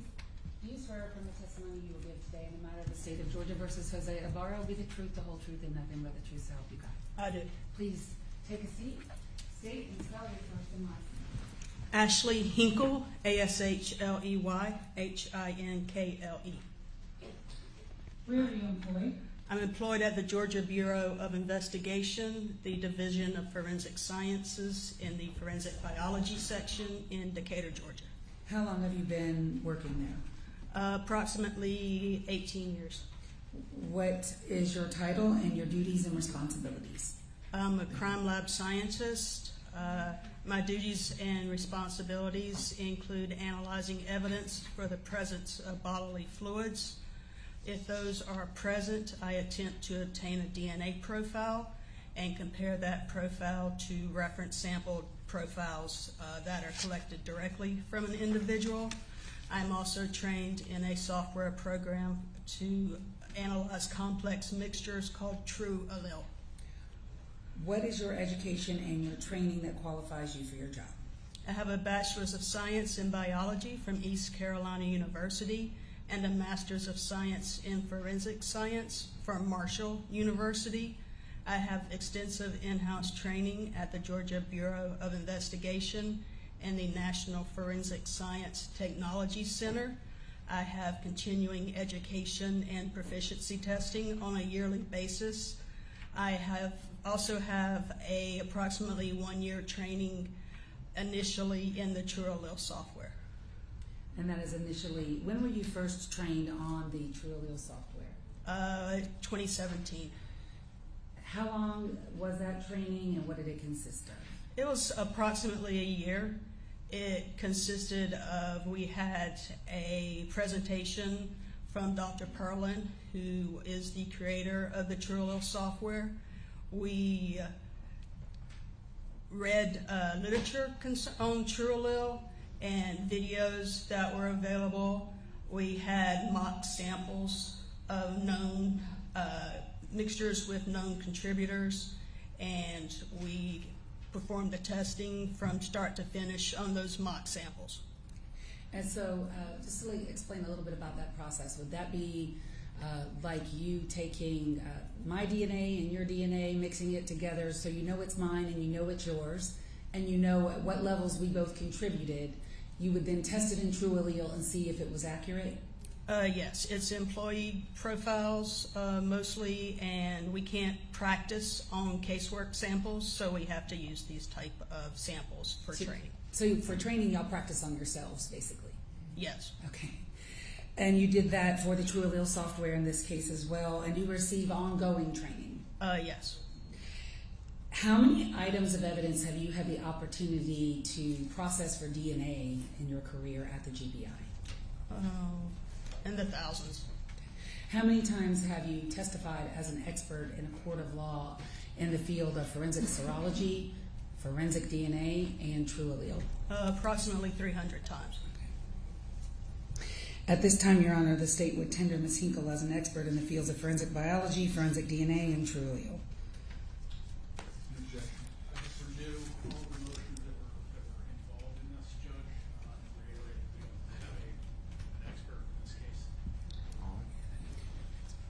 I will allow the witness to testify in the other area of forensic biology, DNA profile comparison, TrueAllele software process. I want to direct your attention to your case number 2024-1005107. Is that the case number associated with Laken Riley for the GBI? Yes, it is. And did you conduct DNA testing in this case? Yes, I did. And I want to go item by item to talk about which items you tested, what type of DNA testing you did, your methodologies that you used, and your results. But if you could first globally tell us what types of DNA testing are involved in this particular case with this case number.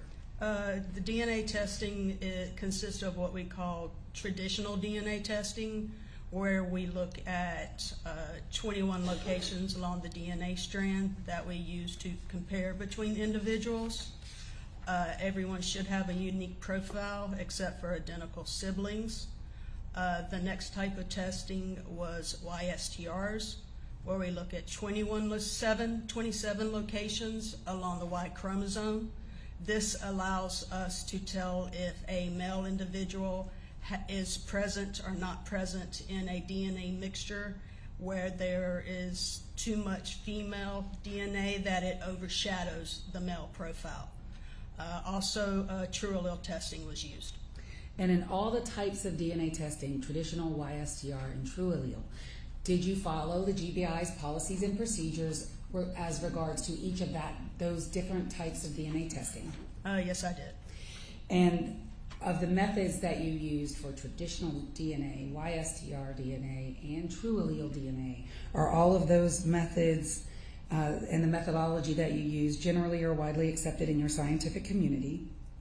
Yes. Have they been published, the methodology, in relevant scientific journals? Yes. Has it been tested, and are those methodologies reliable and reproducible? Yes, they are. And were your results in this case, all of your results, peer-reviewed by another scientist? Yes, they were. And is that part of the GBI protocols and procedures? Yes, it is. And was it followed in this case? Yes, it was. I want to start with you let's just go item by item. And we're going to start with the first item, if you don't mind. How about a jacket, item 3 from the crime lab?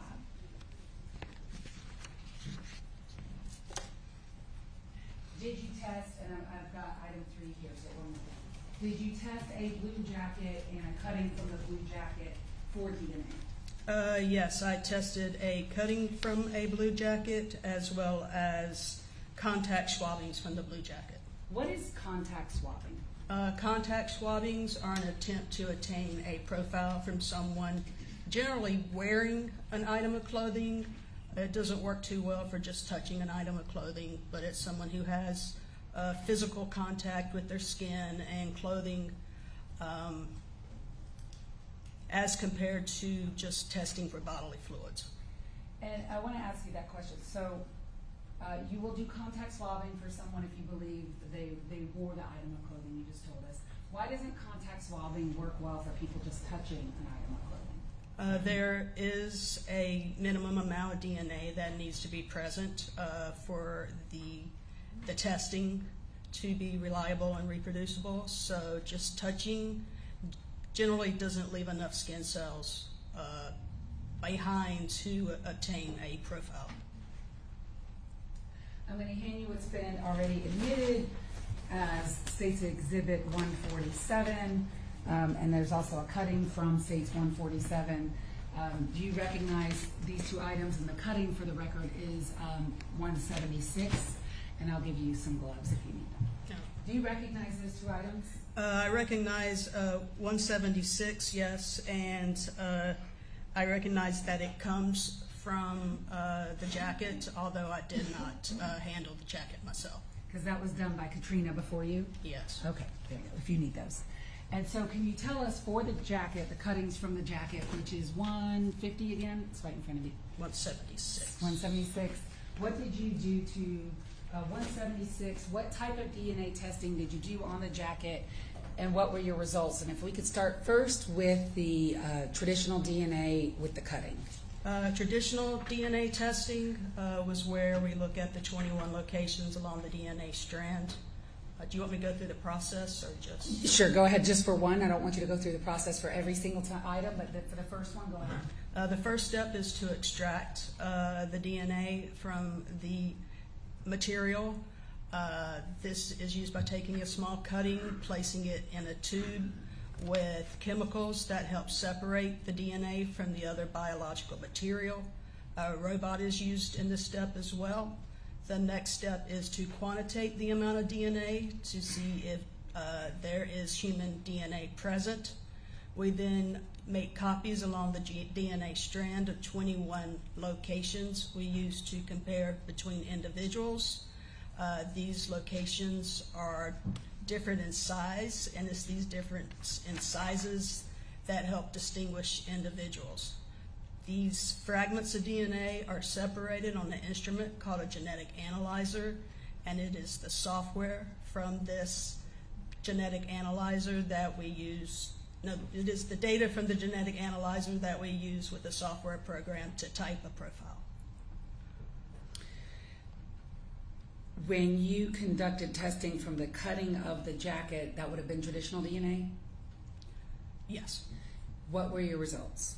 There was a partial major profile obtained from the cutting from the jacket, and that matched the profile of Laken Riley. There was also a partial minor profile obtained from the cutting from the blue jacket, and that matched the profile of Jose Antonio Ibarra. There are two people contributing to this DNA profile. Now, since this is a mixture of two people, why didn't this go to TrueAllele? Why were you able to do traditional DNA testing on this jacket cutting? We are able to use other methods to separate mixtures into individual contributor genotypes, which is necessary in order for us to say whether a reference sample matches or not. Sometimes we can't separate mixtures into individual contributor genotypes, so that is when we use the software program. Okay. So do you have a threshold at the GBI in which you send items to TrueAllele versus dealing with them in traditional DNA? Correct. Okay. And so the cutting from the jacket, did it fall below the threshold where you had to send it to TrueAllele, or was it above the threshold so you could keep traditional DNA? It was above that threshold, yes. Right. And so did you assign a frequency for the partial profile of Jose Antonio Ibarra for the jacket? Yes, the partial minor profile was 1 in 9 billion individuals. And this mixture of Laken Riley and Jose Ibarra on the jacket cutting is just the two of them? Yes. And prior to, I guess I should ask you this, did you obtain or did you have at the laboratory known DNA samples of Laken Riley? Yes. Known DNA sample of Jose Ibarra? Yes. Known DNA sample of Diego Ibarra? Yes. And known DNA sample of Argenis Ibarra? Yes.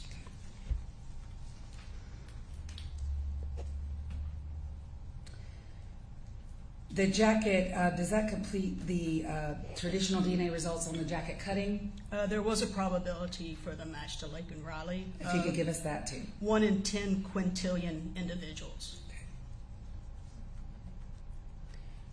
What about the contact swabs on the jacket? What were your results for that? Were you able to do traditional DNA, or did you have to go to TrueAllele? Those were a complex mixture that had to go to TrueAllele. And what were your results? And tell us, for your first TrueAllele results, we're not going to repeat it for every item. How did you move on to the next step for the contact swabs for the blue jacket into TrueAllele? What was that process? What did you do? The TrueAllele process consists of using the electronic files that are generated by the genetic analyzer, as well as controls that we use in the testing. They are uploaded into a software program. I determine the number of contributors I believe is in a mixture, and then the software performs calculations to assign probabilities for genetic combinations at each of these 21 locations along the DNA strand for each contributor. And at the end, those possible genotypes are compared to a reference sample, and a likelihood ratio is given in the form of a match statistic. What in general is a likelihood ratio? Likelihood ratio is a ratio of probabilities. the probabilities of seeing the mixture with one person's reference sample over the population database. The TrueAllele results from the contact swabbings from the jacket, what were they? The contact swabbings from the jacket contained a mixture of at least 3 individuals. A match was identified between the major evidence genotype from the contact swabbings from the blue jacket and Jose Antonio Ibarra. A match between the contact swabbings from the jacket and Jose Ibarra is approximately 100 trillion times more probable than a coincidental match to an unrelated person in the population. How many zeros are in 100 trillion? Billion is 9, trillion is 12, and then it's 100, so it's 14. What was the results for the other person in the mixture?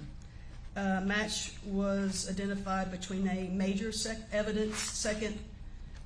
major evidence genotype and Laken Riley. That match is approximately 8 quadrillion times more probable than a coincidental match to an unrelated person in the population. And you said there were at least, you said how many people in the mixture? At least 3. Were you able to make a conclusion regarding other individuals that might be present in the jacket? And I guess specifically, did you compare the known DNA of Jose Ibarra to see if he was present in that mixture?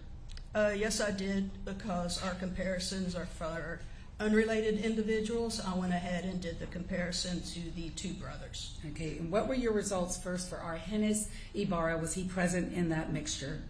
No, he was not present in the major contributors. The match is approximately 60 quadrillion times less probable than a coincidental match to an unrelated person in the population. And so does that mean he was excluded? Yes. What about Diego Ibarra? Did you look to see if he was in that mixture? For Diego Ibarra and the profile from the contact swabbings from the blue jacket, he was approximately 10 million times less probable than a coincidental match to an unrelated person in the population. For this match likelihood ratio, there is a 5.36% chance of a false exclusion, and that is based on our validation data. Was Diego excluded? Yes, he was. Were your TrueAllele results for the jacket concordant or consistent with your traditional DNA results for the jacket? They were different samples, but yes. The same 2 people? Correct. I had a very awkwardly worded question, thank you. It was the same 2 people, both traditional and TrueAllele? Yes. Moving on then to gloves, black gloves. Can you tell me, did you have the opportunity to test some black gloves and do DNA testing on those, and what item number would that be for you for the GBI? I tested swabbings as well as contact swabbings from 3 black gloves. The black gloves are item 2A, 2B, and 2C. The swabbings and contact swabbings were items 6 through item 11. What were your results? Each one? Yes, please. Sorry. You can start with 2A.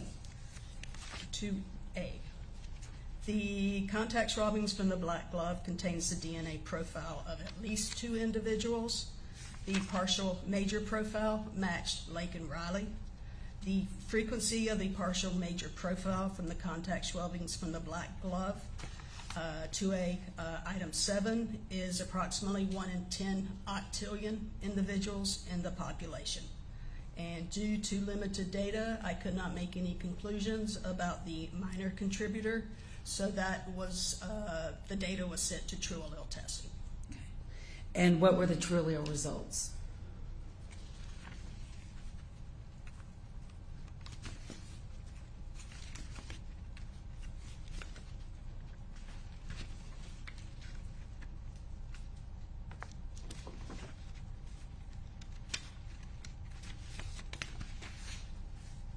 For the, sorry.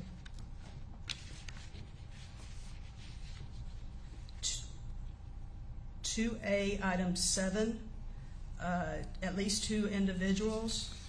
Again, it matched Laken Riley. This time it was 10 octillion times more probable than a coincidental match to an unrelated person in the population. And due to limited data, we still cannot make any conclusions about the minor contributor. When a contributor is less than 4% of the overall mixture, we don't make any conclusions based on our validation. So you're not able to tell who else is there? Correct. Next item, which would be glove 2B. Same question, same format. The next one, 2B, item 8.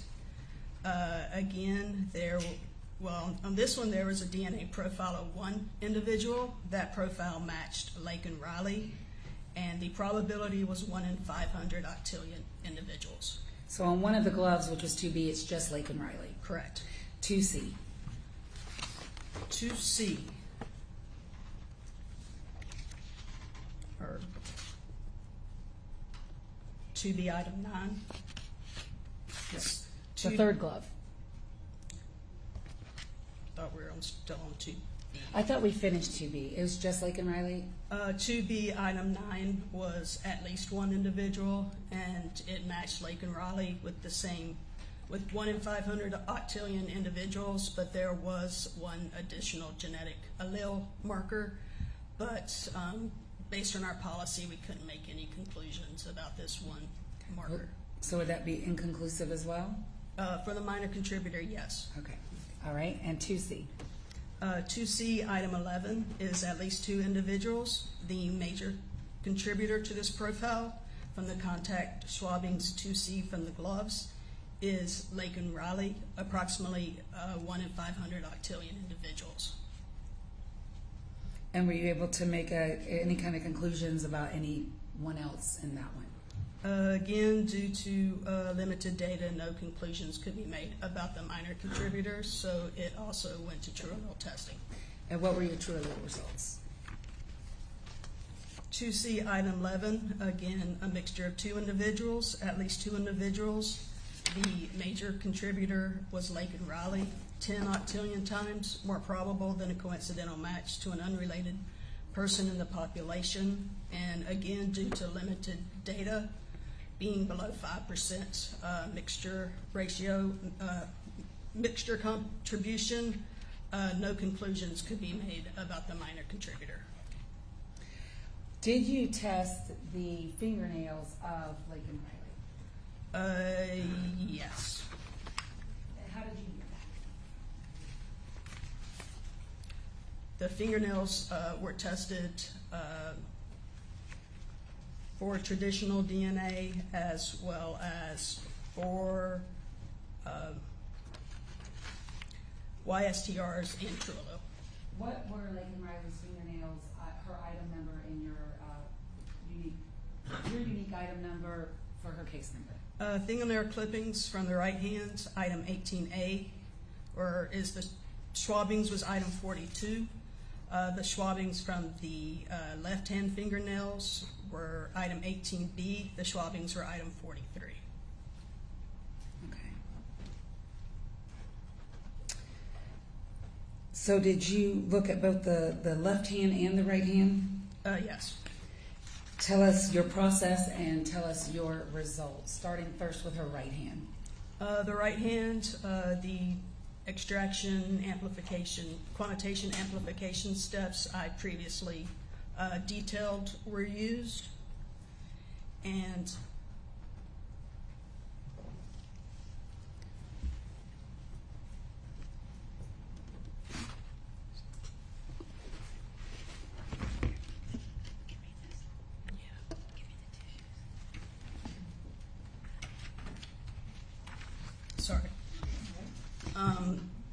amplification was performed with the traditional DNA method, and because of the complexity of the mixture, I could not make any conclusions. We went ahead and did YSTR testing as well on the fingernail clippings. And did you do YSTR testing before you did TrueAllele? They were kind of at the same time. So why don't we talk about YSTR first on the right hand, and then we'll move to the TrueAllele for the right hand, and then we'll repeat the questions for the left.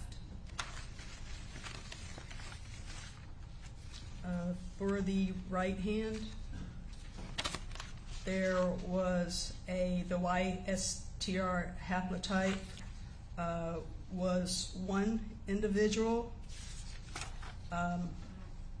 one male individual, Jose Antonio Ibarra, and Argenis Ibarra cannot be excluded from the YSTR haplotype from the right-hand swabbings and the left-hand swabbings. Under the assumption no mutation has occurred, paternal male relatives also cannot be excluded. So paternal brothers share the same YSTR haplotype, is that the word? They should, unless there's a mutation. Okay. And did you actually see a mutation in this particular case? Yes, there was a mutation in Diego Ibarra's YSTR profile. And so because of that genetic mutation, were you able to exclude Diego Ibarra as the donor of the male profile underneath Laken Riley's right hand? Yes. Okay. And so you could not, under YSTR, exclude Argenis Ibarra, you told us? Correct. And you could not exclude Jose Antonio Ibarra? Correct. Did the right fingernails go on to TrueAllele? Yes, they did. And what were your results in TrueAllele? Can I state the probability for the YSTR? You may, yes, sorry. The YSTR profile has been observed in 29,207 total individuals in the national database, so it is expected to occur approximately in 1 in 9,750 male individuals. All right. And moving on to TrueAllele. For TrueAllele, the wet-dry swabbings from the fingernail clippings from the right hand, 18A, item 42, was a mixture of at least 2 individuals. We assume that the profile of Laken Riley was present when we did the calculations, so there will be no match statistic for her because it's an intimate sample. The DNA match between the wet-dry swabbings from the fingernail clippings from the right hand and the match was to Jose Antonio Ibarra. The match is 10 billion times more probable than a coincidental match to an unrelated person in the population.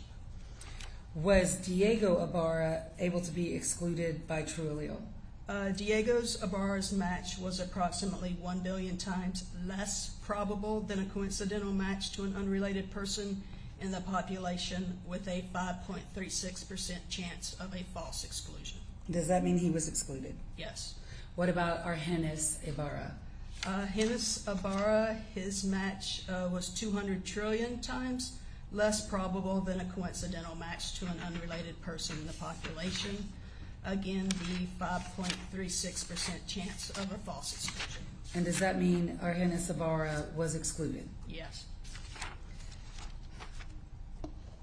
So then moving on to the left hand, and does that complete the results from the right hand? Yes, it does. Okay. So that would be, in the right hand, the TrueAllele results would be Laken Riley and Jose Ibarra. Correct. Left hand. Left hand contained a mixture of DNA from at least 2 individuals. Again, the reference of Laken Riley was assumed in the calculations. And why are you permitted to do that? Because the DNA is collected directly from her person, so we would expect her DNA to be there, so we can make an assumption. All right, thank you.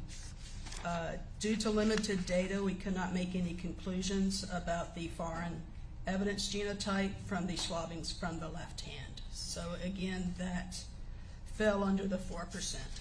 Okay. Moving on then, did that complete both, that completed the fingernails, right and left? Yes. The straw, did you test a straw for the presence of DNA? Yes, I did. And what was that number from your crime of the straw? The straw was 64B, and the swabbings from the straw was item 66. What did you do to the straw, and what were your results for the swabbings from the straw? The serologist prepared swabbings from the swab that was used to test for her screening, and I used those same swabbings to obtain a DNA profile. And the serologist in this case, would that be Katrina Ostapovich? Yes. And so what did you do once you, what were your results of the straw then? The results from the straw was, for the traditional DNA testing, I could not make any conclusions because it was about a 50-50 mixture, so I could not separate the profile into individual contributors. So then what did you do? I did TrueAllele. And what were your results? The swabbings of the straw contained a mixture of DNA from at least 2 individuals. There was a match from the swabbings of the straw to Jose Ibarra. This is approximately 50 quadrillion times more probable than a coincidental match to an unrelated person in the population. And what about the other DNA profiles there in the straw? The other profiles, Jose Ibarra was excluded from the data from the swabbings, 10 sextillion times less probable than a coincidental match.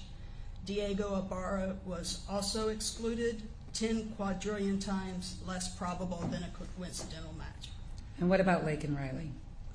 She was also excluded, 200 million times less probable than a coincidental match to an unrelated person.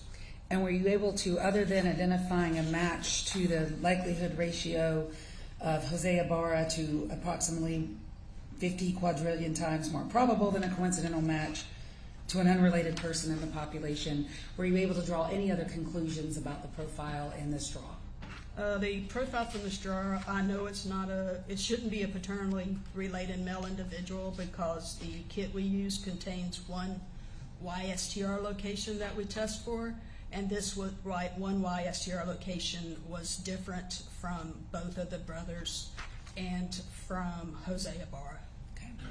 And it was a male individual. All right.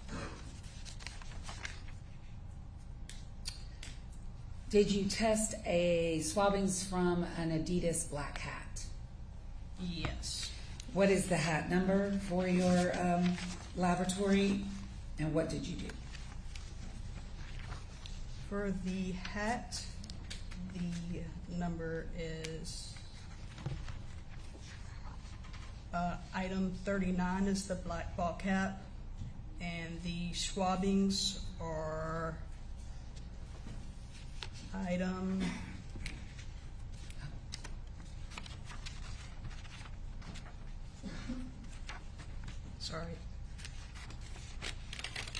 item 56. What did you do to the swabbings, and what were your results? The traditional DNA testing was performed first, and because of the complexity of the mixture, I could not make any conclusions. And then what happened to the data from that testing? The TrueAllele was used on the swabbings from the hat. The black ball cap contained the profile of at least 3 individuals. There was a match from the data from the swabbings from the black ball cap and Laken Riley. This match is approximately 1 octillion times more probable than a coincidental match to an unrelated person in the population. Due to the complexity of the mixture, no conclusive determination could be made as to the minor contributor. So you can't tell us who the minor contributors are on the hat? Correct. But Laken Riley was present on the hat for TrueAllele? Yes. Did you test rocks, which would be your items 22 and 23 at the crime lab? Yes, rocks were tested. Tell us about that. There was swabbing from a rock, item 22, and contact swabbings from a rock, item 22, swabbings 58 and 59. And there was also another rock, item 23. Those swabbings were item 60, and those contained the DNA profile of one individual, and that profile matched the reference of Laken Riley. The frequency of the profile is approximately 1 in 500 octillion individuals in the population. Okay. What about the other rock? So only Laken Riley on that item? Yes. Only Laken Riley in the rock swabs. Both rocks? Both rocks. All right. What about a tree? Did you test swabbings from a tree? Yes. And what were your results? The tree, the cutting from the tree, was the profile of one individual. That again matched the profile of Laken Riley. Approximately 1 in 500 octillion individuals. And only Laken Riley on the tree? Correct. I want to go back to the fingernails. And you told us on the right fingernails, it was, for TrueAllele results, Laken Riley and Jose Ibarra, correct? Yes. And are there any other persons present there? No. How is it that a person, or under what situations would you expect to find a person's DNA underneath another person's fingernails? Usually it either has to have some sort of scratching or contact with the inside of the nail. These were shorter nails, so it wasn't like they were long nails that you can just accidentally have contact with. Also, you could have someone's DNA from bodily fluids present in the fingernails.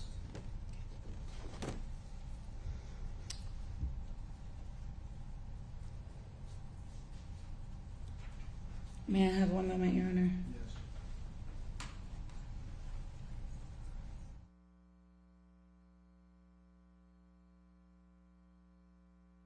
Briefly, the YSTR results for Laken Riley's fingernails for the right hand that, I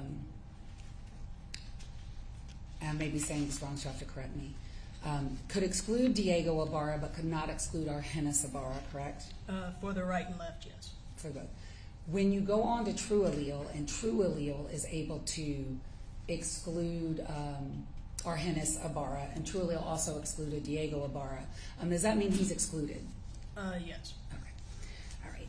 I believe that is all I have, Your Honor. I will pass the witness. Thank you, Judge.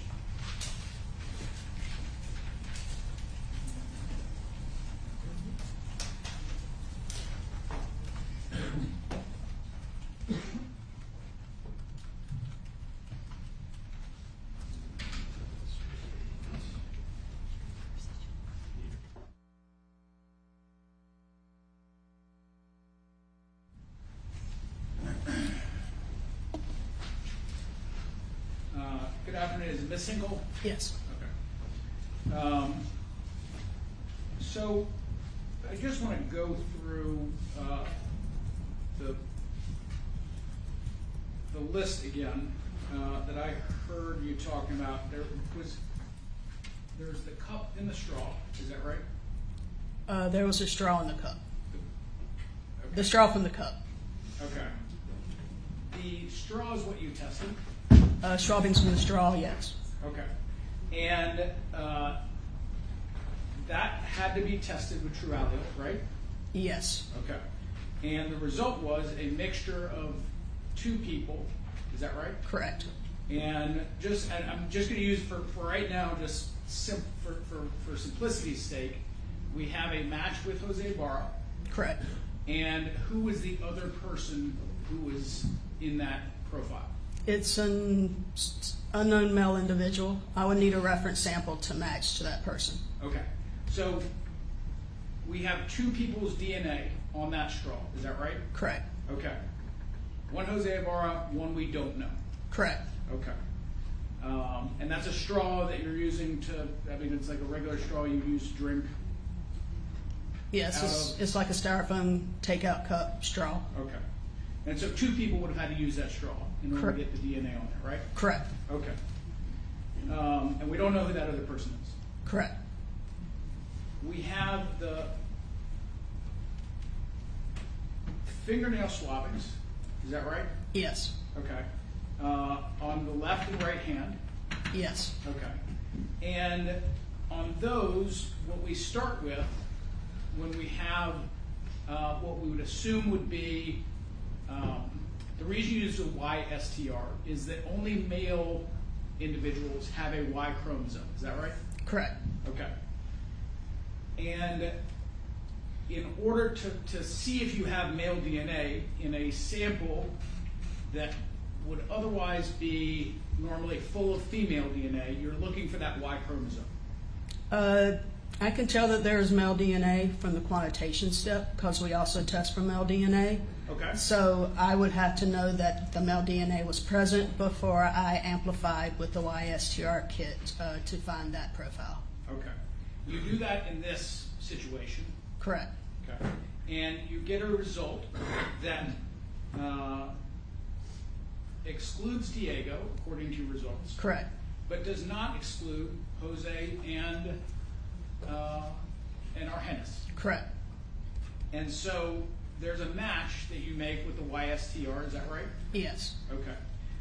It also doesn't, or I guess the chances of that happening in just the random population is 1 out of every 10,000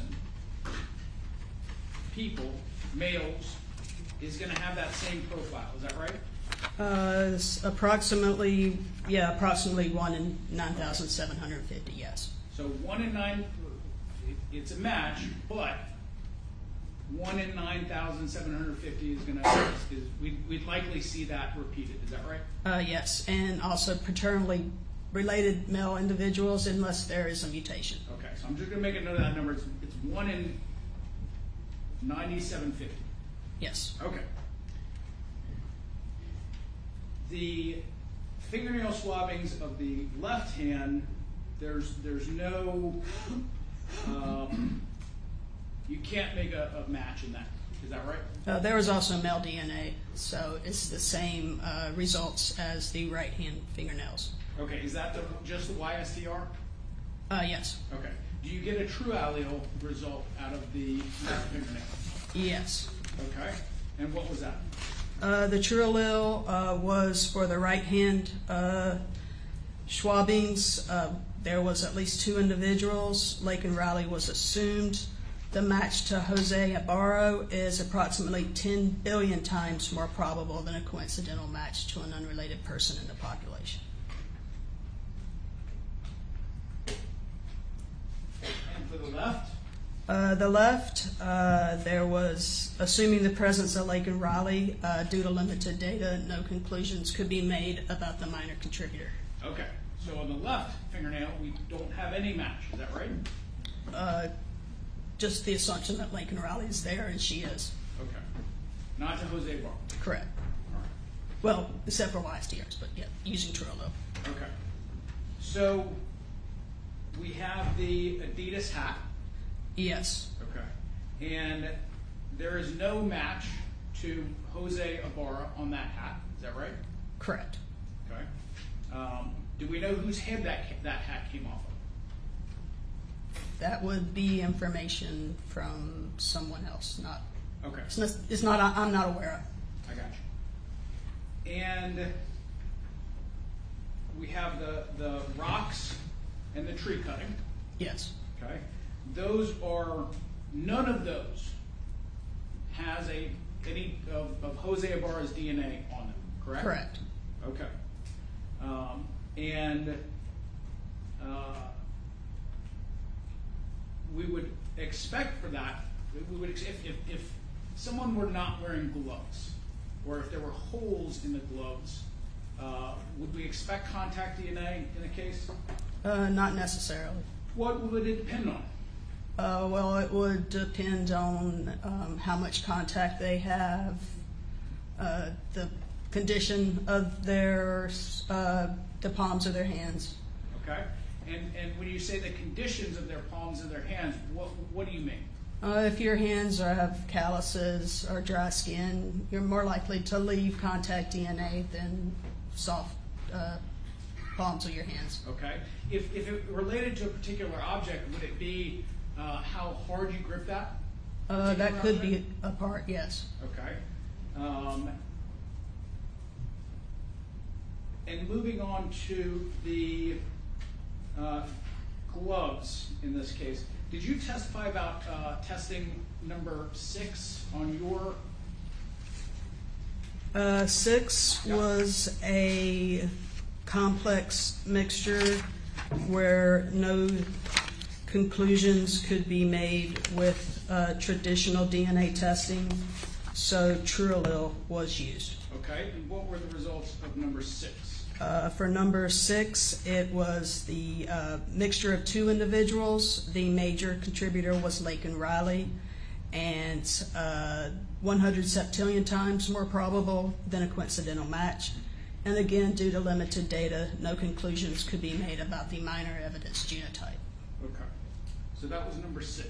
Yes. All right. Was any of the hair in this case that was recovered by, whether from the autopsy or turned over to the FBI, or the GBI, I'm sorry, was any of the hair tested using any traditional DNA methods or TrueAllele? No. Okay. And were the fingernail swabbings taken from Jose Ibarra ever tested? No. Okay. Who made that decision? That would have been management. Management? The management of in the section, the forensic biology section. And who's that? Jim Sebastian. Okay. And do you have any notes or any reason for that included in your file? No. Would those notes have been made when that decision was made? That would be up to James Sebastian. So he may or may not have made a note as to what we were testing and why. Okay. Would Preston Norris have been a part of that decision? There's Aaron Norris. I don't know a Preston. Okay. And what about a GBI agent Bayer or Bayer, B-E-Y-E-R? Would he have been a part of that I don't know if he was. This wasn't something I was privy to, so I can't say. Okay. As it relates to items 14D and 14F received by the FBI, or the GBI, I'm sorry. What are those? They're not on my reports.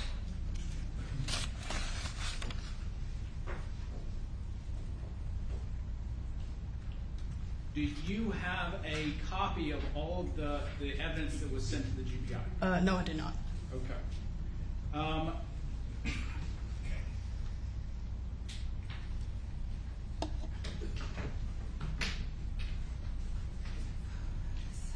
Did you ever receive, for testing, a sealed package containing swabs from anyone's abdomen?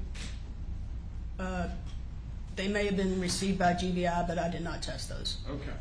Did you receive any or test any sealed package containing swabs from an abdomen that would have been dry swabbings? Again, they may have been received by GBI, but I did not perform that test. Okay.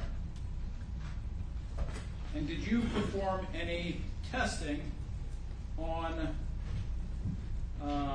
wet swabs from anyone's neck? No. Okay. And were you a part of any decision-making process to not test those items? I was not. Okay. Do you know who was? That would have been, again, the management at GBI, and they may have spoken to other people involved in the investigation. Okay. But you weren't. You're the head person who's in charge of all of the DNA testing in this case. Is that right? For this case, but not for GBI. But for this case? Yes. Okay. Were you ever consulted by a Preston Norris or GBI agent Bayer as to as to whether or not to test those items that we just went over? No, I was not. Okay. Aside from the jacket, in this case, all of the other matches that you make to Jose Ibarra come through TrueAllele, is that right? And the known sample and the jacket. Yes. Okay. And aside from the YSTR. Yes. Okay. So the YSTR on the fingernail and the jacket are the only non-TrueAllele matches to Mr. Ibarra. Is that right? Correct. Okay. On direct, you testified. Actually, let me ask you this. Without TrueAllele, then, you personally could, and setting aside the jacket and the YSTR, without TrueAllele, you could not have made any definitive matches in this case. Is that right? I could possibly match major contributors, but not minor contributors. Okay. And when you have the minor contributors and the mixed samples, you have to use TrueAllele, right? If they're minor, below what we call a threshold, where there could be what's called a stochastic threshold, we have to use TrueAllele. Okay. And so, aside from the YSTR and the fingernails and the jacket, all of the minor contributors fell below that threshold in this case, correct? All the minor contributors did, yes. Okay. So you had to use TrueAllele for all of those tests? Correct. Okay.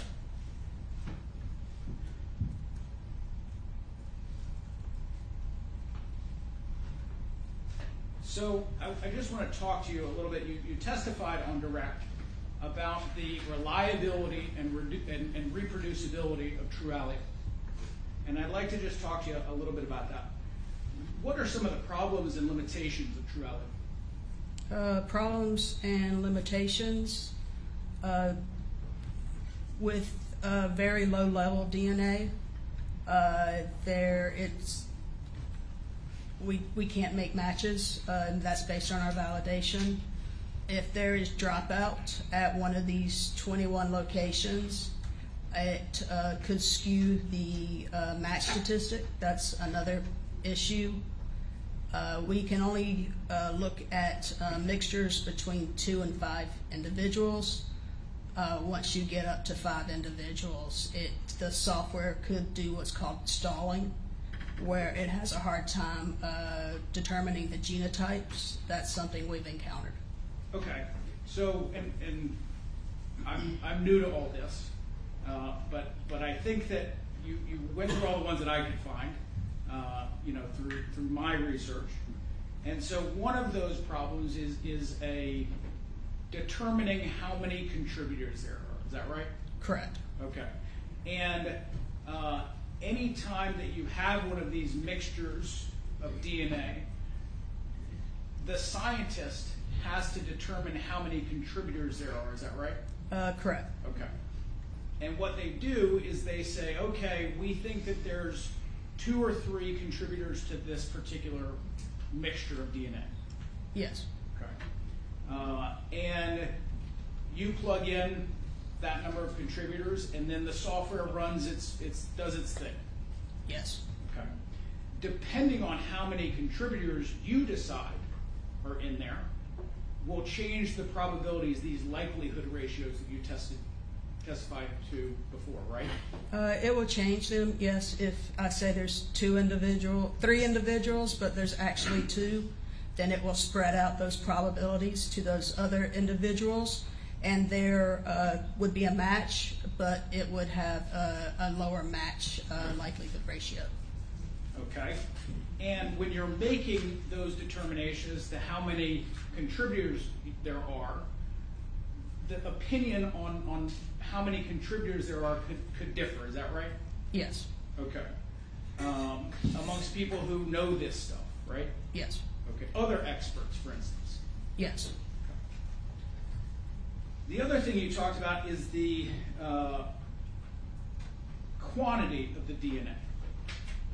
Are there limits that you can't go below when you're using TrueAllele? There's limits we can't go below when we use the traditional testing, so that then applies to TrueAllele as well. Okay, so are they the same limits between traditional DNA testing and TrueAllele? Well, since you start with the traditional, that's the limiting factor. Okay.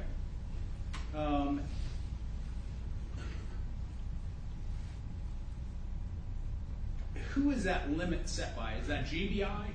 That's GBI, but it's based on our validation of the global Fowler kit that we used for traditional DNA testing. Okay. What about cybergenetics validation studies? Do they have a limit that you're not allowed to go under? I'm not aware of that. It would depend on what the amplification was, but not to my knowledge. Okay. What about separating out these mixtures if it involves close family relations? Are there any limitations on TrueAllele about that? If it's a lower match, you can have false inclusions with family members, but with the match statistics in this case, and also that we had the reference samples of the two brothers, I don't believe that had any effect on the results. Okay. And if we kind of control for these limitations, then TrueAllele should be perfect, right? It's just running numbers. Is that fair to say? Well, it is a random process, so then we do run the software 3 requests each, and we must have 2 requests that are concordant. However, we do have instances where those requests, we don't have concordant requests, and we cannot make any conclusions about a mixture. I don't understand. What does that mean? It can't, like, it's not concordant. I don't understand what that means. Could you explain that? Concordant mixture weights and concordant genotypes for contributors we must have before we can make any conclusions. They must be concordant in 2 different TrueAllele requests. So if this doesn't occur, we can't make any conclusions. Okay.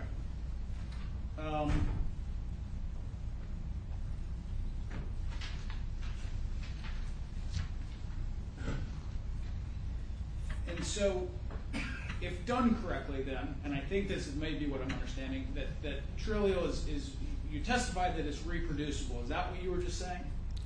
Yes. Okay. But every time you run it, it's going to have a different number, right? I mean, it's going to give you a different likelihood. These huge numbers that you're using, every time you run it, the numbers are going to be different, right? They're going to be slightly different because how TrueAllele determines those contributors is a random process. It's a random process. Yes, but the results, again, they must be within a certain number of log units or a certain amount difference. There can't be a big difference between the 2 requests for us to report the results. If you run one of these tests, one run of this test, 5 minutes later you run a different run of this test, are the numbers going to be the same? Not exactly. Okay. So it's not exactly reproducible. It's reproducible within an approximation. Okay. Who sets that approximation? That's based on the validation. We do have an amount that they have to be close to each other in order to report the results. Okay. So in this case, we're comparing the DNA against kind of 3 different individuals. We've got Jose, we've got Argenis, and we've got Diego. Is that right? Yes, and Laken Riley. Okay.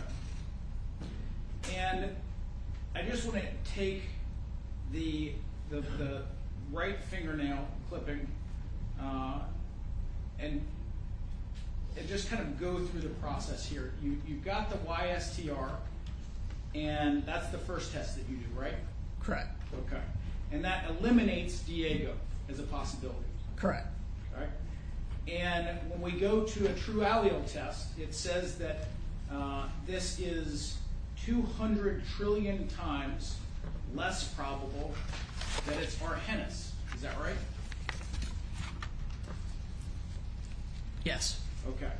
But that it's only 1 billion times less probable that it's Diego's. Correct. Okay.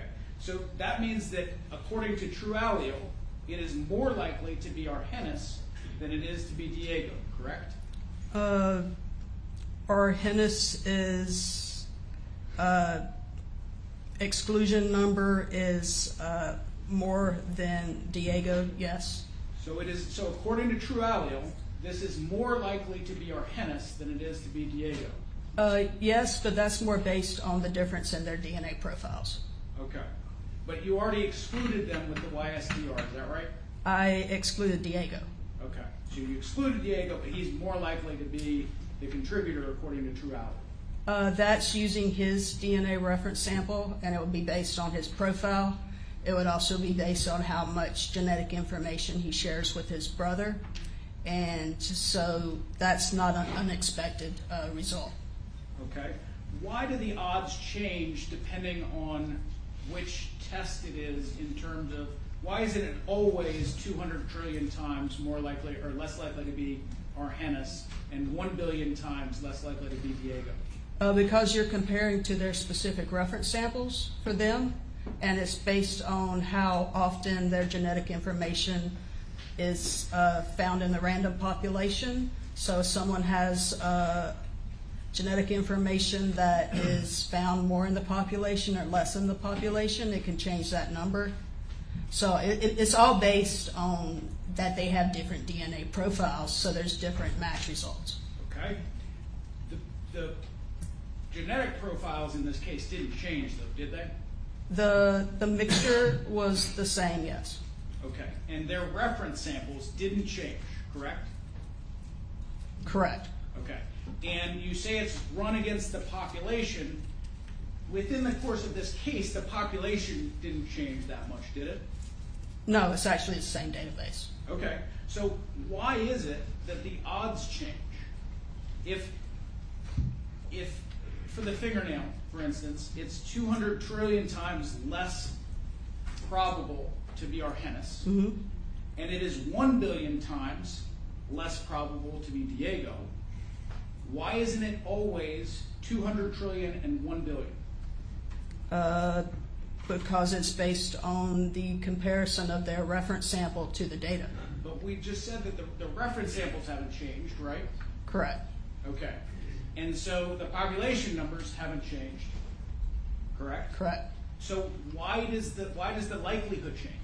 Between the two individuals? Yes, it's always the same DNA that you're plugging into the machine, right?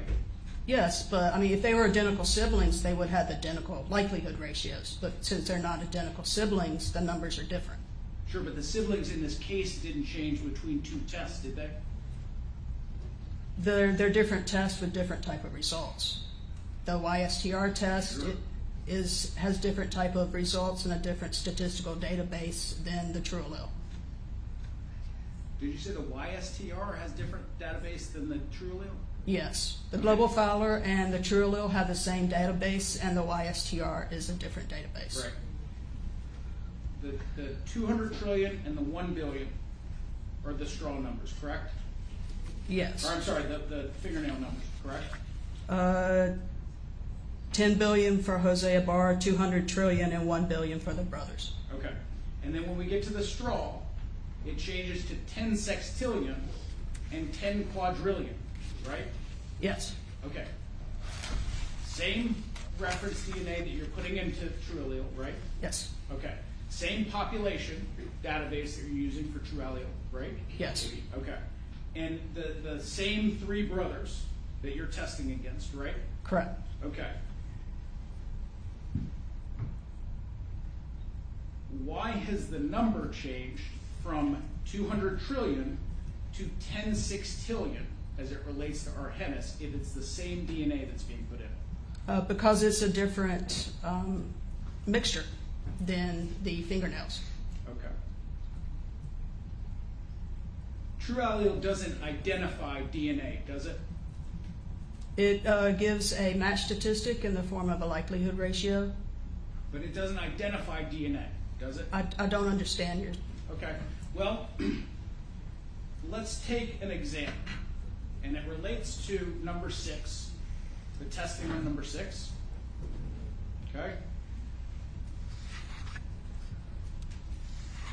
The report that you gave and you testified to on direct said that due to limited data, no conclusive determination can be made as minor evidence genotype. Is that right? Correct. Okay. But at least on one attempt at running TrueAllele on this, you did get a result, didn't you? On number 6. I may have had one of the 3 requests fall above 6%, 4%, but they had to be concordant for me to make a match. Sure, but you got a result, didn't you? Yes. Okay. And that match score was above a 4, right? I would have to look at the notes. Okay.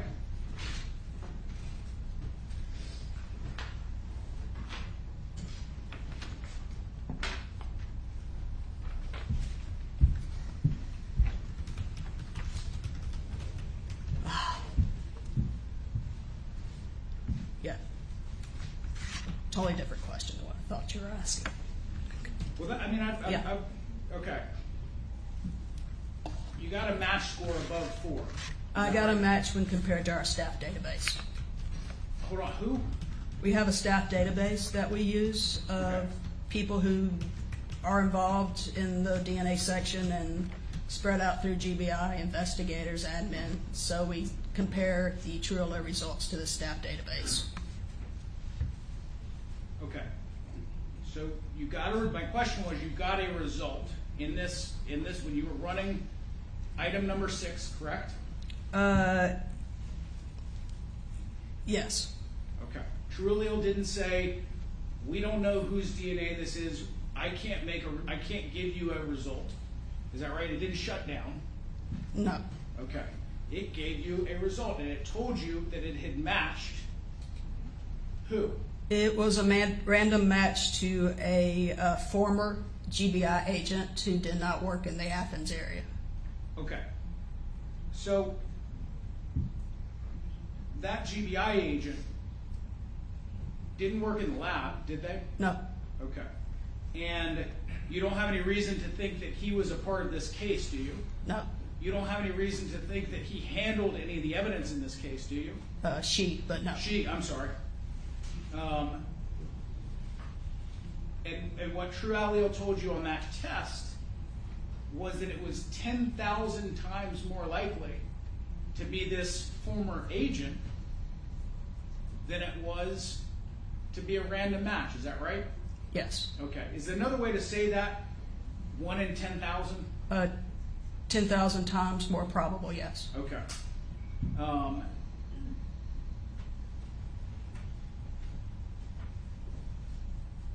Why did the software do that? That was on the contributor who was less than 4%, which is why we don't report less than 4%.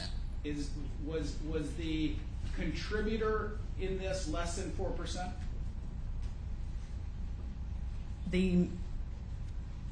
What did TrueAllele tell you? Which sample? I'm now confused. Number 6. Well, they would have been compared to the major profile, which would have been Laken Riley, and then the minor profile, which would have been less than 4%. Okay. On the QC report there, it says that it's over 4%, doesn't it? It's over 4? The match statistic is over 4. Okay. That match statistic, which is the 10,000 times more probable. Okay. But the software is running against all of the GBI employees or all the lab employees? All the ones we have in the database, yes. Okay. So it's not just considering the 3 contributors that you have, right? Correct. Okay. How did this, if we know that this person didn't touch the evidence, didn't work for the lab, how long had they not worked for the lab, it says?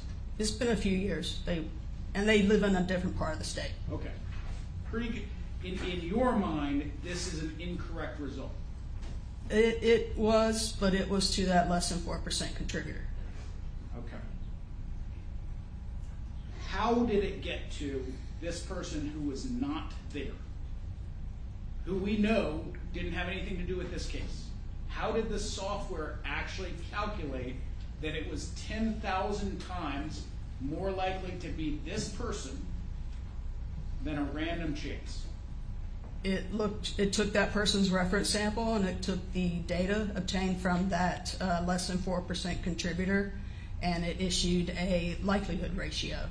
Okay. And since we don't report less than 4% contributors based on our validation, and that we can get some false matches, and that's just because that's the reason we don't report less than 4%. Because you don't think it's reliable, right? But less than 4%, it's not. That's why we don't report it. Okay, but that's what the software itself is doing, is reporting that, correct? You can still look and see if someone matches, even if it's less than 4%. Okay, and so it was you who considered that an error, not the software. It was the technical leader who saw that as a false match, so we just went ahead and reported it as inconclusive. No conclusions could be made less than that 4%. That's all the question I have. What's the validation? Validation is when we test software before we use it on casework to make sure it works properly. And have you at the GBI tested the TrueAllele program, and have you validated TrueAllele? Yes, we have. How long was that process? It was several years. And in the several years that you all validated the TrueAllele program, did you create a threshold within the GBI that you do not call TrueAllele results? Correct. What is that threshold? Less than 4%. Okay. And why don't you call results less than 4% at the GBI? Because we didn't go down that far in our validation. And once you start getting less than 4%, there may be some of the 21 locations may be missing information. So it will actually use the population database to help fill in the blanks where it's missing information. So it's just not reliable. And that's why you don't call it? Correct. And so in any of the results that we have talked about in this case, specifically the right fingernails of Laken Riley, which is a mixture between only Jose Ibarra and Laken Riley, was that below 4%? No. Are those reliable results? Yes. And were those results produced through your, are they reliable based upon your validation of TrueAllele? Correct. Okay. And TrueAllele does have an error rate, a demonstrated error rate. Is that right? It has a range where we don't report results, yes, for the match statistics. And so I want to break that down. Does that mean that you all know what the error rate is of TrueAllele, correct?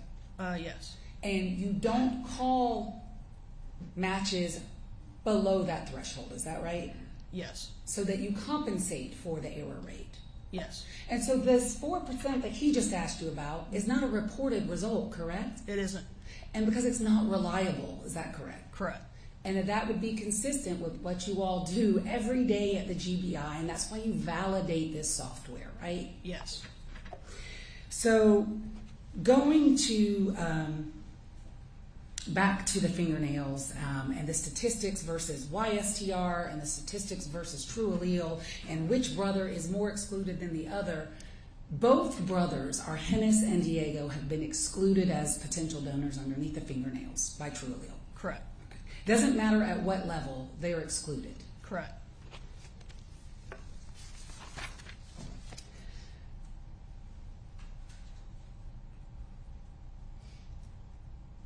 The determination of the number of contributors in a sample that is ran in TrueAllele, who does that? I do that. How do you do that? I do that based on looking at the data called an electropherogram. If one person should have no more than 2 peaks at each of these 21 locations, or no more than 2 pieces of genetic information. So we look at each of the location, the number of peaks, the imbalance between peak heights in case people share genetic information, and we use that to determine the number of contributors. And did you determine the number of contributors in this case correctly? There is an at least caveat that we use, but I believe I did. And when you run results in TrueAllele, do you run it more than once? Yes. And why do you run it more than once? To make sure we have concordant genotypes and mixture of weights. And so from what I heard defense counsel asking you, that if you run it more than once and you get different numbers, does that mean it is unreliable? No. Why not?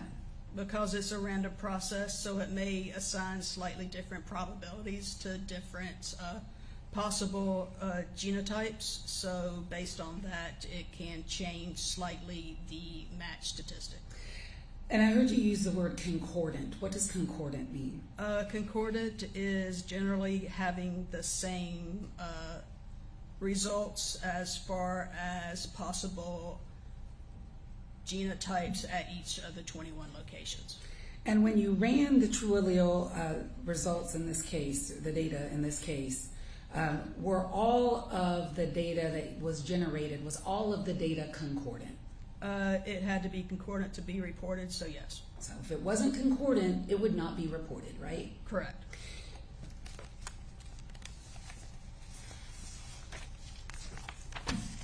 On the rocks and trees that you were asked about would you expect to see somebody else's DNA on the rocks, for example? The rocks in this case had the DNA of only one person on them, is that right? Correct. And that only one person on the rocks was Laken Riley. Correct. There was no other foreign profile on those rocks, right? On the parts that were sampled, yes. Because you swabbed them, correct? The serologist swabbed them. Katrina swabbed them. And you were asked about that and those results. Does that mean no one ever touched those rocks? No. Okay. Does that mean that Laken Riley hit herself in the head with those rocks? No. Okay. And why not? Just because the DNA of another individual is present doesn't mean they never touched the rocks. Doesn't mean you always leave a DNA behind when you touch something, right? Yeah, the saying absence of evidence is not evidence of absence, so it's consistent with that. The sexual assault kit, which I failed to ask you about, did you test the sexual assault kit of Laken Riley's that was done at Autopsy by Dr. DeMarco? Yes, it was tested. And what were your results there? There was a male screening performed to look for the presence of male DNA on the vaginal vault swabs, the anus peri-anus swabs, and the oral cavity swabs of Laken Riley. The testing failed to reveal the presence of human male DNA. And why not just test everything in every single case? Because we have limited resources at the Georgia Bureau of Investigation. And I heard lots of questions to you about what was tested, what was not tested. Is it your decision to decide what is tested and what is not tested? No. Okay. And you told us that would be a decision made by your manager, Jim Sebastian? Yes. In conjunction with other people? Correct. Who are not you? Yes. One moment. That's all I have. Thank you. Very briefly, Judge. What does a match score above 4 mean? Match score above 4, based on our validation, that's when we start reporting a match. Below that, you could have false inclusions or exclusions. Okay, so a match score above 4 means that you have reached the threshold above which the validation studies are good, right? Yes, for samples that are at least 96% of the mixture. Okay, and on that sample, number 6, your quality control report says it is a match score above 4, correct? Yes. Okay. It wasn't reported because it wasn't reproducible, correct? It wasn't reported because it was determined to be a false match to data that did not meet the requirements of our validation for us to report as reproducible. Thank you, Judge. Anything else? No, sir. You should be excused. Yes, sir. Any objection, Mr. Kirby? No, Judge. You're excused.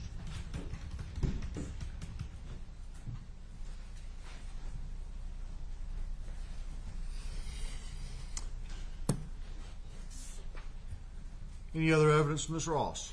Your Honor, at this time, the state of Georgia rests. Very well.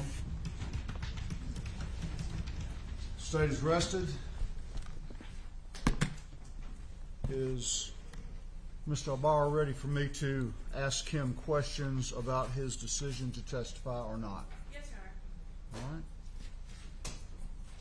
Mr. Ibarra, I'm going to, Ms. Smith, I don't know what's going to work best because I'm going to be asking these questions directly to him. All right. Okay. Mr. Ibarra, I'm asking these questions directly to you. Señor Ibarra, le voy a hacer esta pregunta directamente a usted.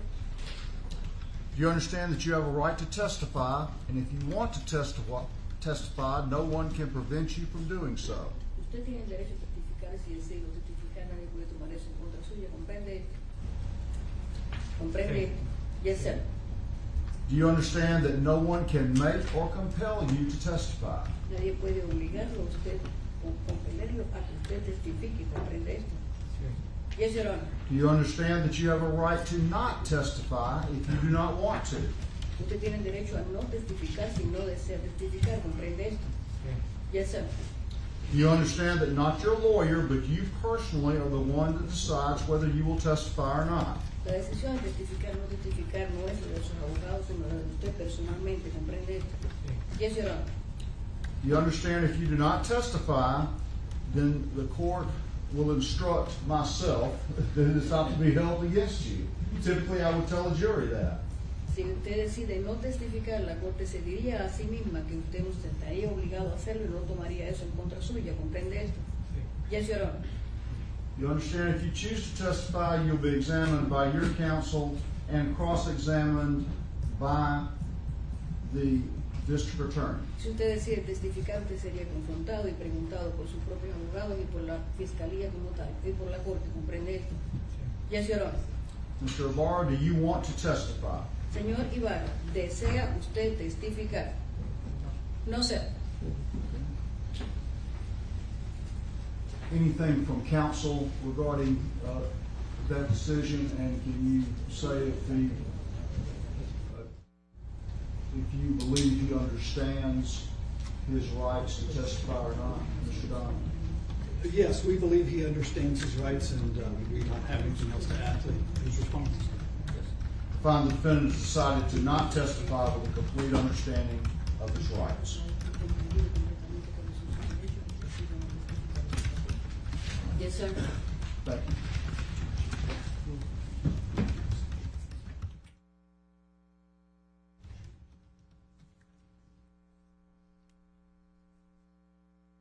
Ms. Beck, any evidence? Yes, Your Honor. All right. You may proceed. The defense calls Joseph Clementi to the stand.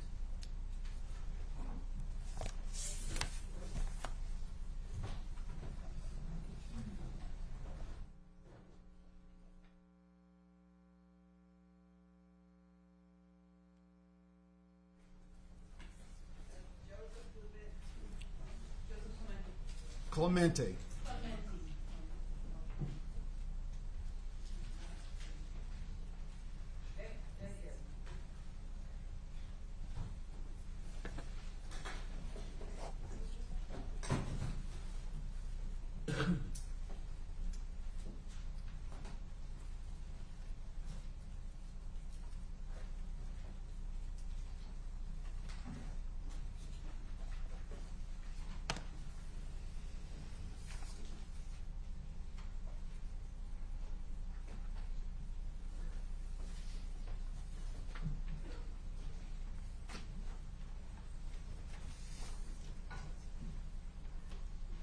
Mr. Clementi up here. Would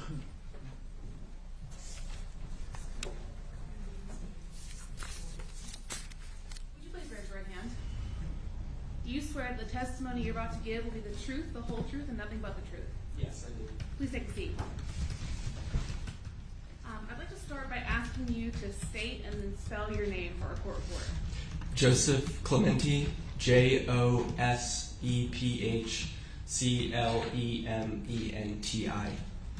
And Mr. Clementi, what do you do for a living? I work at a music management company. And where do you live? I live in Athens, Georgia. Were you living in Athens, Georgia in February of this year? I was. Mr. Clementi, do you sometimes take exercise by going for runs? I do. And did you take a run on the morning of February 22nd? Yes, I did. Did you, after finding out about this case, contact the police about what you had observed on your run? Yes, I did. Do you remember approximately when you contacted police? I believe it was the day after February 22nd, so February 23rd. And you met with UGA police officers? I didn't meet with them, we just had a call. Okay. So you had a phone interview with the police officers? Yes. And then afterwards you sent them some pictures to kind of clarify what you had said on the phone call? That's correct. Okay.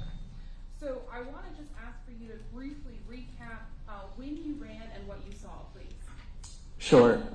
So I started my run at 9:39 a.m. on Thursday, and I ran for, I believe, 36 minutes. And I ran around Lake Herrick, starting at the intramural fields, and I ran for 3.5 miles. And what I noted to the police officers was that I saw an individual that was wearing dark clothing and seemed out of the ordinary. So let's kind of break that down. You started running at 9:39. How do you know that time? I tracked my run with a running app called Nike Run Club. And so when you're reporting to the police when you were running, you were comparing to that Nike Run Club? That's correct. Okay. And then you said you saw an individual around Lake Herrick at the intramural fields. Is that correct? That is correct. And did you prepare for the police a sort of a screenshot of the area with a star where you saw this individual? That's correct. Okay, I am going to show it to you, and this is going to be marked as Defense 6. Let me show it to State Defense.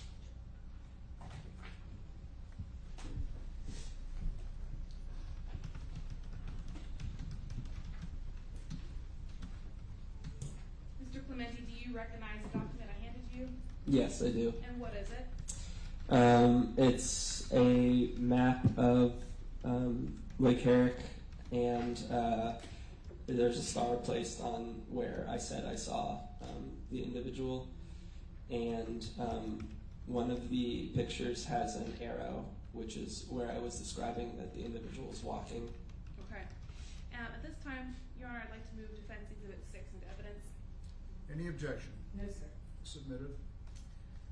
Mr. Clementi, the state has entered a large map of the area, so I'm going to turn around and see if you can kind of put where you marked on this little mini map in context of this big map, okay? Sure. Okay.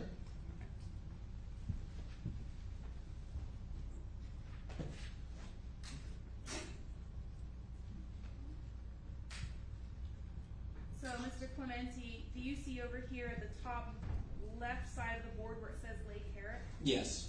And can you say where on this map you would have seen the individual? By the retention pond. And do you see the retention pond marked on this map? I do. And where is it? It's in the southwest corner. Your Honor, may he briefly come down just to point to where he saw the individual? All right. Come on You down. take that corner with you. So you sit up, start here to your left. The silver corner.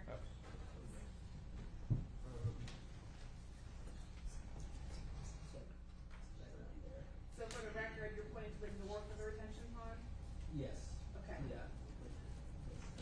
And you also said you saw it moving. With your pointer, can you just kind of indicate the direction?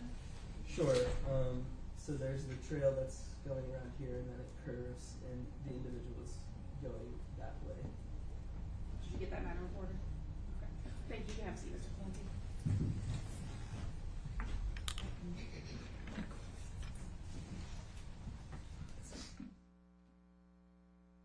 Why did this individual catch your attention? He was not in typical athletic gear, which at that time that I was running, everyone was pretty much running or hiking that I was passing, and the individual was wearing very dark clothing, and they seemed to be wandering kind of aimlessly. And you said you started your run at 9:39. What time did you see this individual? In between 9:46 and 9:48. And again, how are you so certain about what time you saw this individual? Using the Nike Run Club app, I can pace. I know my pacing during that time, and so I can see 7 minutes into my run where I was exactly on the map. Okay.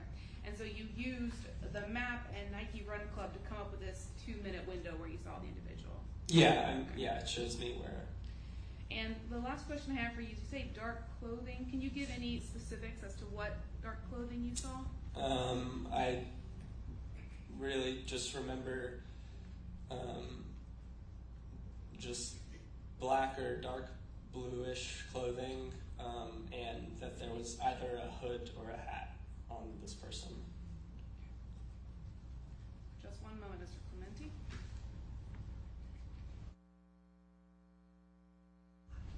I neglected to ask you, Mr. Clementi. Can you describe the height and the build of the person you saw? It was the person had a more masculine build, and based on that, I thought it was a man, and they were probably above 5'9".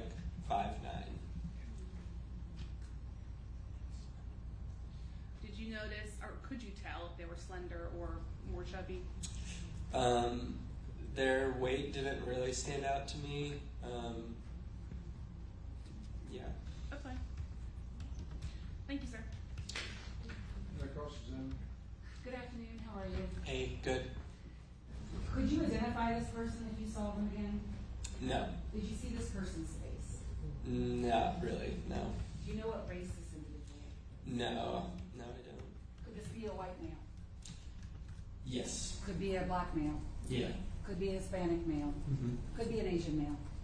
Yeah. Did you notice if this individual was wearing gloves or anything? No, I don't really remember or recall. And what kind of look did you get of this individual? How long did you look at this person? Sorry? How long did you look at this person? It was really a split second, but they seemed, like I said, they seemed to be kind of aimlessly wandering. Okay. And you noticed a hooded sweatshirt, you said? Yes, or a hat. Their head was covered by something. And khaki-colored pants? Yeah, I wasn't totally sure what. I remember their dark clothing really stood out to me on the torso above. Okay. What about the pants? I don't really recall totally what color they were. Could they have been khaki-colored pants? And do you recall giving a statement to Detective Raboud, the University of Georgia Police Department? Yes, I do, yeah. And do you recall using the word khaki with her? Yes, I do. Okay. And khaki to describe, first of all, what color is khaki? For record? What is khaki? Beige. Beige, okay. Yeah. And what khaki did you see? What khaki pants? On this individual. Oh, like beige coloring on their pants. Okay. And you were asked about whether there may have been any logos on this individual's clothing. Do you remember that? I do remember being asked about that. And do you remember saying that there may have been a white logo on this individual's clothing? Yes, there may have been. And do you recall describing this individual as skinny? I do remember. And over 5'9" tall? Yes. Okay. And to this day, you do not know the race of that person? No. And you would not be able to identify that person if you saw them again? Correct. That's all I have. When you said there could have possibly been a white logo, do you recall if that was on the hat or the jacket or where that would have been? No, I don't recall. Okay. I don't have any other questions. Yes. Will you be excused? Yes, sir. You're excused. Call your next witness. Your Honor, may we briefly finish on this witness? Yes.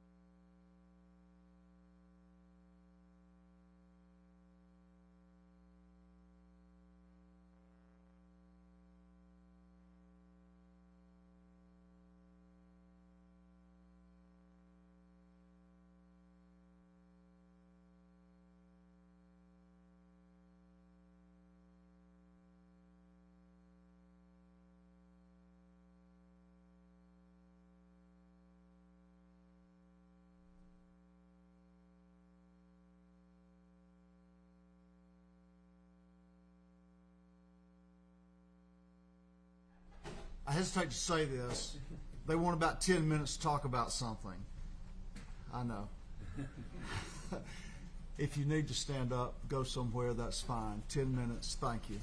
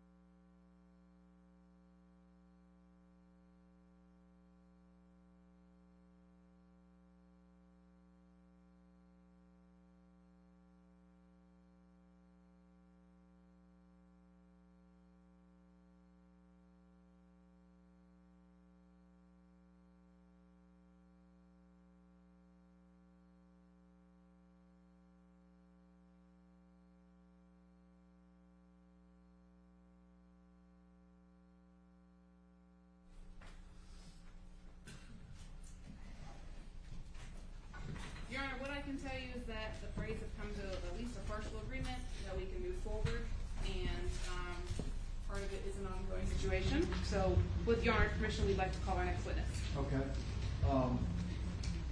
And I'm understanding that all three of these witnesses are not to be. Correct. These filmed. should not be filmed. All right. I'm told there's three more witnesses. None of them can be on camera or still shots taken. All three. Thank you. The state calls, the defense calls Stephanie Slayton to the stand. Stephanie Slayton.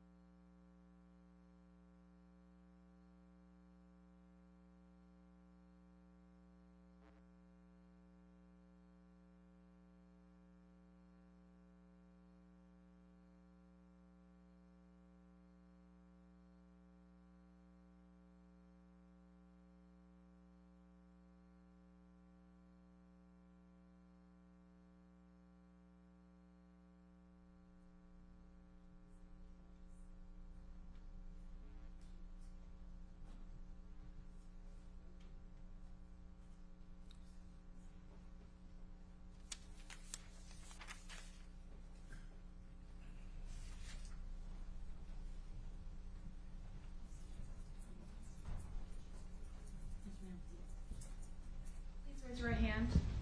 Do you swear that the testimony you give will be the truth, the whole truth, and nothing but the truth? Yes, I do. Have a seat. Would you please start by stating your name and then spelling it for our court reporter? My name is Stephanie Slayton. S-T-E-P-H-A-N-A-S-L-A-T-O-N. And Miss Slayton, where do you live? I live the Grove of 5 Points now. It was formerly Argo. You may not. Do you happen to remember the street address for your apartment?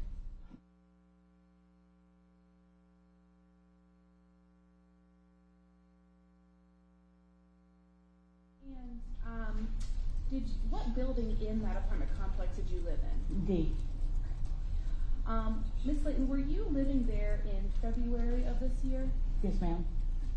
And did you have a chance in February of this year to speak to police officers about the Laken Riley case? Yes. What day did you first? I just want you to be a little closer to the mic. Okay. What day did you first speak to police about what you had observed? On February 22nd. Okay, and that was in the evening or the morning? I just didn't want that to roll down those stairs. Okay. Thank you, Judge. So you said first on February 22nd. What time of the day was that? That was my birthday. and I know that I wanted just to sleep in. I'm guessing around 12 or 11. 11 or 12 in the evening?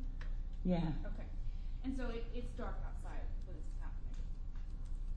And no, it was in the midday. Okay. On the 22nd. At some point, did you have a conversation with a man named Diego Ibarra about the case? That was on the evening.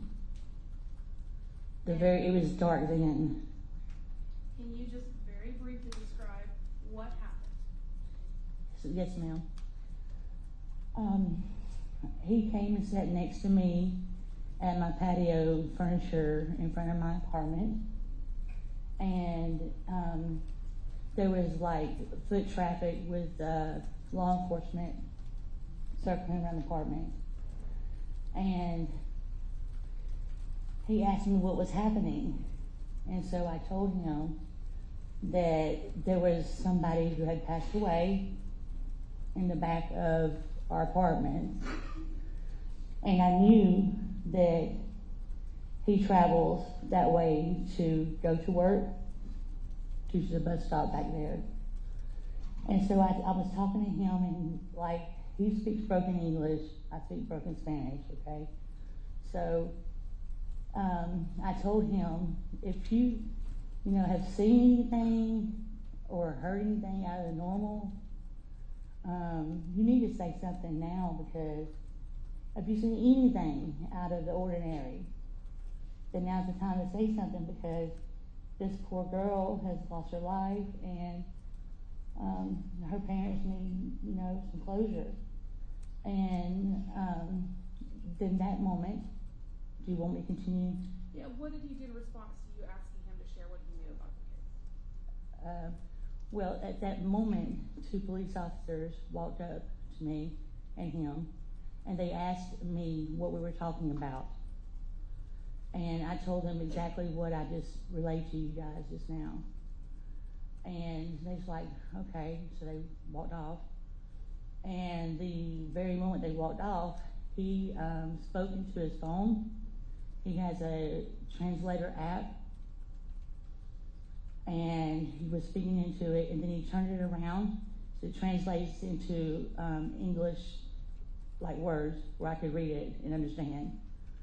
And verbatim, he said, if you tell them, I will tell them you did it, and then I will kill you too. I don't have any further questions.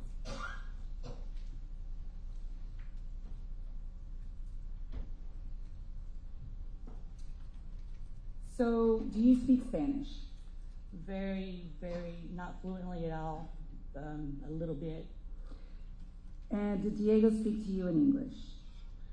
His broken English, and I spoke broken Spanish, so I don't think that our messages got under, that's the, I'm saying, I don't know what his frame of mind was, but I'm sure that the way we speak, that sometimes things get misinterpreted. And you told us that this one statement that he told you, the one you just ended on. Yes, ma'am. Which was, if you what? Say it one more time for me. He said, if you tell them, then I will tell them that you did it, and then I will kill you too. And that was over Google Translate? It was on some kind of translator app. I'm not sure which one. On his phone? On his phone. And you read that from his phone? Yes, he turned it around. I never touched it, so I could see it. And he never told you he killed her, correct? No. He never told you that he saw her, correct? No. He never told you anything about Laken Riley's murder, No, is ma'am. that correct? No, ma'am. He said to you, if you tell them, like, who was he referring to?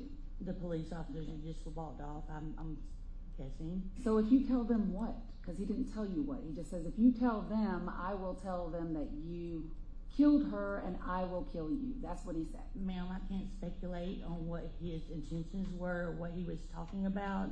I'm just relaying the message of what he said. And prior to that, before Yes, he says this to you through Translate app, Yes, ma'am. You're sitting there kicking it with him, I guess, and talking about a murder. And what I heard you say was, Diego asked you what was happening, correct? Yes, ma'am. Because he didn't know what was happening, right?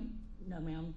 And that's because your police or your apartment complex was literally being swarmed by an army of police officers, right? It wasn't like the 23rd, but it was a lot there. Yeah, Yes, lots, ma'am. lots of police officers. Yes, there. ma'am. And you and he are just outside of your apartments, right? I sit outside my apartments at nighttime.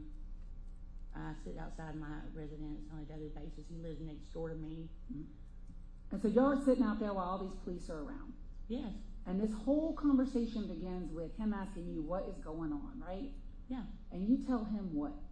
And I told him that there had somebody had passed away behind our apartments. And I said, now I know like that you go through that path to go to work in the mornings. And I said, if you know anything, or just like if you've heard anything out of the ordinary, please say something. And that's and these preceding conversations that you had, where Diego asked you what's up, and you tell him what happened. How are y'all doing that communication? Well, we were like speaking in the broken, like we could understand but I don't know how to explain it. Like I could speak a little bit of Spanish, you could speak a little bit of English, ma'am, and somehow we get it. Your impression is that you got it, right? My impression is that I can't make an impression right now because I can't speculate on that. So your birthday was that day, correct? Yes, ma'am. And what did you do for your birthday? I was just hung out of the house. In fact, there was a lot going on that day, and I was upstairs with all the rest of the neighbors wondering what was going on. And did you celebrate for your birthday? Yes, I did. And how'd you do that? I drank alcohol. Okay. Who'd you drink with? Myself. And any other people? No. And you eventually end up talking to the GBI about what you just told us, right? Yes, Next ma'am. day, correct? Yes? Yes. And when you talked to the GBI the next day, were you under the influence of alcohol? Yes. And in fact, Ms. Slayton, you've had a sexual relationship with Diego Ibarra, is that correct? I plead the fifth. You don't have a constitutional right to plead the fifth about a sexual relationship. Okay, you did, right? Yes. And as a matter of fact, when the GBI interviewed you on the 23rd day of February 2024, you actually told them at some point you got mad at Diego because you felt that he was having sex with another woman, correct? Yes, ma'am. You remember saying that to them? Yes. Okay. And you had actually purchased a phone for Diego, right? Correct. And that you turned it off because you found out he was having a relationship with another woman, correct? Yes, ma'am. Not a relationship. Okay, a what then? Please excuse me. I've seen a video on the phone. He was in a club and somebody was twerking on him. Okay. So I don't believe that. I purchased the phone for him to find employment, not to make videos like that. Okay. Well, you actually used a word to the GBI that you found out or you thought he was blanking somebody else, yes, correct? Probably so, yes, ma'am. And that word blank that I said, and excuse my language for the court, began with an F, correct? Yes, ma'am. And just because we're all adults here and I need to say it, you thought he was fucking somebody else, right? Yes, ma'am. And fucking is your word, not my word, right? Right. All right. And you told that to the GBI? Yes, ma'am. All right. And I'm going to approach the witness with what I have marked as State's Exhibit 328. Do you recognize State's 328?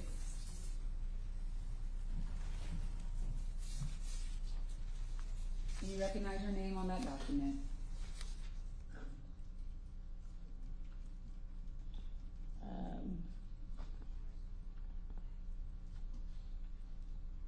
Judge, we're willing to, what I believe has been in a certified copy of the court document, we are willing to admit that by stipulation. Yes, ma'am. I see right here on the back of this page my name.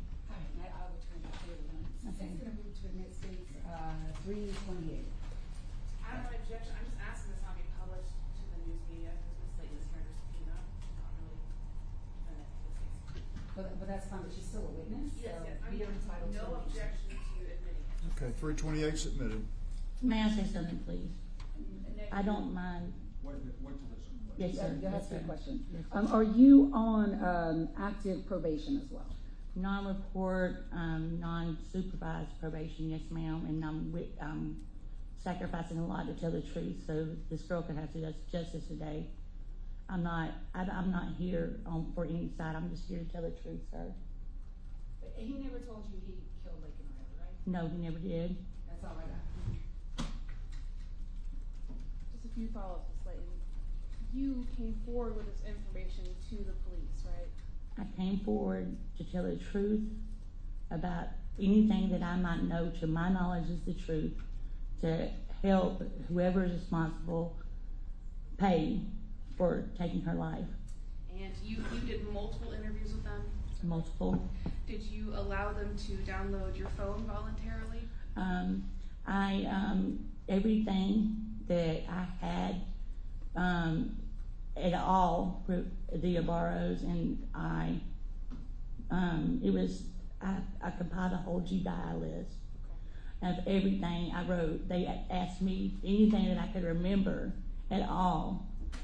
It's not if I don't think it's important to write it down, and I did, and I handed it over to them. And you also let them, kind of download your phone? Yes. And is it fair to say you are scared of Diego? That night, no, I wasn't scared, because if I was scared, I would have got a protective order or called the police. But like she said, I was under the influence. So the next day is when everything hit.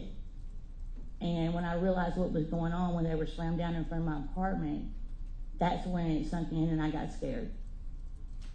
And are you here under court order to be here, Ms. Layton? Yes, ma'am. I don't have any further questions. Anything else, Ms. Ross? No, sir. Okay, can she be excused, Ms. Beck? Yes, sir. Any objection, Ms. Ross? No, sir. You're excused, ma'am, which Thank means you. you can leave. Thank you. Call your next witness.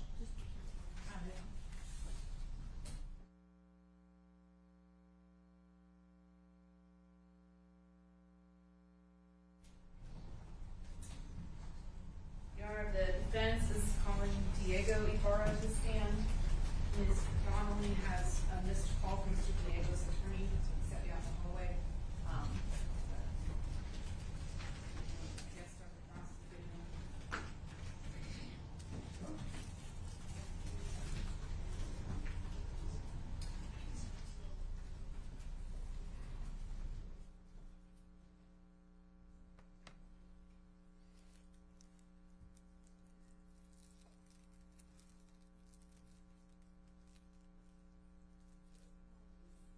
Okay.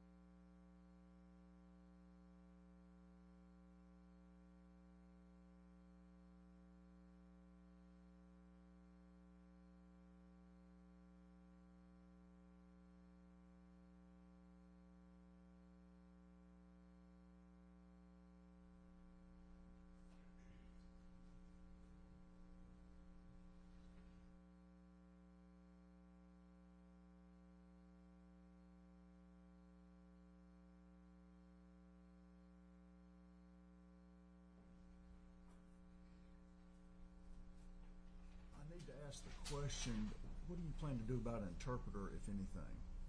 We emailed Your Honor's chambers earlier and spoke with Ms. Smith, and what was decided is that Ms. Smith will translate, and her assistant will stand by Mr. Ibarra in case he needed to speak to him, but he will be able to hear the Spanish Okay, conversation. I just wasn't sure. Yes. Yes, Your Honor.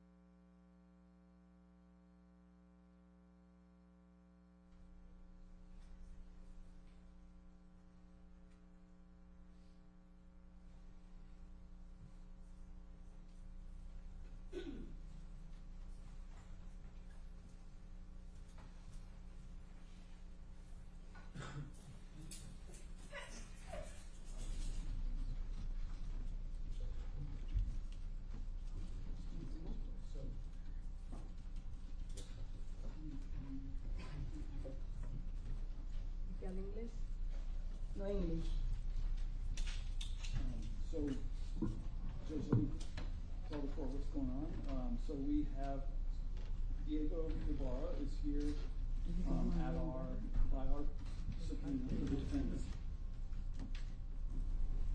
We done? And he is, in our understanding, in federal custody, being held in another county jail. And so the state actually had him transported to the Clark County Jail. And then at some point recently they let us know that they were not planning to call him.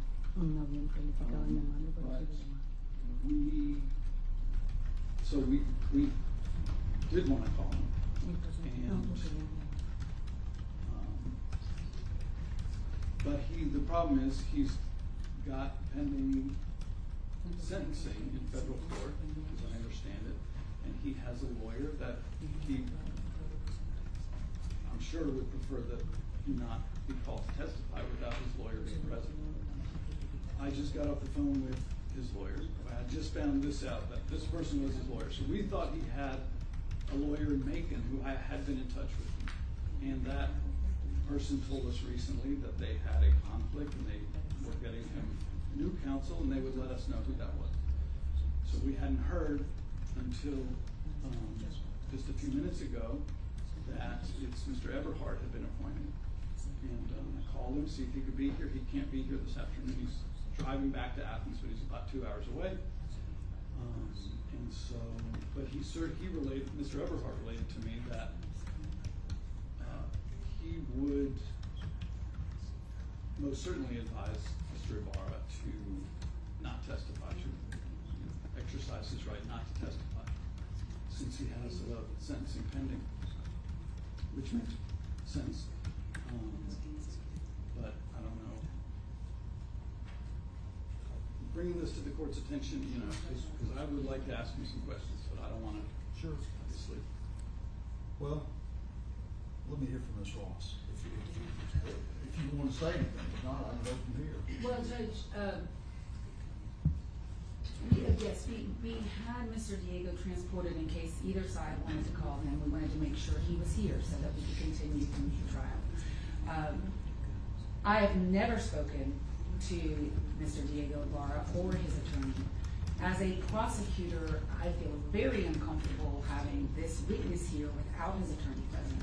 His charges are federal charges and they are immigration charges. I understand that. They're not related to this case at all. But it's my understanding, just speaking to Mr. Donnelly, who just spoke to the witness, that the witness wants his lawyer present. I am uncomfortable as a prosecutor because we don't talk to witnesses without their lawyers present.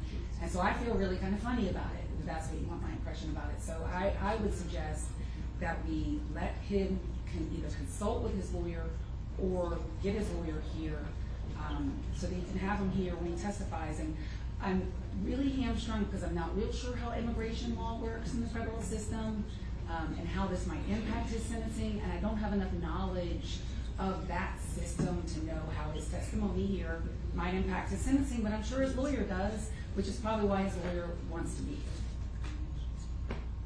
You said Eberhardt. Is Eric Eberhardt? Yes. Okay. Can I add one more just piece of information for the court? So we have another federal inmate downstairs also that we had asked the court to help us get transport orders for. The sheriff's office just brought him from an Atlanta immigration facility.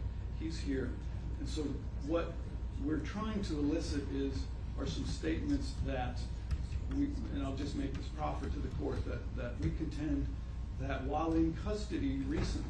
Well, I would wait until, because he is a fact finder and the judge resolve this issue to see if we can get his lawyer here. Okay, let me say where I am.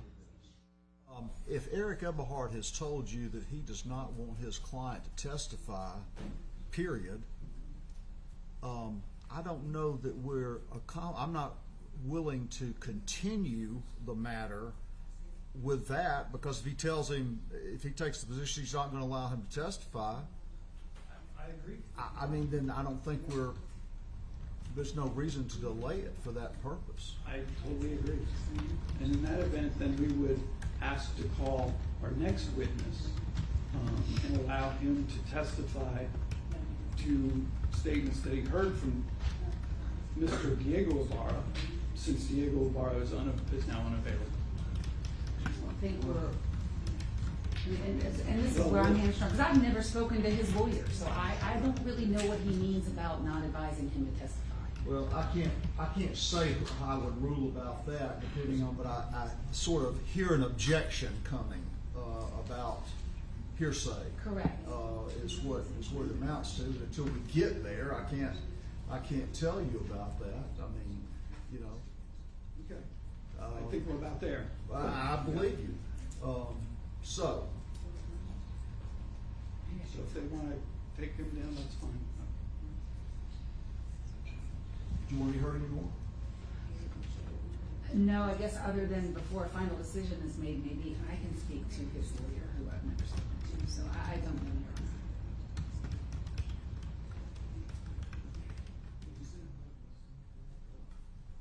Do you want to step out and see if you can talk to Mr. Everhart? Yes, sir. I have a better idea of what we're looking at here. If I can speak to him. I'm okay with that. If he's in the car, I guess you can get him. I mean, May I step out to do that? sure.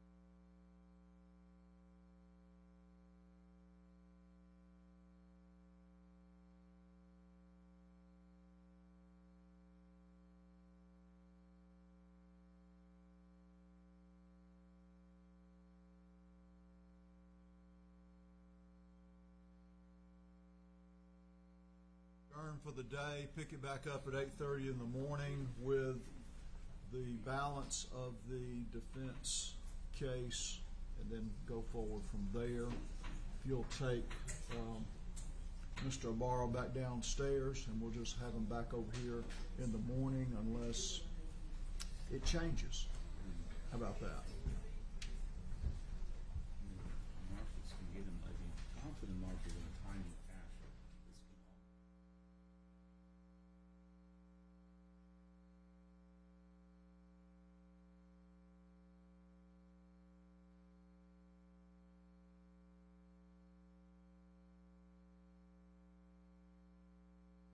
We're adjourned. If y'all will stay where you are, so you can take. Or do you want a little? You want a little time between?